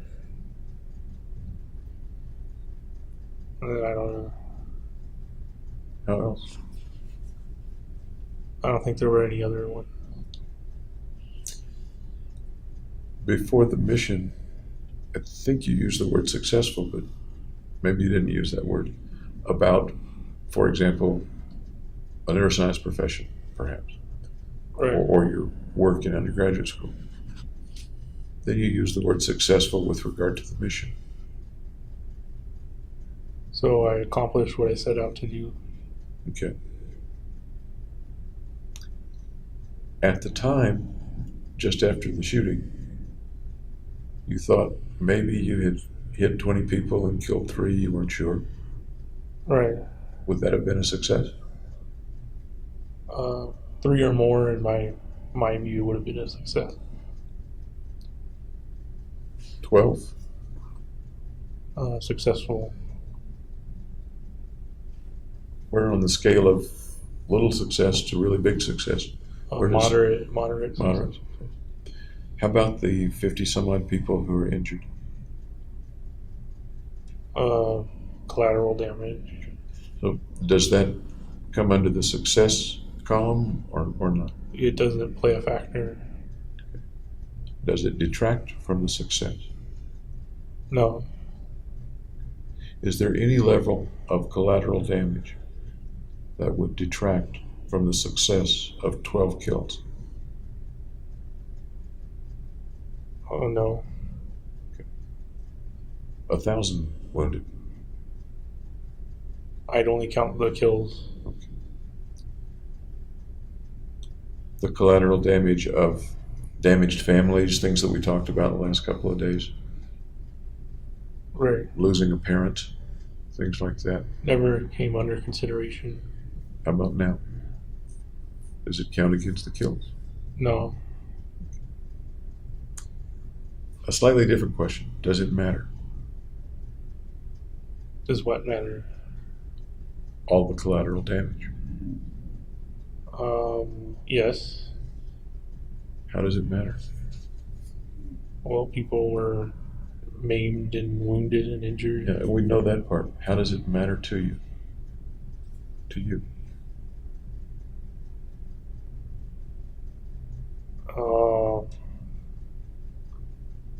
Well, it's not good. In what way? In that they had to be injured for me to kill the other people. Yeah, we know that they were injured for you to kill the other people. I'm asking you how it matters to you, if it does. You said it matters. Doesn't matter in terms of detracting from the kills, Right. but you say it matters in some other way or ways. Right. Because if I put my shoes into their situation, I wouldn't want that have that happen to me. If you could have killed 12 people without the injuries and the family damage and things like that, Then if I had that choice versus another choice with the wounded, I would choose the one with less wounded. you would have chosen the one with less collateral damage. Yes. Okay. Do you suppose if you'd set your head to it, you could have killed 12 people without the collateral damage? Not easily. Was this mission easy? No, it took a lot of planning. Yes, it did. Time, planning, danger for you. Resources. Yeah. What do you suppose the time, planning, and resources to kill 12 people without the collateral damage would have taken, more or less? It would have taken more time, more resources. Really? Yeah. You don't think you could have killed 12 people in less time with fewer resources than you expended with the mission? Then I would have needed to execute the people, go up to them and shoot them in the head or something. And I can't do that for whatever reason. You can't do that, what? I can't do that for whatever reason. What are the whatever? because it makes it too personal.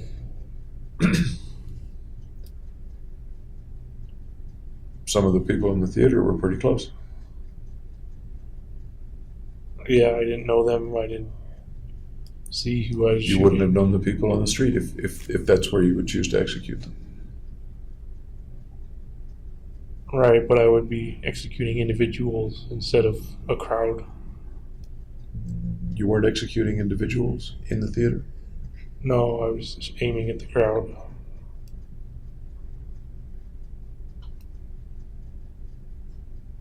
Can you think of any other plan in which you might have been able to isolate 12 people without getting personal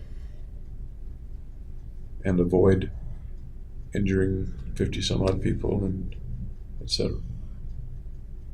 I don't have a plan for that off the top Do you of my think head. you could create one? Yeah, I guess it would take a long time though. It took a long time with this plan.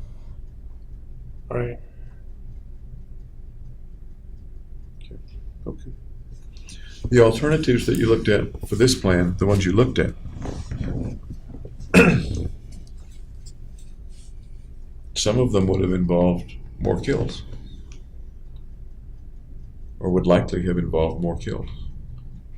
What would have involved more kills? The various alternatives that are written out in your notebook Okay. that you eliminated as you moved toward this particular mission.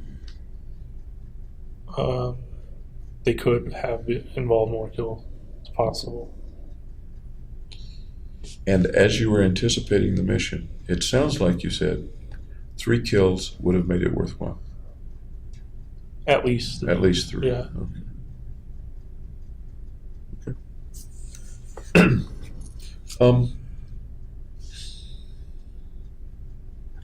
Were there any other intended or unintended effects of the mission, the actual shooting event in the theater? Anything else relevant or important that was intended or unintended that you can think of? No. Damage to the theater? I'd say that's minor when compared to wounding people and killing people. How about the effect of your being arrested? It prevents me from killing other people.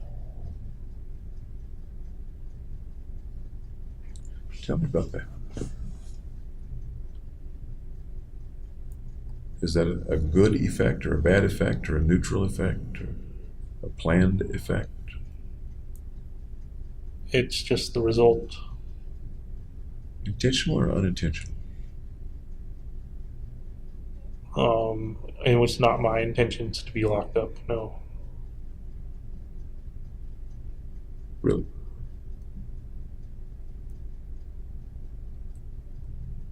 What did you think the chances were of your not being locked up? Very slim. So I knew I was going to be locked up, but that doesn't mean I wanted to be locked up. That kind of begs the question, so why did you do something that would make it virtually certain you'd be locked up or killed? That's just the price you have to pay for completing the mission. And the benefit of completing the mission is? Increasing my self-worth. As I think about it in my simple mind, I think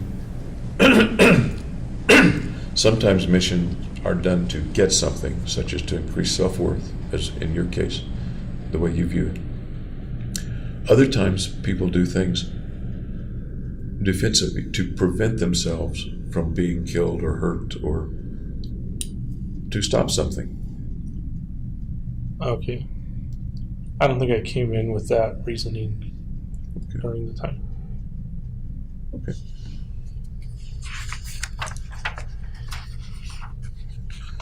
Let's talk a little about the arrest. You've never been arrested before. What was it like being arrested? Pretty much what you see on TV, kind of. But what was it personally like for you?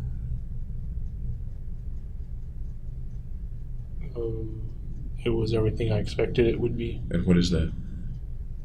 Just routine. No.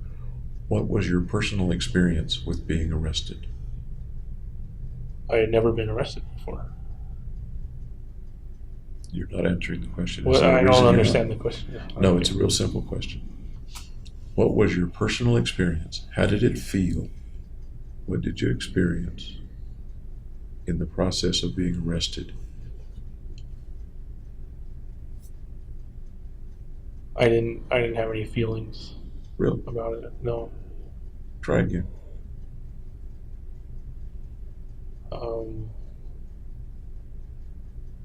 I just kind of felt it was something that was going to be done.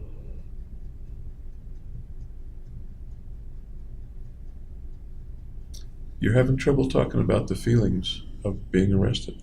I didn't have any feelings. As if either it didn't matter, it really at that time to you didn't make any more difference than being served a cup of coffee, or the feelings are somewhere and you're not able to get to them, or the feelings are there and you're not sharing them. It's not the last one. Okay. Is it the first one that it had no more effect on you at the time? It's not every day you get arrested. Right. Right. That's why I'm asking you, what does it feel like to get arrested? Oh, how long do you propose the arrested? Is it like before you get admitted to jail, or Go ahead. on You go up ahead. until the patrol car? You go ahead.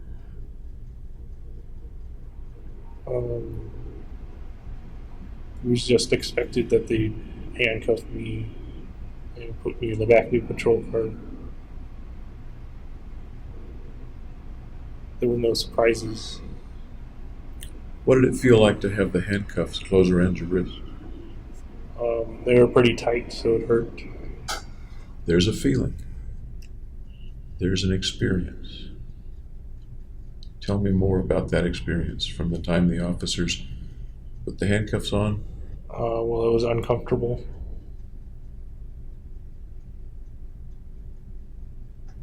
You kind of have to submit to their authority.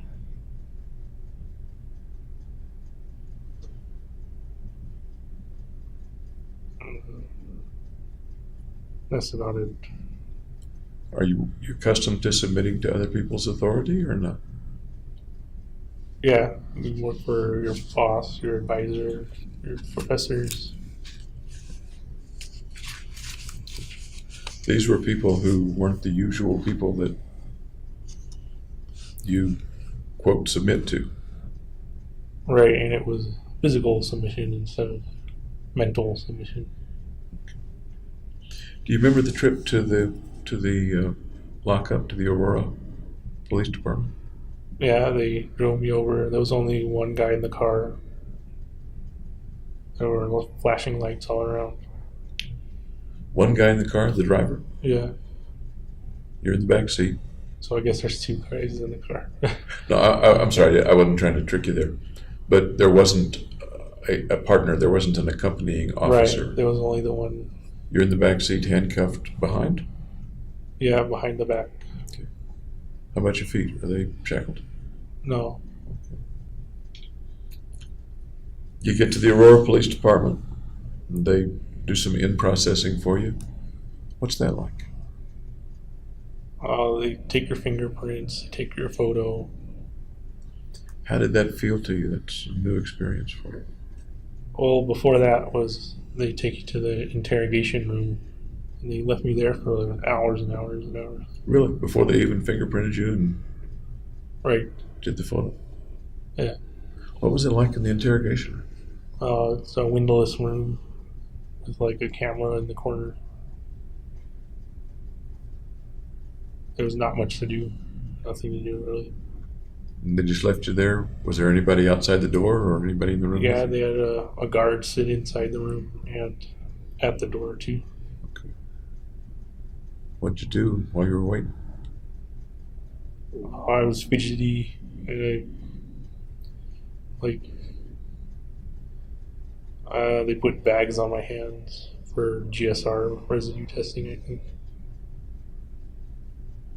Did you expect those pieces of the process of being arrested? Yeah, just from watching like CSI. Okay. So sounds like you knew what the bags were in general intended for. I thought they looked like popcorn bags at the time. So, like they were going to microwave my hands or something. What's it like to have your hands inside bags? I assume taped at the wrist or something like that. Well, you can't scratch an itch or anything. You mentioned that there was nothing to do. I'm not sure you used the word boring, but you, even though there was a guard there, what are you doing with the bags on your hands? Oh, I was doing like sock puppets or something. Then what happened?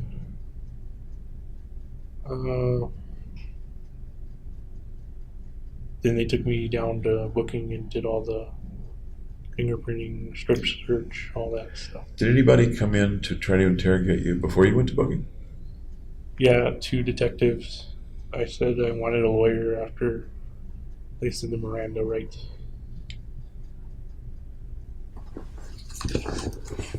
This may sound like a silly question, but it's really not. Why did you want a lawyer? To be protected. In what way protected? From incriminating myself. Anyway. It sounds like you had, within the plan, 2 possible outs: dying and going to prison. Right. Slim chance of getting away. That's now gone. Right. In what way did you need to be protected from incriminating yourself if that was the path that was now there? Well, you're supposed to ask for a lawyer Okay. instead of letting them interrogate you. That's what I garnered from. As you're sitting there, what did you think the possible outcomes were then? A lawyer would come and legally help you, I suppose. What would be the difference between a well protected or defended by lawyer defense and one that was not well protected? They make me talk, and I don't like talking.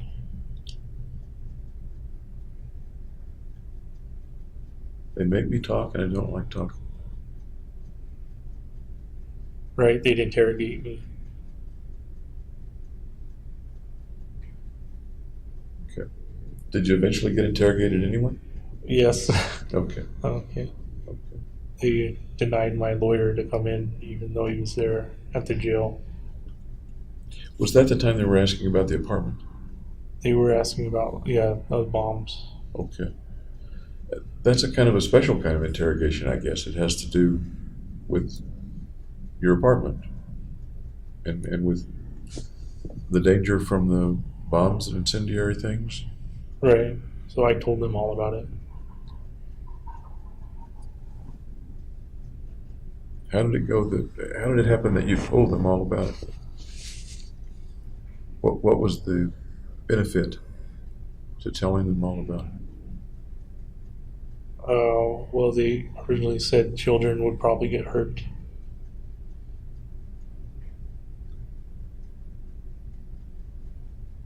And that, how did that change, if it did, the view that you didn't want to talk? Well, I didn't want children to get hurt, so I talked to them.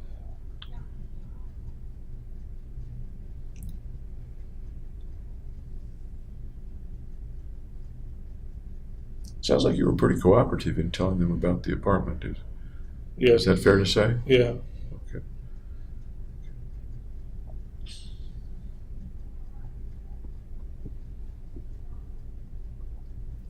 As you're at the station and it's done, not only is it done, but you're now contained. What's the feeling that you have? what's going to happen next, kind of a thing. Okay, what's going to happen next? Any other feelings come to mind?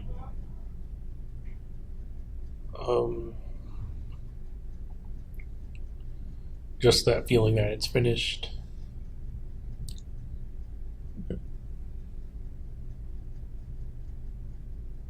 Was there anything else? You said finished. Can you think of anything else that needed doing? No.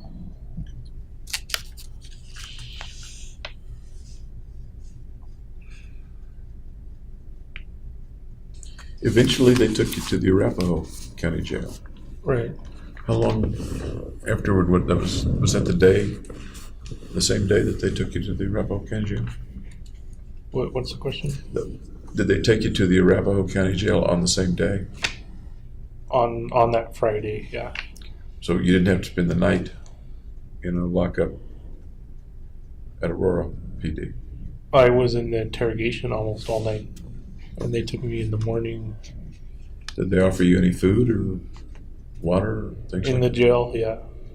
Chance to use the restroom? I was in a cell with a John. Okay. Once you left the Aurora County Jail, did they tell you where they were taking you? Or the Aurora lockup? Did they tell you where they were taking you? No, they didn't tell me. They just took me there. Okay.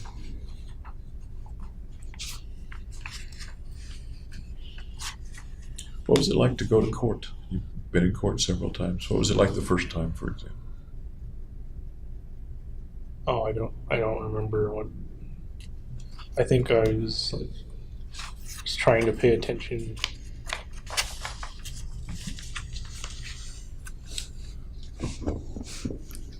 The first time you went to court, they would have had to bring you from the Arapahoe County Jail to court, right?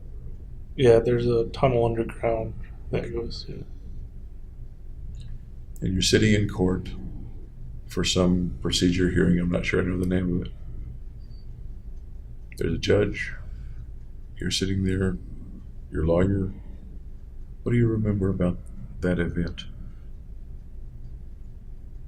I don't remember anything from it. Do you remember the judge talking? I know he talked. I don't remember what he talked about. Okay. Do you remember your lawyer talking with you? No. Do you remember your lawyer talking with you in the room where lawyers talk with defendants? There's a little room. I think it's the same place where you met with your folks. Do I remember my first lawyer's visit? Is it? That's a better way to put it. Thank you. Yeah. And I told him about the notebook. So they tried to see if they could recover that. You told him about the notebook. Did you mail the notebook? Yes. Anything else? I'm not trying to get into your legal strategy at all. But, I told him I loved my parents, okay. my family. So you remember a little bit about that meeting, it sounds like. Yeah. Okay. Fairly soon thereafter, you were in court. Right. Remember anything about being in court? No. What the room looked like? It's the same room that I've been in. Okay, what does the room look like? What's it look like? Oh, it's hard to describe it. Well, there were the jury seat, the jury boxes, a table. I sat at the table. Okay. The prosecutor sat at a different table. Did it make you nervous to be in court? I don't think so, no. You've got somebody up there, the judge, that's... I don't have to do anything. I just sit there. But the judge has got his fate in your hands, and it's out of your hands. Yeah. He's got your fate in his hands, and it's out of your hands. Right. So there's nothing I really need to do. Do you like it when your fate's in other people's hands? No. But it didn't bother you in the court, as far as you remember. Right, yes. How about other times in courts, hearings and things like that? Do you remember those times? They all started to blend together. But yeah, I remember seeing specific witnesses and stuff. What was the last time you were in court? Or roughly when? Maybe 2 weeks ago, I think. Do you remember what was being talked about in that hearing or that event? Yeah, they were asking professional witnesses or professional experts on their procedures and qualifications. Okay. So firearms and tool marks specialists, gunshot residue specialists. Okay. Of course, that's much more recent, and it's as you are today, not necessarily as you were 2 years ago. I'm real interested in how you perceived things in court 2 years ago or 18 months ago.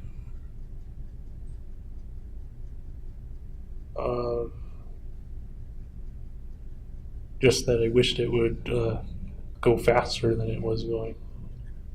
Take it long.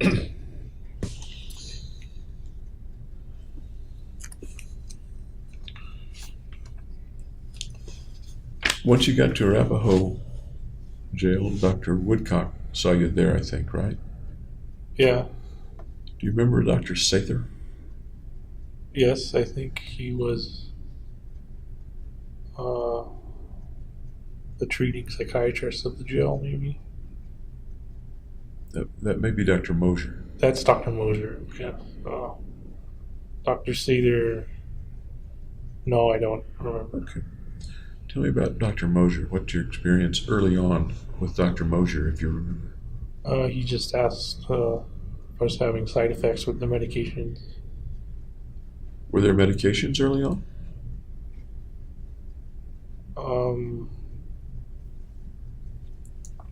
No, they came at the bedfall incident. Okay. At some point, you pled through your lawyers, not guilty by reason of insanity. Right. Okay. What do you think about that plea for you? I think it's really the only plea available. What do you think about it as a descriptor of you? That's the most accurate one. The most accurate one?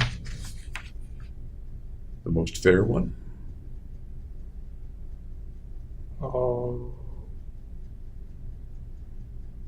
Fair compared to. I'm not sure about that word.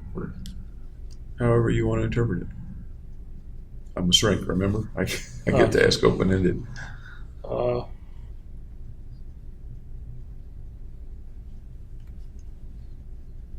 I guess it's fair, yeah. Okay. What are the possible pleas that you have or had available to you? Do you know? You could plead guilty. Plead not guilty by reason of insanity, and then you could plead not guilty, which is probably very, very unlikely that would have been a. We may have touched on this a little bit. Any thoughts or feelings about the various possible outcomes of your trial eventually? What might happen? Well, they might kill me, or they might lock me up in prison, or they might lock me up here at CMHIP.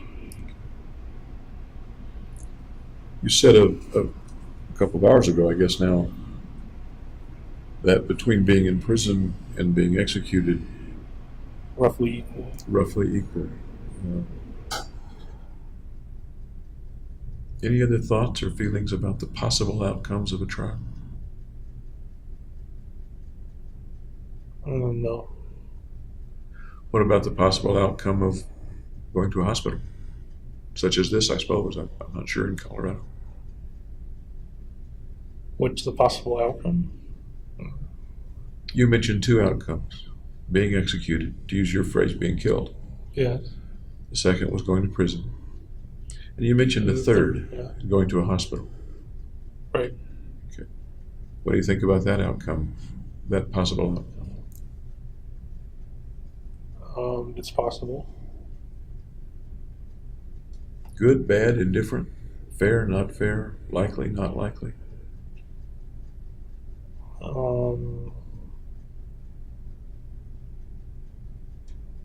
Low chance, I would say. If it were to happen, good, bad, indifferent, better than prison, worse than prison, better than execution, worse than execution. Well, it's better food at least. We do know that, don't we? Yeah. Anything else that would make it better or worse? Or about the same? It seems pretty similar to jail, but this is a special situation they have me in.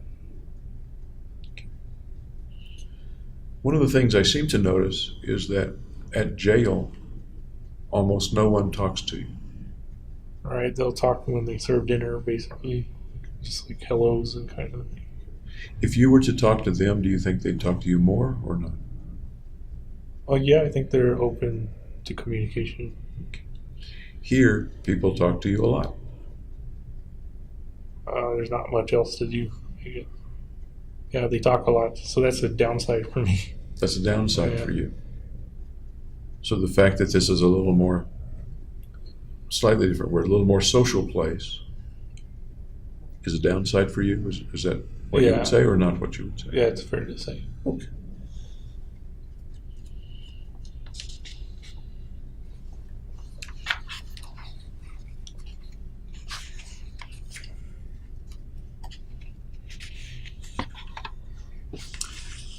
With the notebook, you sent some other things. You remember what else you sent with the notebook?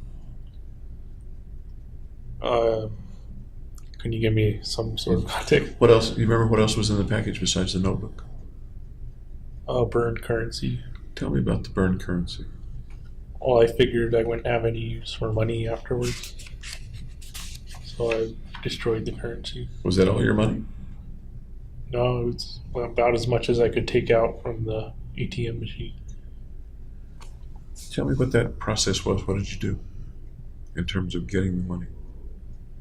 I rode my bike over to the ATM machine and tried to pull out as much money as I could with my debit card and my credit card.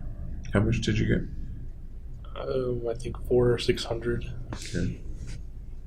What day was this? I don't know. Was it the day that you mailed it, or No, close to that it day? was close to that date. Okay. Early July. So you took the money out. What were your thoughts as you decided to go get the money, as you got the money? One thought you mentioned, that I won't have much need for money. Right. What else? Any other thoughts? Or? No, not really. That was the main one. What did you think Dr. Fenton would think or infer from finding the money in the package? Well, one of the reasons I didn't stay with Benton was because my insurance was going to get canceled because I dropped out graduate school. And she charged like $80 an hour, so it would have been unreasonable to have sessions without the insurance. What does that have to do with sending money with the notebook? That money didn't matter anymore. But I asked you what Fenton would think, and your answer was something having to do with what she charged for sessions. I don't understand the connection between that and the money that's in the package. the money was a factor in me not continuing on the therapy with Minton. Yeah, we know that. But why put money in the package? You weren't going to have any more sessions. Right. Why send her money? Wasn't there burnt money? Why send her burnt money? To show that that was a reason why I didn't come back to her. At the time, did you expect that she would put all that together? Because it's very confusing to me. At the time, I don't know what I'm thinking.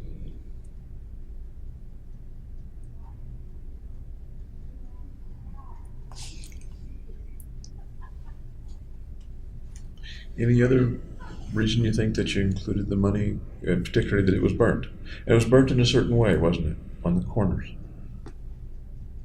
Yeah, that didn't mean anything special. Okay. Why was it burnt on the corners and not elsewhere? So it could still be identifiable as money. Okay. And once again, what she would think when she opens it up and sees burnt currency, what do you think she was likely to think about that, or to think that you were communicating to her? That money was an issue. An issue for?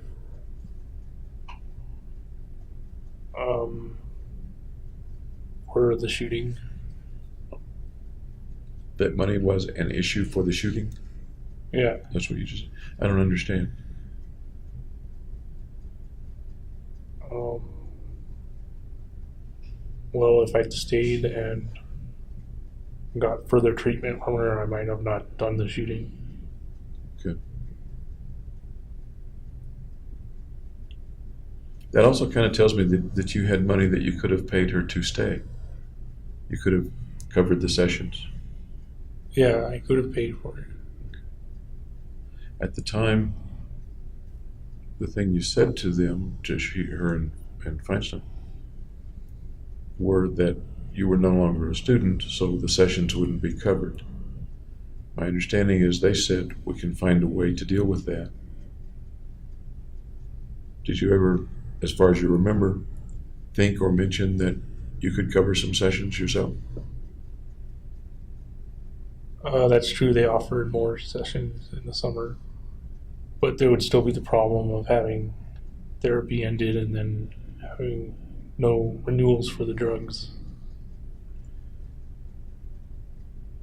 You really think that that would have interfered with your getting prescriptions? Is that really what you think was Yeah, I think it reason would that have you couldn't stopped continue? the prescriptions. Yeah. That's not what they were telling you, though, was it? They were telling you that they could continue the prescriptions and continue the visits. Up until the insurance was out. And you had lots of money in the bank. Right. And your folks had money. Yeah.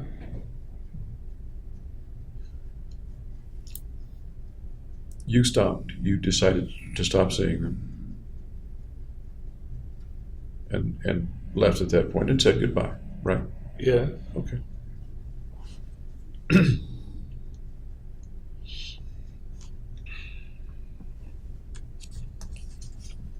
I want to move to something else that won't take very long, but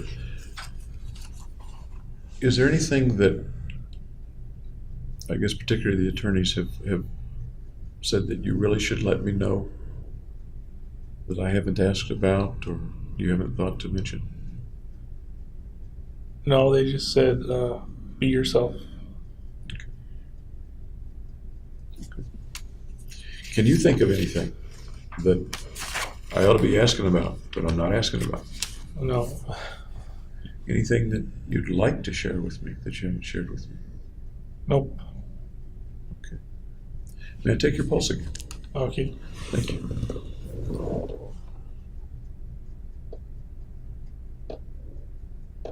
Thank you. Now let me go to another area here. I promise it won't interfere with dinner. Okay. Okay, good. You talked about how depressed you'd been. You talked about the possibility that you had a mania of some sort. Yeah, You called it dysphoric mania. right. I think we asked if you'd had other symptoms that you thought were associated with mania. Some of those that we might not have talked about was times when you didn't need sleep. You mentioned that you had difficulty sleeping. Yeah. Were there times when you didn't need to sleep more than 2 or 3 hours a night, 4 hours a night? Not that I can remember.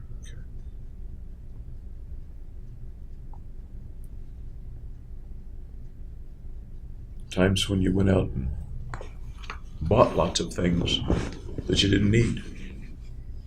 Spending sprees, if you will. Major spending sprees. Yeah, on all the weapons and armor and stuff. You've described a purpose for those things. Right, so I didn't need them. Okay. It's not like they piled up in your apartment in unopened boxes or something. They served their purpose, it sounds like. Yeah. Anything else that you spent a lot of money on in the 5 or 6 months of early 2012? No, not really.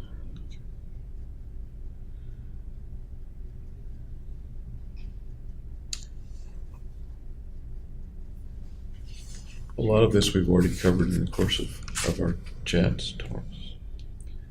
You mentioned PTSD, and then you mentioned that you couldn't think of an event. Which caused it? I think it was more chronic stress. Okay. You've now had a very stressful event. I don't think I have PTSD. Okay, then that was my question. Okay. Are there times that you think a lot about the shootings? Well, in Even court, they bring In it up court. all. How about when you're not in court?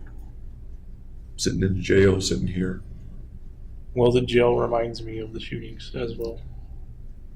Are there times when it comes back to you and vividly? Kind of intrusive and vividly, yeah. You said kind of intrusive, is that what you said? Yeah, intrusively. Okay. In those times when it comes back vividly, do you recall or experience things differently from what you just talked with me about? No, I don't go through the whole shooting like that. I just kind of think about there was the shooting. You think about it. And your thoughts when you think about it, in what way do you think about it? What is it? What's the effect of your thinking about it?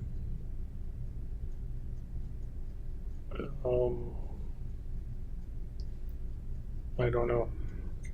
What effect does it have on you to think about it? It has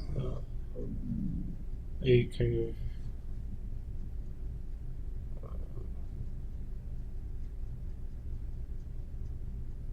of distraction, kind of a distracting effect. Distracting? So it distracts me from sitting alone in my cell. Okay. Something to distract you. Any other effect it has on you? No, I don't think so. Distracting when you're sitting alone sounds a little like that might be a good effect, something that would pass the time for you. But I may be misunderstanding that. Am I misunderstanding? It does pass the time, but I wouldn't say it was a positive thing. Okay. All right. Your reaction when the thoughts come up then is what? That I don't want them to come up. Okay. What do they make you feel?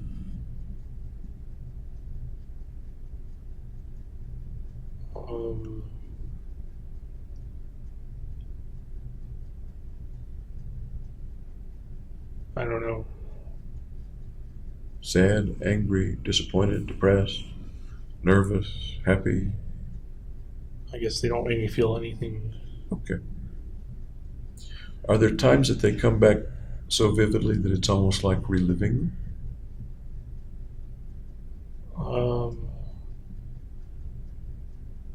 Well, we're living them with those kind of chunks missing in the video.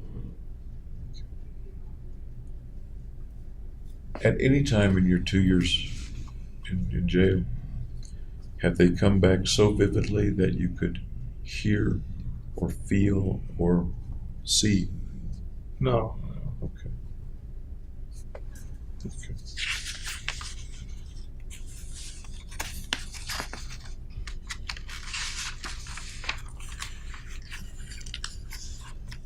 I've seen a lot of your medical history and medical records from the past, but let me go through just a couple of things with that. Have you ever had a serious illness before? No. I'm aware that at one point you had mononucleosis. I wouldn't consider that serious. Okay. Lots of people get it. And we talked a little bit about that, I think, day before yesterday. You weren't in the hospital for it. You didn't even see a doctor for it after you came back to Colorado, right? Right. Okay. Ever have an illness that put you in the hospital? Like ear infections when I was like a baby, I think. But that, I don't know if that counts. Okay. Any other illnesses that put you in the hospital? No. When you were a baby, ear infections or something else, do you know how long the longest time you were ever in the hospital was? Just a normal visit's worth 3-4 hours. Okay. As far as you know, not overnight or spending 2 weeks away from home in the hospital? No. Okay. Any surgeries at all? Or wisdom teeth removal. When did you have the wisdom teeth removed? In high school, I believe. Was that in office or in the hospital or where?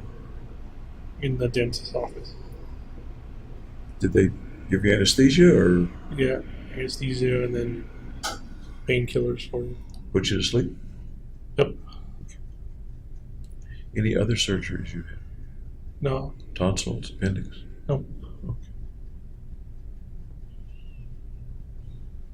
Anybody ever say that you had seizures or convulsions? No. Ever seen a neurologist before? No, I don't think so.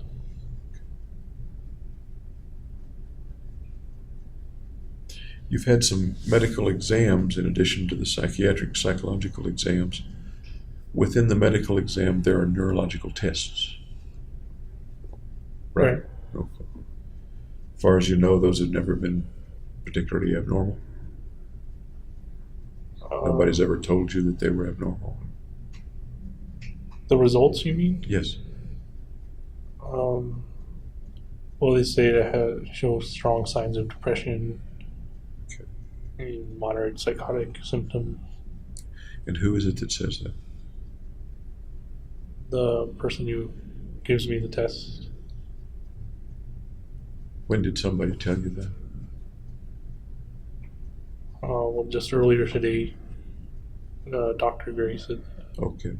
So he communicated that to you about some tests, about the test that you took?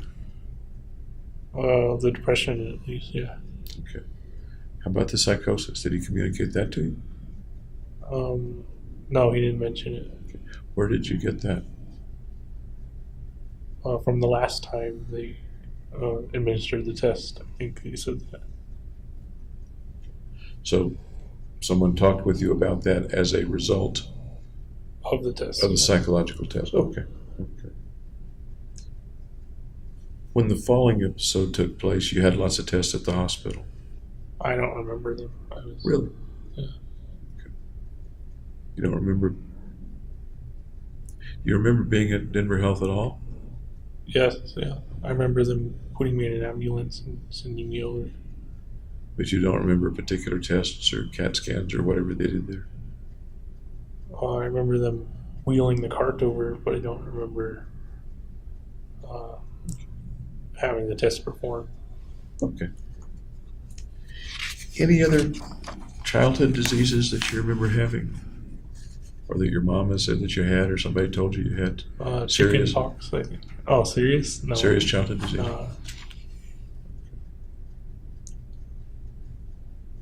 Your diet while you were planning the mission, May, June, July 2012. What was your diet like at that time?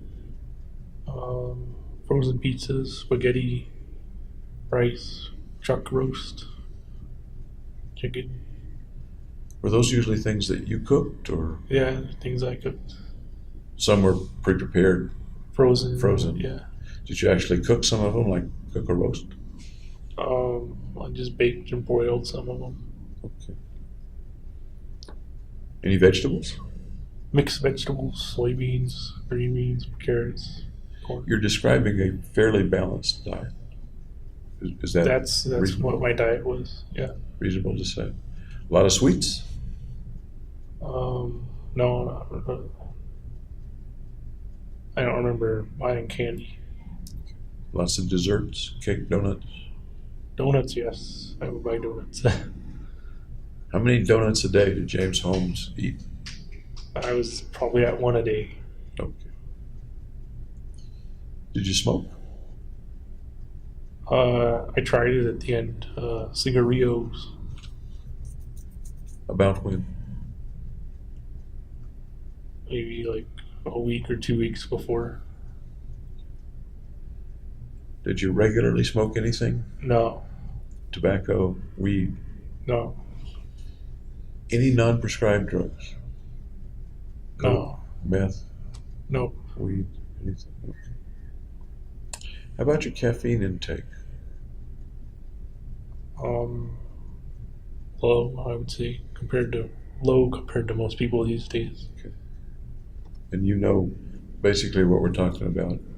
Coffee, Regular coffee. sodas. Certain teas, energy drinks? No, I didn't drink any. Really? No. Even when you were preparing? Nope. Okay. I drank some in undergraduate, but never in graduate school. Okay. Coke, Mountain Dew? Yeah, How many Cokes or Mountain Dews, Dr. Peppers, the ones with caffeine in them, how many per day would you drink of those, roughly? well, I drink it out of the 2 liters, so maybe like a couple glasses. Any homeopathic medications, over-the-counter stuff at the nutrition store, supplements kinds of things? Just a daily vitamin. Okay, daily vitamin. Anything else? No, You mentioned the depression and being concerned about that. St. John's wort, for example, is over-the-counter. never tried it. Okay.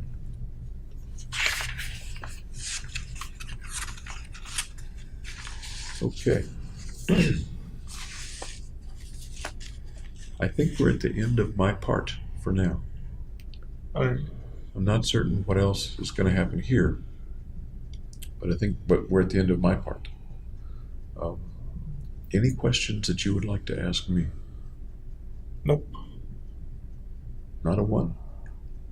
No, we talked about a lot. I'm sorry? We talked about a lot already. Yes, we have. Any questions about what my role, my job is? We talked about the first day, but we haven't talked about it since. No. Okay. All right. I will wish you what I wish everybody I talk with, and that's that I hope whatever happens is fair. Alright. Okay. Thank you for spending time and working with me. Okay.